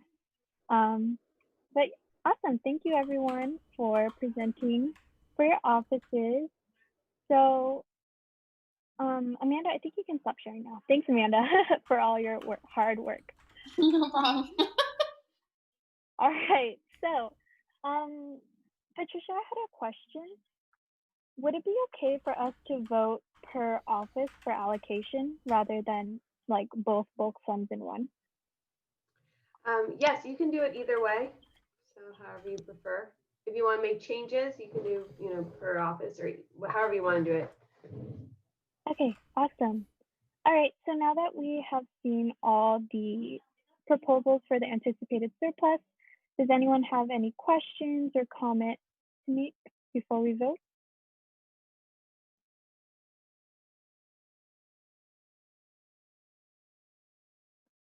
I just wanted to note that, oh, sorry, Breeze. Sorry, let me finish really quickly. I just wanted to note that if we were to fully fund both initiatives, we are still under the 100K cap for anticipated surplus. All right, Breeze, go ahead. Yeah, I just want to speak like not only in favor of Books for Bruins, but like in favor of like, you know, all your funding, all of your offices. I think, you know, as AAC, I often focus on like having BIPOC, low income, underrepresented students in these spaces in USAC, which is very difficult to do when like you have a million other things going on if you're not stipended or paid for it. So I just want to say, like, I really hope that we can vote in, like, to support all of our initiatives, because while I love Books for Bruins and I think it's very important, I also realize the importance of paying students in these positions. So I just want to say that I hope that everyone supports and votes to allocate the necessary funding to all our offices. Thank you. Thank you, Bree. I also just wanted to say that you know, obviously my office is taking part in the stipend advocacy, but I also wanted to support moving money from surplus to Books for Bruins, because I think it's a really important initiative, especially given the current situation with COVID. All right, if we are good, my suggestion is that we allocate for Books for Bruins first and then just go down the list of the offices. Does that sound good? I think Aiden wanted to speak. Oh, sorry, Aiden. Yeah, sorry. I realized as a I host, forgot you can't raise your hand. Yeah, go ahead. No, I just wanted to put in a quick me too as well. You know, Books for Bruins is a really impactful direct service grant to students that I think is so necessary right now. And then, you know, I mean, this is part of a systemic issue that maybe we can talk about another time, but I've always been, you know, disappointed in the fact that the USAC budgets are so inequitable between the different offices. And you know, we made it a core value of our office in making sure that we're paying our students for their work and supporting stipends in our office. But I know that's not a decision that all of our offices have the luxury of making with budgets. So I want to make sure that you know, I'm very supportive of us using our collective surplus for this, and hopefully we can think more creatively, and I know we already are with CAB and other things, about ways we can support our offices and our association together in the long term. Thank you, Aiden. I see Alice and then Zuleika. Yeah, I was just wondering, could you repeat how much is surplus that we had this year? We have, or we don't have the official budget yet, but I think the cap for the anticipated surplus allocation that happens before we know the final number in November is 100K to pre-allocate. Cool, thank you. And then Alice, just to clarify on that, so this is Patty. We give kind of a conservative number that you can allocate prior to when our finalized audit is completed and we have the final surplus number. So because we understand there are some initiatives that may need to be funded prior to that, which is in November. So we'll bring the full surplus number in November, but we feel that we can, you know, comfortably allocate $100,000 and be well within your surplus range come November. Thank you, Patricia. Zuleika? Yeah, I just wanted to say I'm really glad to hear some of the comments that are in support of funding student labor, because I feel like student labor should be paid. A lot of the times we do a lot of unpaid internships, and we do a lot of this out of like just the goodness of our hearts, because we really do care about students.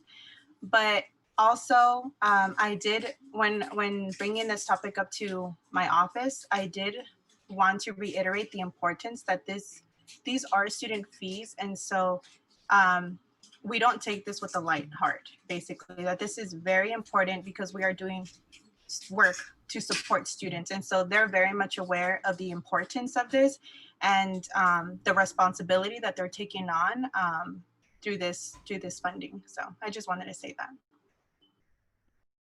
Thank you so much, Zuleika, for bringing up that point.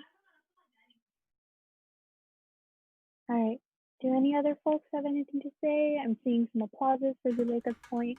I think we all agree, you know, we're very cognizant, and I think we all built it into our budget of the fact that we're asking for student fees, to compensate our staff, which is why, you know, none of our none of our proposals are like anywhere near enough to like fairly compensate them for their labor. But yeah. Any last comments? If not, then I was gonna say, how do folks feel about starting with Books for Bruins and then just going down the list of offices? Thumbs up, thumbs up. Okay, cool. Do I have a motion?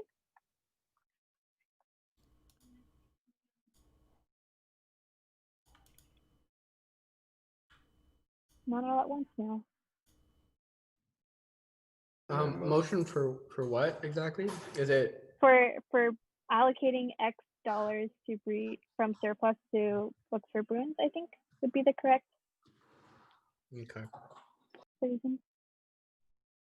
Breeze, you want to send in the chat about how much it is? Wait, do I motion it myself or just say the amount? You can motion it yourself if you want. Don't I abstain? Do I have to? You can also abstain. But I was gonna say, if you want someone else to motion, you can send the number in the chat so it makes it easier for them. There you go. Okay, cool. Thank you, Breeze. All right, do I have a motion? I motion to allocate $30,000 in anticipated surplus funds towards the Books for Bruins program administered by AAC. Perfect. Do I have a second? A second.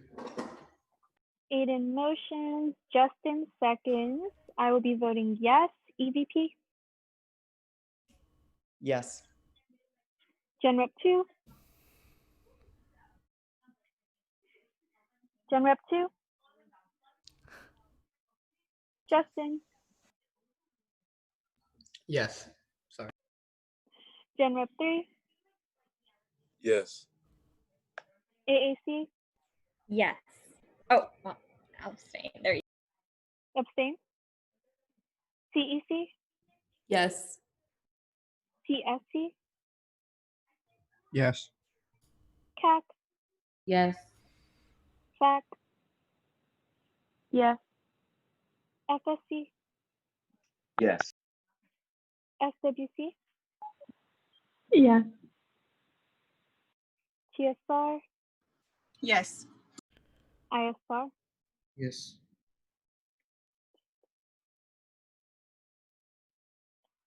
With a vote of 12 to 0 to 1, the motion passes, and $30,000 is allocated to Books for Bruins. Woo! Congratulations, Breeze. All right, moving on. Do we have a motion for the OP stipends? If folks want to send their numbers in the chat to make it easier for everyone, that would be fantastic.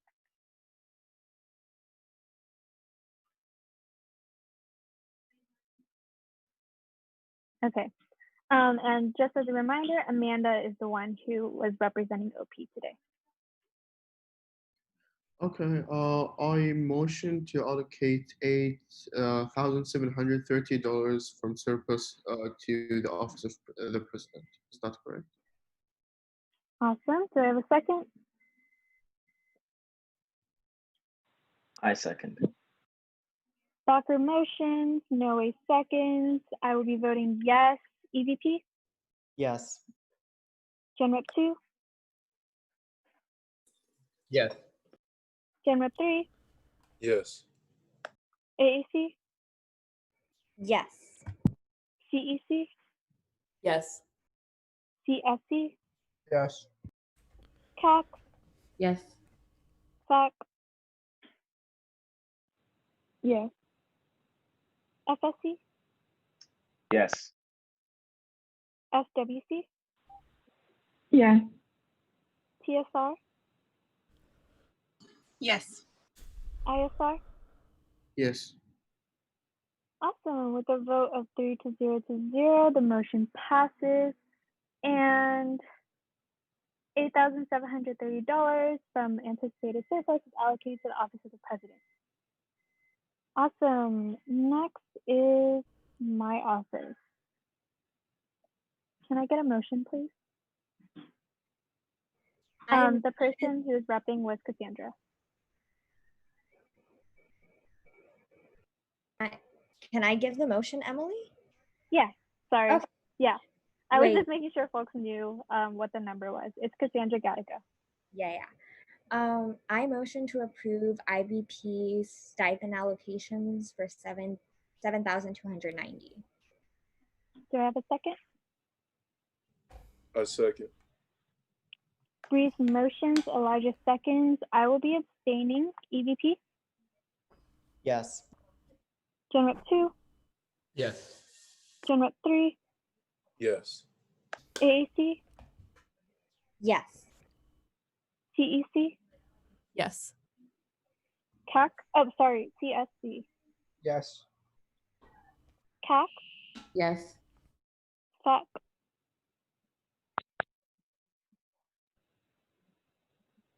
Yes. FSC, Sorry. Yes. SWC, Yeah. TSR, Yes. ISR. Yes. Awesome. With a vote of 12 to 0 to 1, the motion passes. And $7,290 is allocated from the anticipated surplus to my office for stipends. Thank you, everyone. Next up is Gen Rep 2's office. Do I have a motion?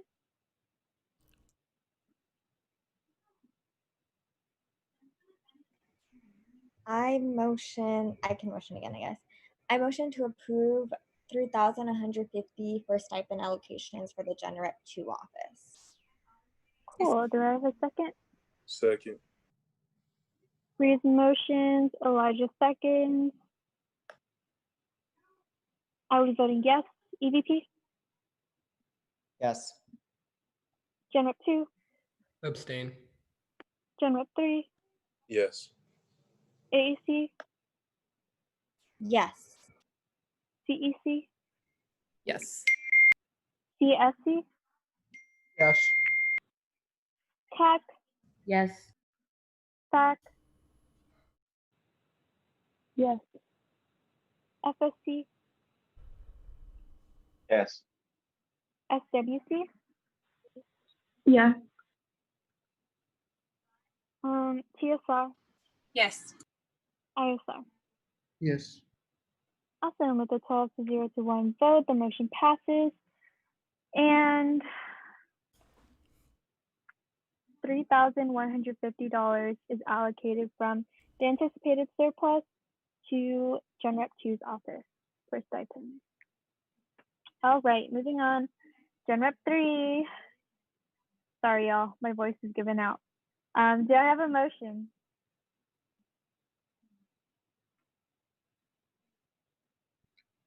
Okay. I motion to allocate. Okay, where's the amount? Elijah sent it first. Yeah, I motion to allocate $3,195 from the surplus to Gen Rep 3. Second? Sorry, Justin, was that you? Fokker motions, Justin seconds. I'll be voting yes. EVP, Yes. Gen Rep 2. Gen Rep 2. Justin, please. You okay? Gen Rep 2. Yes. Gen Rep 3. Abstain. AAC. Yes. CEC. Yes. CSC. Yes. CAC. Yes. SAC. Yes. FSC. Yes. SWC. Yes. TSR. Yes. ISR. Yes. Awesome. With a vote of 12 to 0 to 1, the motion passes. And $3,195 is allocated from anticipated surplus to the Gen Rep 3 office for stipends. Cool. Up next is Sorry, give me 1 second. Back, I think.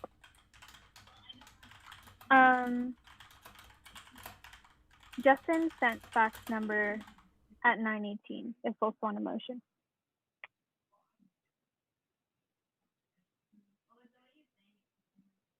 Wait, who are we motioning right now?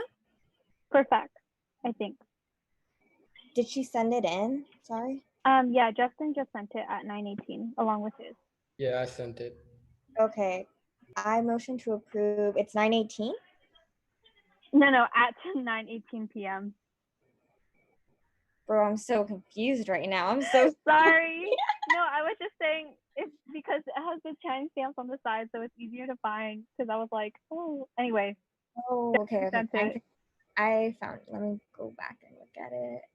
Bacher just sent it too. Yeah, I could motion. Okay. Okay, go ahead, Should I- Christina. My first time ever motioning. I No motion problem. to approve $6,030 in surplus funds to go to fax office stipend. I second. No, is that close? Okay, Christina motions. Zuleika seconds. Everyone give a round of applause for Christina's first motion.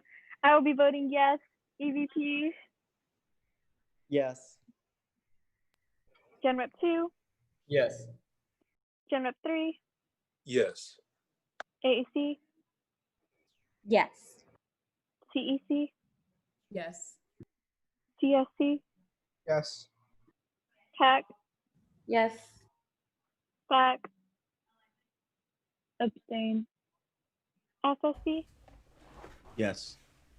SWC, Yes. GSR, Yes. ISR.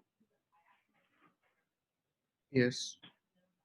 Awesome. With a vote of 12 to 0 to 1, the motion passes, and $6,030 is allocated to the Facilities Commission for stipends. Woo. All right, next up is FSC. Do I have a motion?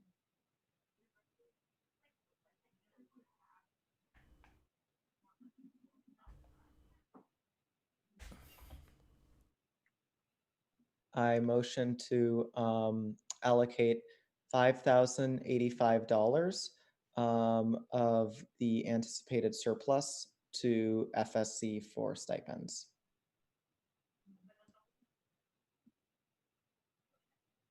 Do I have a second? I second it. Who is that? Sachi? That was me, promise. Oh, Cat. Promise. Sorry. All right, Aiden motions, Promise second. I'll be voting yes. EVC, Yes. Gen Rep 2, Yes. Gen Rep 3, Yes. AAC, Yes. CEC, Yes. CSC, Yes. CAC, Yes. FAC, Yes. FSC, Abstain. SWC, Yes. GSR, Yes. ISR. Yes. Great. With a vote of 12 to 0 to 1, the motion passes and $5,085 of anticipated surplus is allocated to the Financial Support Commission for officer stipends. Next up is TSR. Do I have a motion? Okay, I motion to allocate $6,030 from the anticipated surplus to the transfer center representative. Do I have a second? Second. Bacher motions. I think that was Aiden that seconded. I'll be voting yes. EVP, Yes. Gen Rep 2, Yes. Gen Rep 3, Yes. AAC, Yes. CEC, Yes.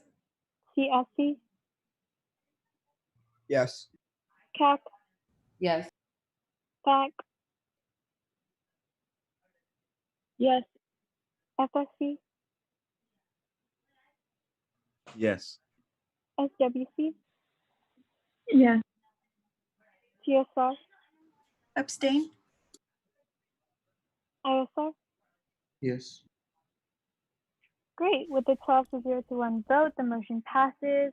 And 6,000, wait, is it $6,030? Okay, Yep. $6,030 is allocated from anticipated surplus to the Transfer Student Representative's Office for Officer Stipends. Last one, ISR. Do I have a motion? I motion to approve the office stipend allocation of $5,085 to the ISR office. Do I have a second? I second. Just a minute. It's the sorry. wrong amount. Sorry? It's the wrong amount. 5,805. Oh, my bad. I was looking at noise. Yeah, that's my fault. All right, do you want to you want to re-motion? I motion to approve I motion to allocate the office stipend of $5,805 to the ISR office. I second. Do I have a second? Justin motion, Zuleika second. I'll be voting yes. EVP, Yes. Gen Rep 2, Yes.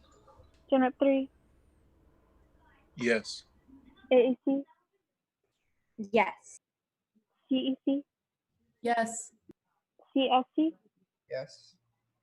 CAC, Yes. FAC, Yes. FSC, Yes. SWC, Yes. TSR, Yes. ISR. Abstain. With a vote of 12 to 0 to 1, the motion passes and $5,805 is allocated to the International Student Representative's Office from the anticipated surplus for officer stipends. Congratulations, everyone. Thank you for your patience as we voted on each and every one of those. All righty. Moving on in the agenda, we have, it's my agenda item, lovely. Academic year 2020-2021 council meeting. So just really quickly, if y'all were at the last council meeting, Dr. Geller brought up the point that we should decide during this council meeting, basically set a date and time for our weekly meetings for the school year. So some things to consider are the fact that a lot of our constituents, so like the student body, are not, in and around Westwood right now. So some folks are on the East Coast, some are international, and then other things to consider are your class schedules. So with that said, how do folks feel about what time they would prefer, or if we want to change days for our council meetings? Soccer. Okay, so honestly speaking, like whatever time like is gonna most likely be problematic for me. There's like only two times, but like honestly speaking, I hate to like make people's life miserable. But like I would say that anytime on Friday, like after 2 p.m. Wait a minute. After after 2 p.m. anytime like after 2 p.m. on Friday would be nice. It's gonna miss my sleeping schedule anyways, but like at least it wouldn't affect like my any classes for the next day. The other choice is the weekend, but like honestly, again speaking, both either Friday or like the weekend are like I don't want to like put people through like 14 people or like more through the trouble of like going through that. So yeah, honestly, like any time is like gonna be bad. So just feel free to to select whatever time you wanna like have. Thank you for your comment, Baker. I am sorry for all the trouble of being international for you. I feel for you.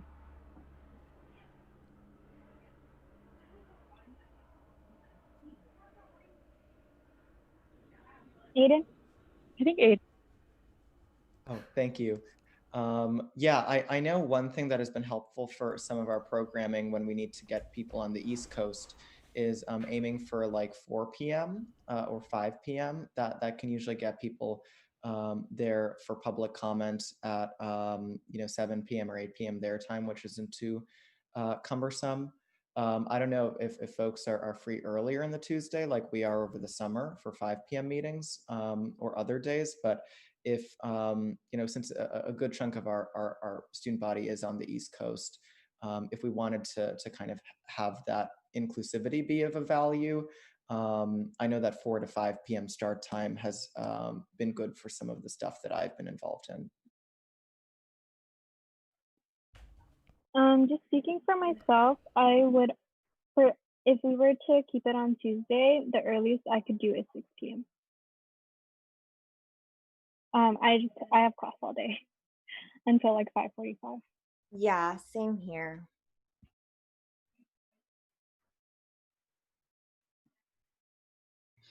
I personally am one for keeping Tuesdays at 7. I think that Tuesdays is just the day that USAC is. People know that's when the USAC is on Tuesdays. And people, obviously the time change is an issue, but people will still have class at 6 p.m. Pacific time on Tuesday. That's not something that we can really get around in that sense. Yeah. Okay, so I'm hearing Jonathan say that folks might have classes at 6 p.m. on Tuesday, especially like maybe people who might be coming and giving public comment or wanting to sit in. But I'm also hearing Aiden say it's hard to get people to come when it's like 10 p.m., when it starts at like 10 p.m. their time on the East Coast. Any other thoughts?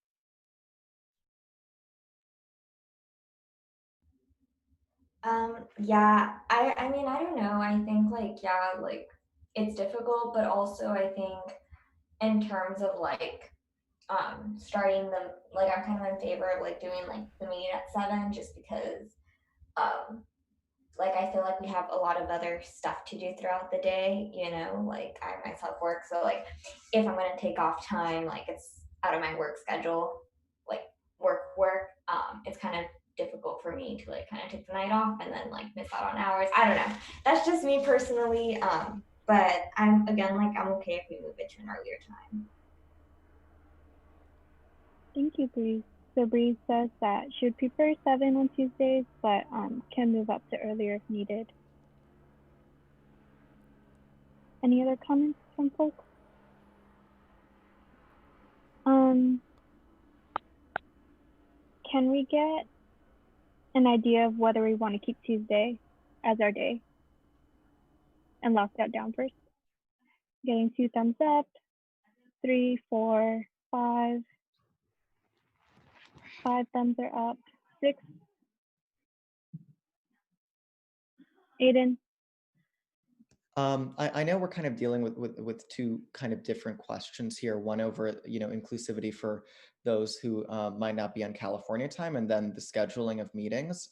So I guess one thing, since these are two different conversations, I don't know if it would be helpful to do a when to meet and just see what the spread of availabilities for folks are. I'll leave that up to the group. But another thing that I was thinking for the other question is I don't know if we have a process for submitting written public comment for people that don't come to USAC meetings. Maybe that could be a way in which we can increase inclusivity for folks that can't make it to our specific meeting. I think that's a good idea, Aiden, and maybe we can think about it during CRC or Constitution Review. Yeah. Yeah, I want to reiterate what Aiden said. Our whole thing, as well as being elected into office, is to listen to our constituents, and I feel like this is one of the best times that we listen to them. And it's one of the best times that all of us collectively listen to students' voices. And so if we can be as inclusive as possible and just do our best, and I think the let's meet, I think that would probably be the best. But yeah, I just want to just bring that back as well, that we are here to listen to the students as well. And if we could just open that and make it more inclusive, I feel like we can create more transparency within ourselves and the student body. Thank you, Zuleika. Okay, in that case, my justification for just having this conversation now is that we're all in the room together, but if folks think that a let us meet or a when to meet would be more efficient, we can move on. Thumbs up if you want to just do a when to meet. Oh, sorry, Christina? Well, this is kind of a question and a comment, I guess, but like, so if we do a when to meet, is that like with just us? And then if it is, I was wondering if we could maybe do something where it's like, we can like just figure out what times actually work for all of us. Cause like if the public wants a time that like we actually don't have quorum, like it wouldn't work anyway.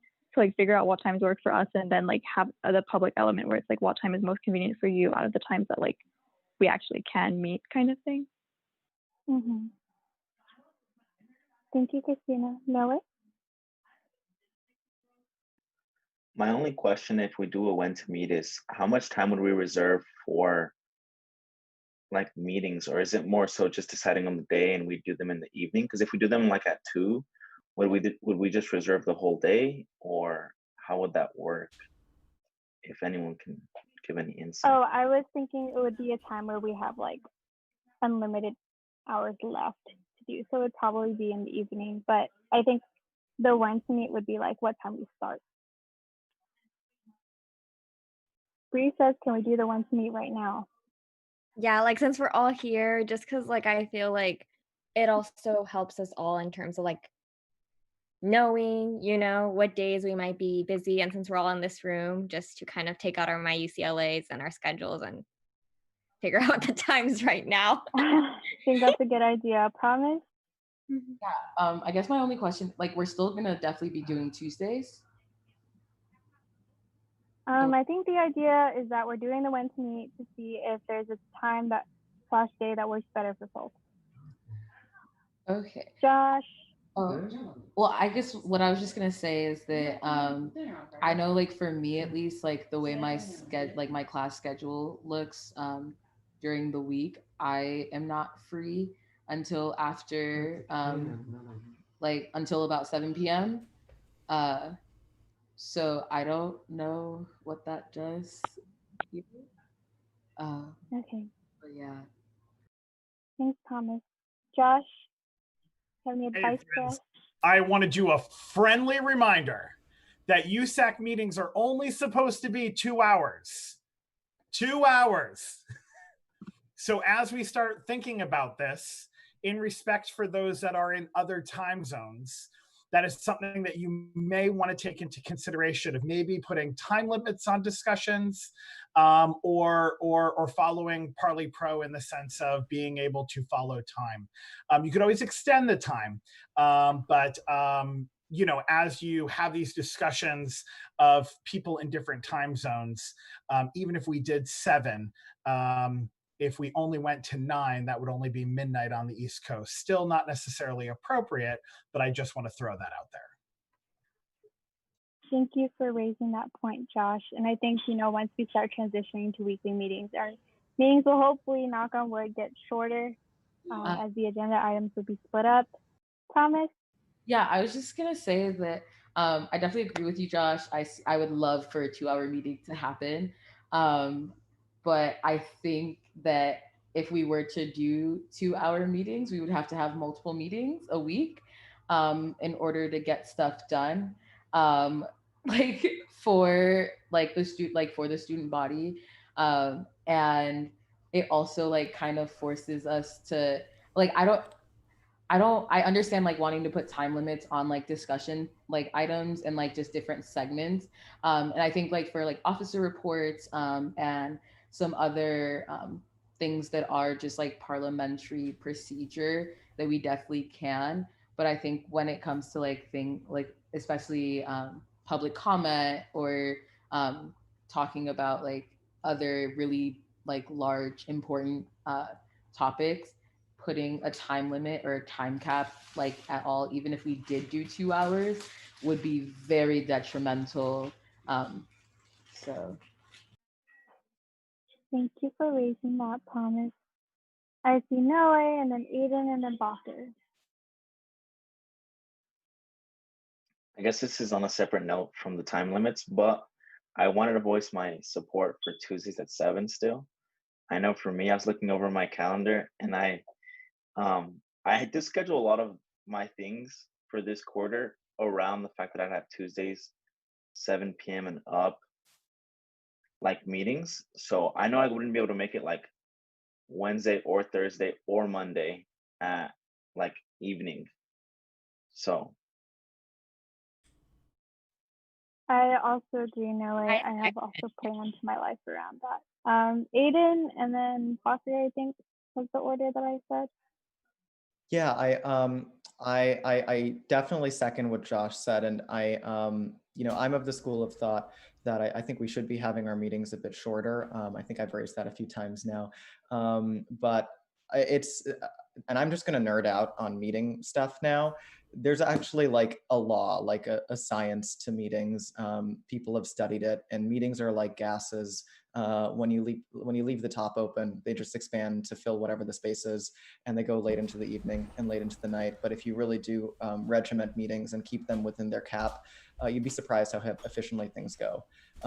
For years, almost a decade, our UCSA board meetings would take 2 days every month, 9 a.m. to 5 p.m., oftentimes longer, and they were miserable. And this year, we really did a top-down look at, what can we make shorter, what can we take out of the meeting and maybe have as separate things, how can we incorporate community input in other avenues. And we've shortened our meetings now to Saturdays, 9 a.m. to 2 p.m. and it's going very smoothly. It means that, we might have to have a very constructive conversation together about what is necessary and what are some things we can, put time caps on or put in written form.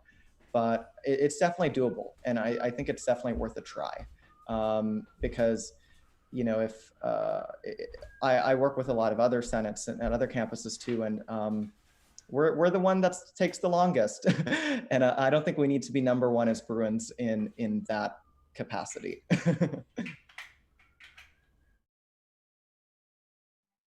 Thank you, Aiden. Bacher? Yeah, okay, so in a sense, I'm gonna reiterate what Aiden said. Sometimes when you like set a limit and you're like aware of that limit, things go much efficient compared to like just going like as thing like with the flow. Certainly there will be times that we will need extra time for like important topics, and but like that should like the norm should be like having like let's say healthy short, let's say medium-sized meetings, I would say. And if needed, like if needed, then we could like extend for more if like we do have like actual if there's like some urgent or like topics that need more discussion. And also, I think there's like several things that we could do to like make the meeting more efficient. And starting from like officer reports, we maybe like if we could do that in writing, and just have like 30-second like let's say uh, like I was yeah 30-second for like highlights for each officer. That in its sense already decreases like our meeting time by a good portion. And like I've been observing our meeting, and like we spend the first 1 hour between public comment and like no sorry 30 minutes is between like public comment, between um the agenda and etc. And then like another 30 to 20 minutes for like officer report. So we could cut half of that. So yeah. All right, thank you, Bacher. So I think what we can do is fill out Justin's group me so we can decide on a time. And then in terms of improvements for meeting, maybe we can bring that up some other time, just in order to keep tonight streamlined, as we are spending like 20 minutes talking about how we don't want to have long meetings, right? So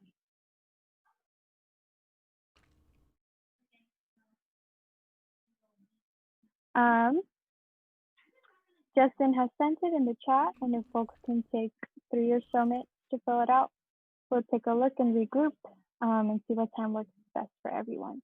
But I also wanted to express my support for 7 p.m. on Tuesdays, just because that's also what I planned my life around.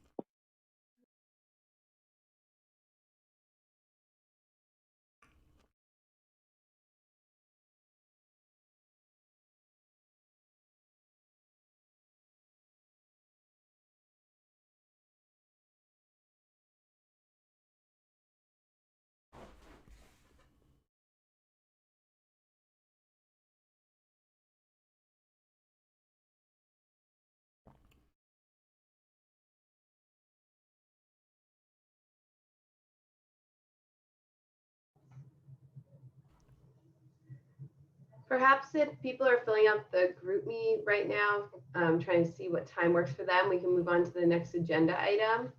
People can fill that out as if that's a possibility. Okay, give me 1 second, I'm sorry. Bacher, if you're done filling out the when to meet, maybe you can start talking about the immunization requirement for incoming international students outside of the US. Yeah, I will Or actually I'll combine both of the topics because one of them is nearly resolved.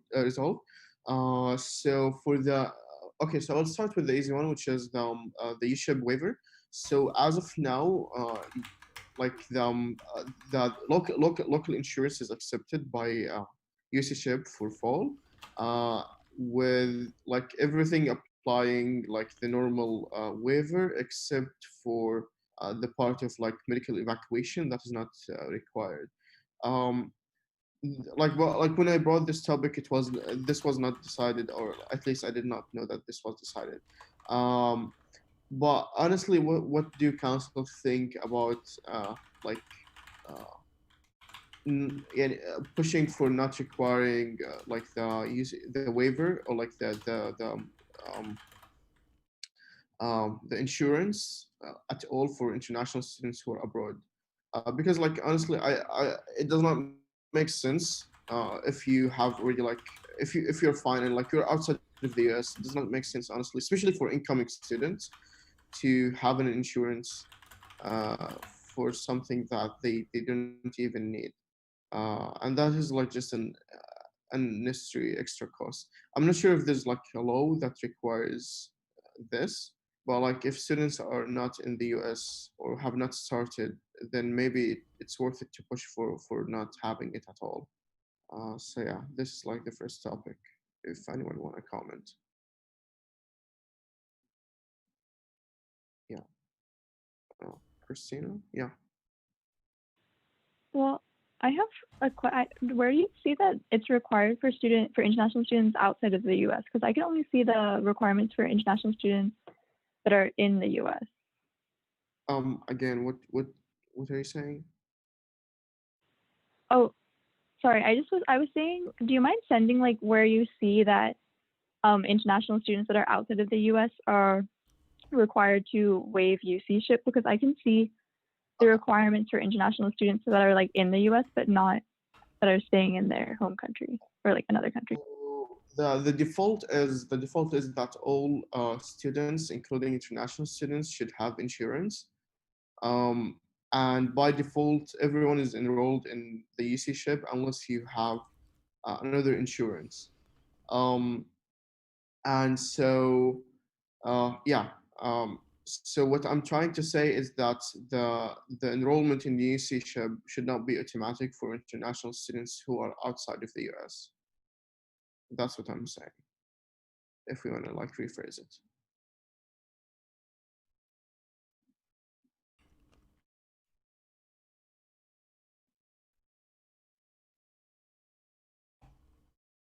Any comments?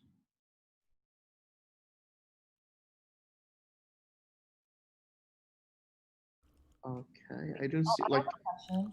Oh, okay. So you essentially like want council to like advocate for like just automatically allowing students who are not in the country are, and also students who are not in the state to automatically be waived from SHIP. Yes. Okay, I agree, honestly. Um, that's actually really good question, especially or not especially. Um, both like being like out of state and international students, because if you are out of state, a lot of students haven't like will be using like their parents' insurance, and like at least I know for me, like in Illinois, I don't know where I would even use UC Ship.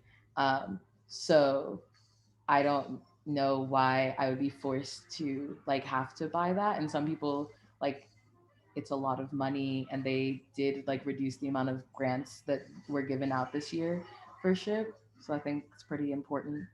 Thank you for bringing this to council, Backward. You're welcome. Any other comments? Yeah. And oh yeah, yes, I do. Aiden, you can go. Oh, sorry. Go Yeah, ahead. Bakar, I know. I remember you had messaged us to the council chat, and I'm still following up with our UCSA staff about getting a response from UC Health about this, specifically about the immunization component, which I think that one. It makes a great deal of intuitive sense. If you're not in the country and you're still required to get these immunizations when you won't even be interacting with other UC students, it makes intuitive sense. For the UC SHIP component, I know that's a bit more complex because Emily, Christina, and I were on a call today with University of Kansas on kind of we were discussing the health insurance model, and I think UC SHIPs operates on a model similar to the Affordable Care Act individual mandate, where to try and achieve that universal coverage. And you actually can. I did a lot of research on this because of one of the asks we did with UCSA with UC Ship last year. Even if you are paying for UC Ship and you think you're only getting coverage at ASH, you do actually get coverage in your home state and internationally through Blue Cross, Blue Shield, and other insurance providers. So I know that ask might be a bit more complicated, but I'm going to find out and get a bit more info on that. I think the long story short is the immunization one. I think there's room to work on, but the UC Ship might be a bit more complicated to get some movement on by the start of fall. Oh, sorry. Yeah, go ahead. I was just going to ask a quick follow-up question to you, Aiden. So I get the in-state or like not in-state, like in-country students, like if like that being a lot more difficult for the insurance requirement. But do you think it would be possible for for getting it out of state or not out of state for out of the country? I feel like that should be a thing that like they should allow like wave of SHIP. Yeah, I can follow up and see kind of where the targets and decision makers are on SHIP. I know it's just with health insurance policy, it's a lot more complex of a process with a lot more decision makers, and it kind of slows it down with the vaccine and immunization requirements. There's a specific committee. It's a bit more direct of a path, and I think they can take interim action on that. I'm not discouraging action on this. I'm just saying that separating the two strategies might be helpful because you might get a resolution on one before the other. Okay. Justin? Sorry, it was actually a question because I was still a little bit confused about what the ask was for us about immunization, but now I get it. And there's one thing to add regarding the insurance. So currently ASH is like accepting local insurance for international students if it covers the same things that the UC Ship covers, or like the normal requirements for the like UC Ship waiving process, except for the evacuation thing because it does not make sense.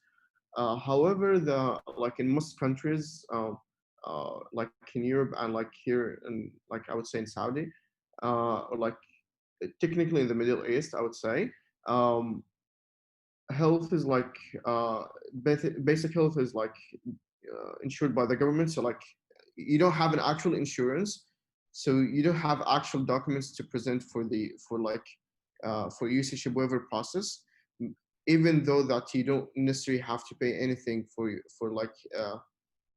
like any health fees or anything. So that is like one of the, I think the issues is that not every international student could provide documentation that they don't require the UCShip insurance for them to have like a valid health service. So yeah.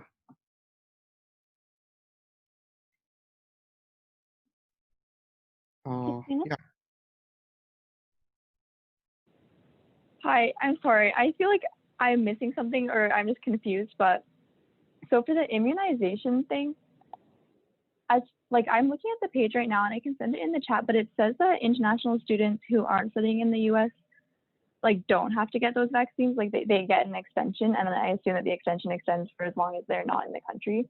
So I'll send that, and then correct me if like that isn't what you're asking about or like thinking about. And then for the UC-ship thing, so like the requirement is that, which again, like correct me if I'm wrong, but like the UCLA requirement is that students have insurance.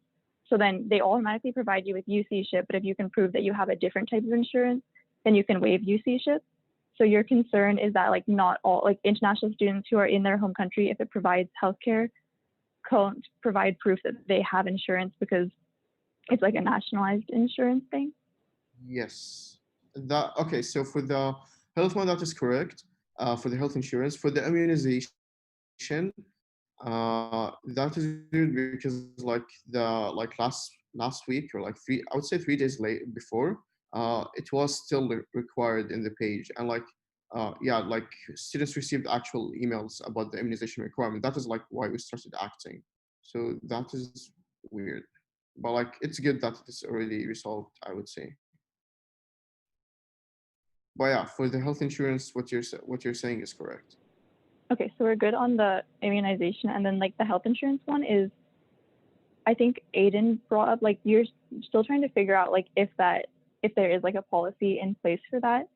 And then I also just wanted to say like I messaged the Shack chair who like works with UC-ship and stuff, and he says that he can let us know by tomorrow. But I don't know if there was a question or like that you already know that they don't allow it, so you want us to advocate for them to allow it.